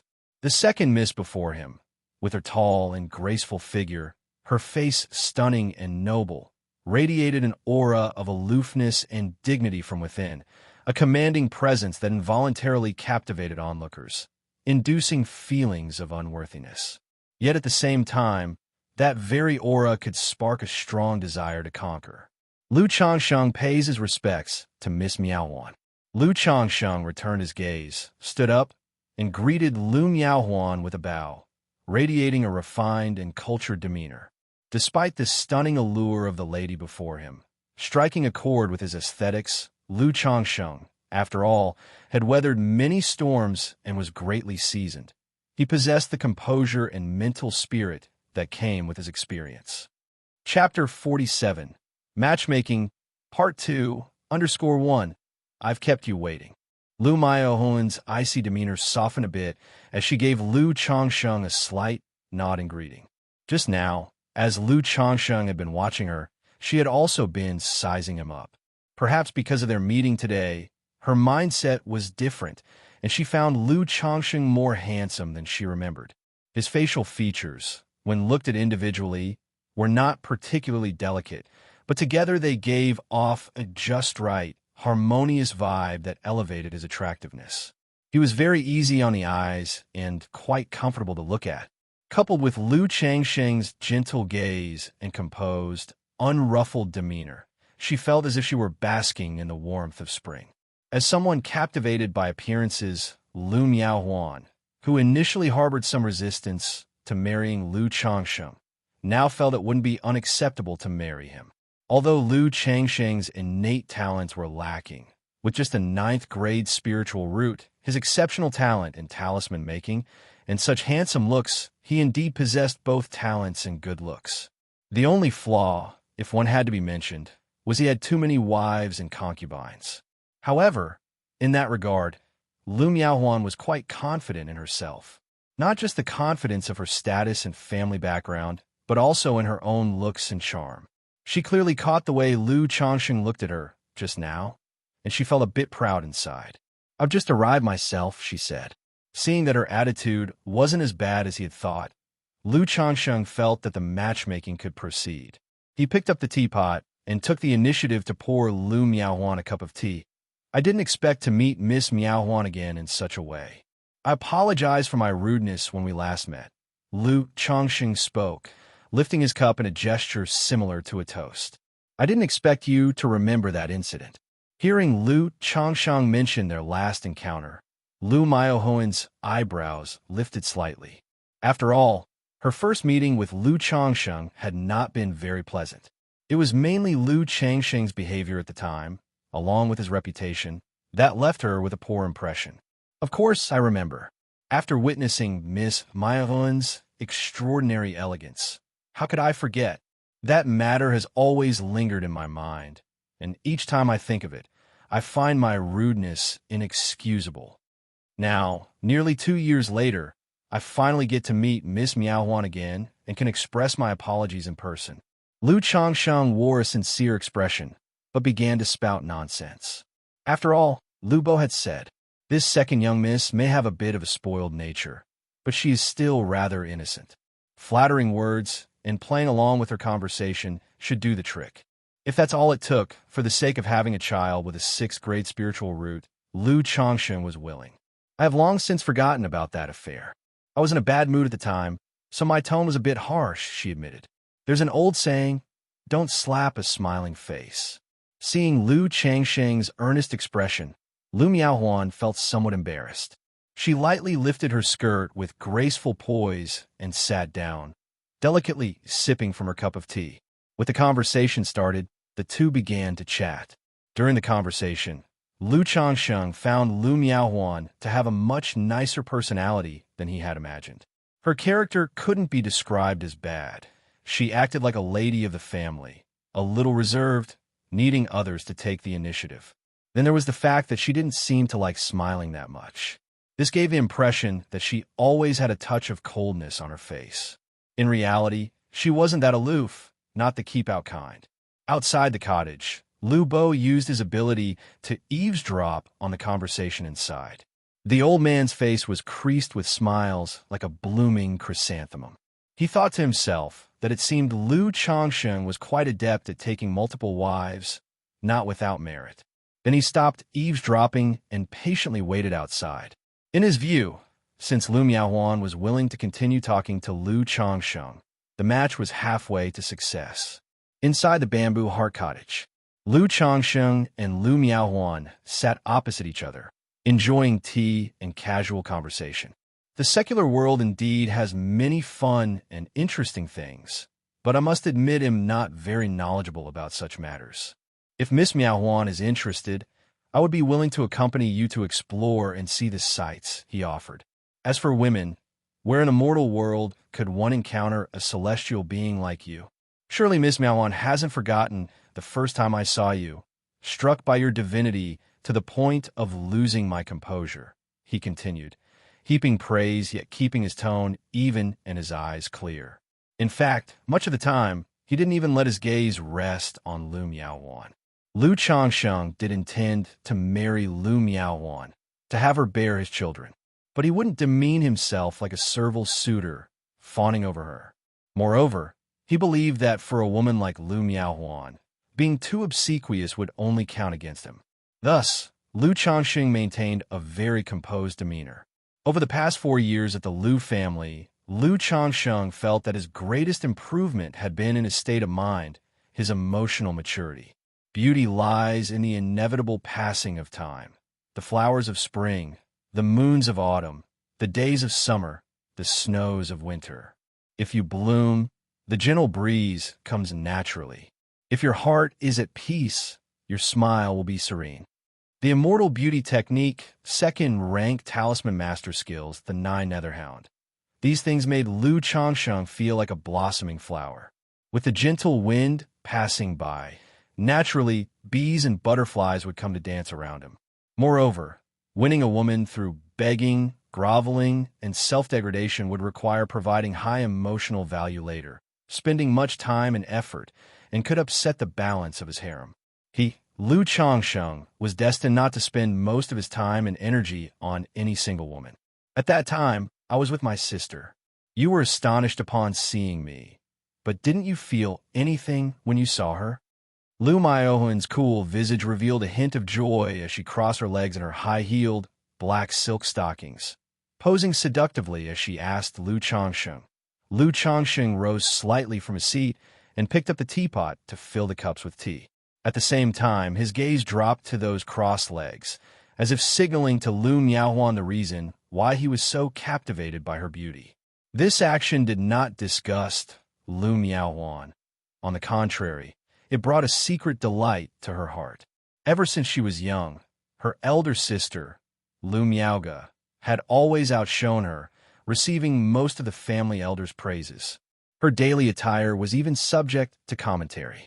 Now, the candid admiration in Lu Xianxia's eyes gave her a sense of validation. Miss Lu Miaoga, of course, is like a fairy from the heavens, truly stunning and peerless. Before this, I've had the fortune to see Miss Lu Miaoga 2 or 3 times, but did not feel the same heart-racing emotion when I saw you, Miss Miaohuan. It reminded me of a line of poetry I'd heard before. When golden wind and jade do meet, they surpass countless others in the mundane world. Upon seeing Miss Miaowan, I felt just that. Even a mere glance felt like it surpassed countless other joys. As Lu Changsheng spoke, his eyes portrayed a sincere look at Lu Miaowan. When golden wind and jade do meet, they surpass countless others in the mundane world. That's a beautiful verse. Did you hear in the secular world? Lu Miaowan's beautiful eyes sparkled. A faint smile appeared on her cool face, as if a lotus bloomed in seclusion. Does the second young miss actually like poetry? Lu Changsheng was a bit surprised.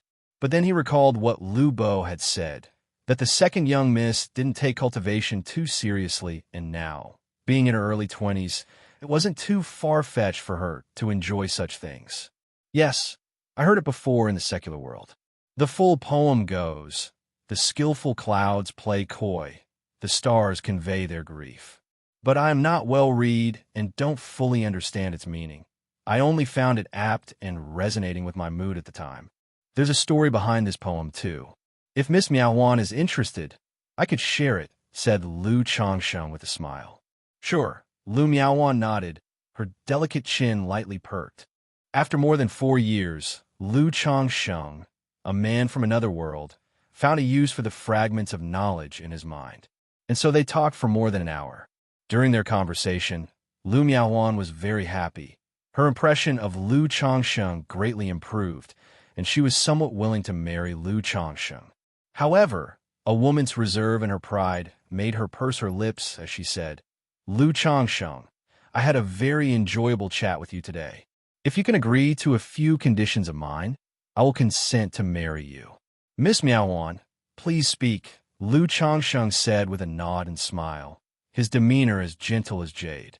"If I marry you, I must be the principal wife, and after you marry me, you cannot take any more wives or concubines. You cannot force me to have children, and there are more." Lu Miaowan, suppressing her shy heart, laid out her conditions one by one with a cold, unflappable demeanor. Gigi. Upon hearing these conditions, Lu Changsheng internally cried Gigi in retreat. He immediately knew this matchmaking was doomed to fail. Actually, he thought Lu Miaowan's conditions weren't too excessive. They were just the spiritual requirements of a young girl who yearned for love. She had barely mentioned material things. If Lu Changsheng were just an ordinary person, a normal cultivator, who wished for a serene life, then these conditions would not be troublesome. But with the blessings of many offspring system, Lu Changsheng was destined to be a man of great love and couldn't forsake a forest for a single great tree. Though he could agree now and deal with it later, Lu Changsheng didn't want to do that. He also disdained to deceive someone's feelings. Moreover, he was still in an inferior position within the Lu family, and agreeing now meant he had to follow through. "Miss Miaowan, I understand your intentions," Lu Changsheng said. "However, I would need some time to consider your conditions before I can give you an answer." Lu Changsheng apologized with those words. "You need to consider it?" Lu Miaowan was taken aback, finding it somewhat unbelievable. In the midst of their conversation, Lu Changsheng had shown signs that he liked her. Moreover, she thought that since she was willing to marry Lu Changsheng, he should have been ecstatic and overwhelmed with joy. But now, Lu Changsheng actually suggested that he needed to think about it? What did that mean? Was she being made to beg for a marriage that wouldn't happen? Her proud nature couldn't stand such humiliation. Suddenly, Lu Miaowan's exquisite face turned icy cold, like a millennium-old glacier, as she swiftly stood up and walked out of the pavilion with a clip-clop of her heels. Lu Changsheng watched Lu Miaowan's retreating elegant figure and shook his head slightly. Such beauty was beyond his reach for the time being. "Second young miss, what's wrong?" Lu Bo, who was waiting outside the pavilion, saw Lu Miaowan emerge with a frosty face and quickly walk away, puzzled. Weren't they just having a pleasant talk? He hurried after her. "You're tuning in to the Eternal Immortal Ballad YouTube channel. Don't forget to subscribe and join us on this journey to catch the most captivating stories.